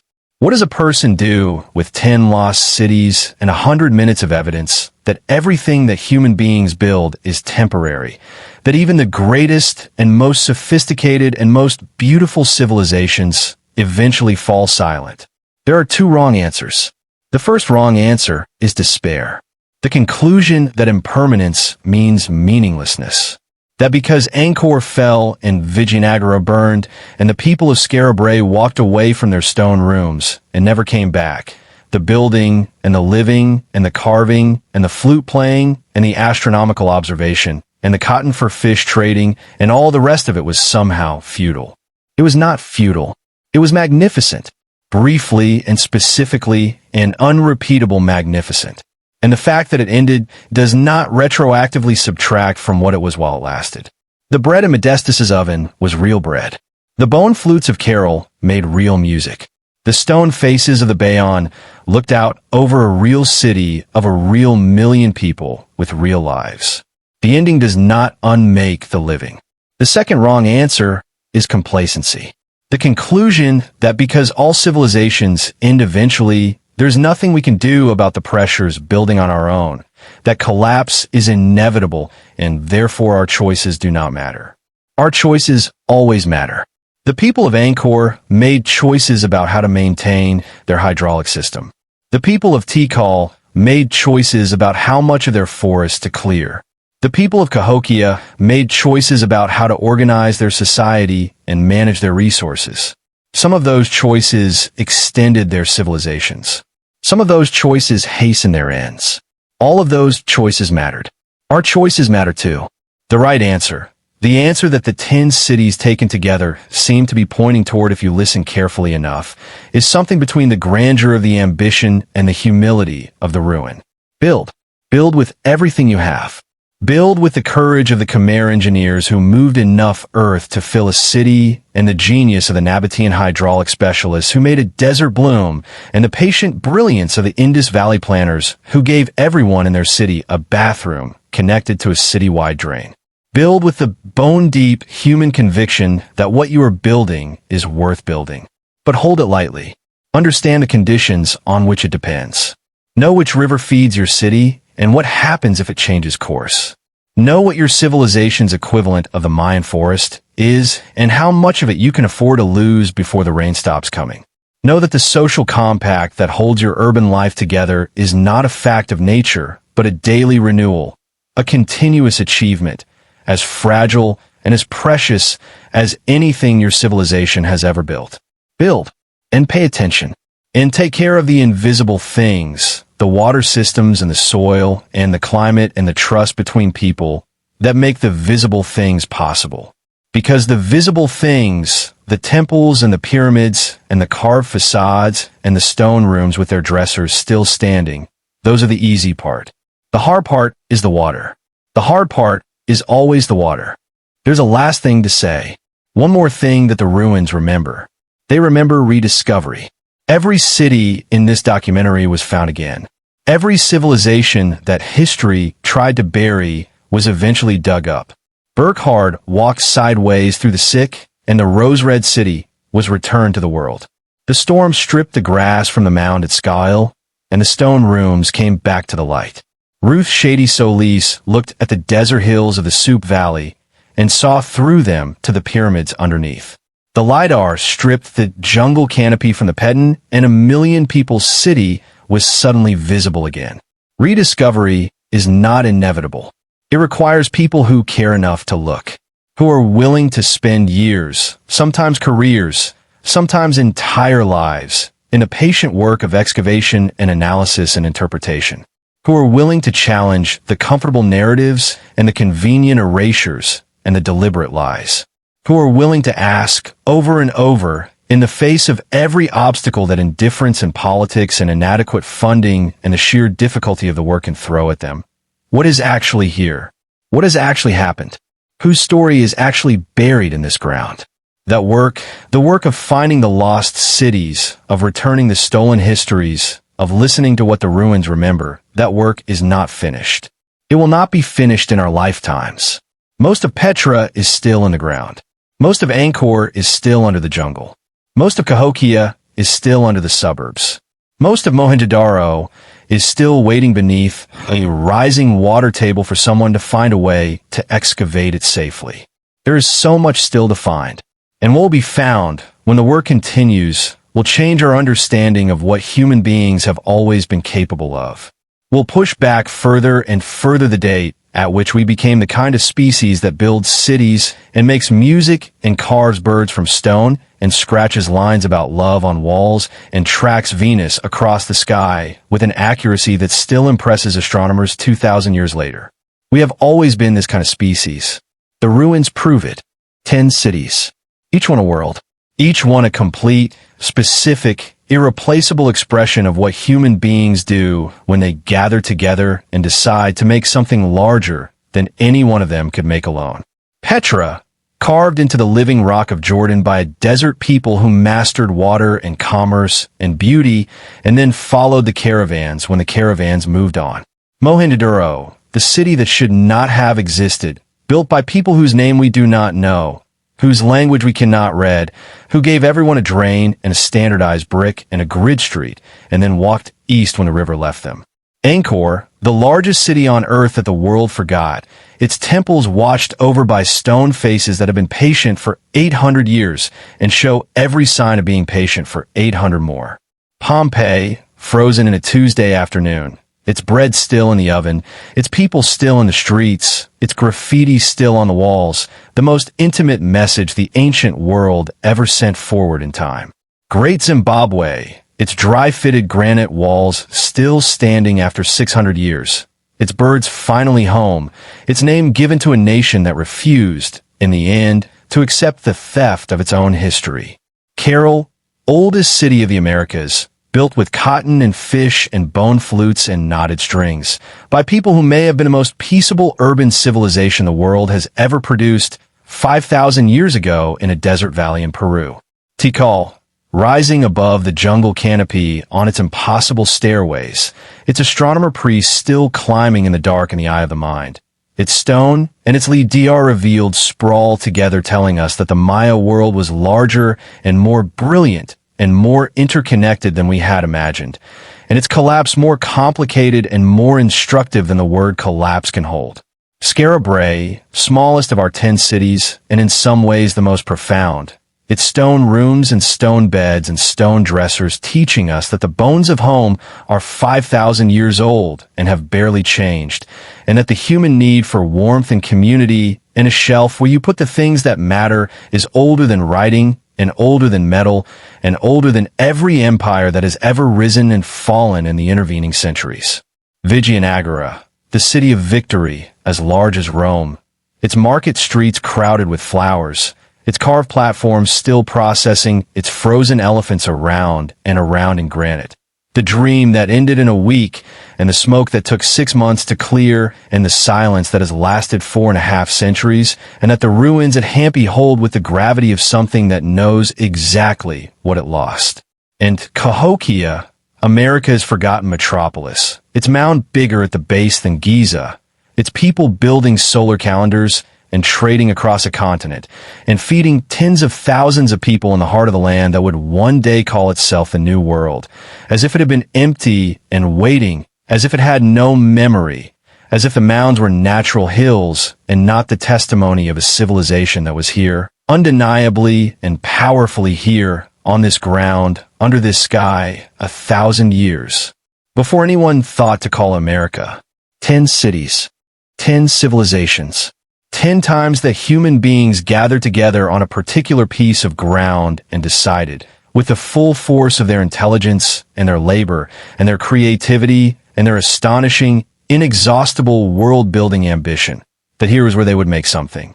And 10 times, the world changed around what they had made. The rivers shifted, the rains faltered, the trade routes moved, the coalitions of enemies assembled, the forests thinned, the soil exhausted, the social compact frayed, and the cities, which had believed themselves permanent, discovered that permanence was never the point. The point was the building. The point was the living. The point was the bread in the oven on a Tuesday morning, and the chevron pattern on the wall, and the bone flute played in the shadow of a pyramid, and the graffiti about love, and the setting sun scratched by someone who needed to say it, and found a wall willing to hold it for 2,000 years. The point was the stone dresser, still standing in the back wall of a Neolithic room, in a house on an island at the edge of the North Atlantic, waiting for the storm that would strip the grass away and show the world that people had been here. That people had built something that deserved to last. And it had lasted 5,000 years. That is what the ruins remember. Not the ending, the living, not the silence, the voices, not the loss, the extraordinary, fragile, stubborn, luminous, irrepressible fact that human beings were here, and here, and here, and here. If these 10 cities have moved you, if these 10 stories have stayed with you, then there are more stories waiting. More cities, more civilizations, more voices from the ground trying to tell us something important about who we are and where we come from and what we are capable of. If you want to keep listening, the best thing you can do is like this video, because it tells us that this kind of storytelling matters to you. And subscribe to this channel, because that is how more stories like this one find the people who need to hear them. The ruins have been patient for thousands of years. We can keep listening.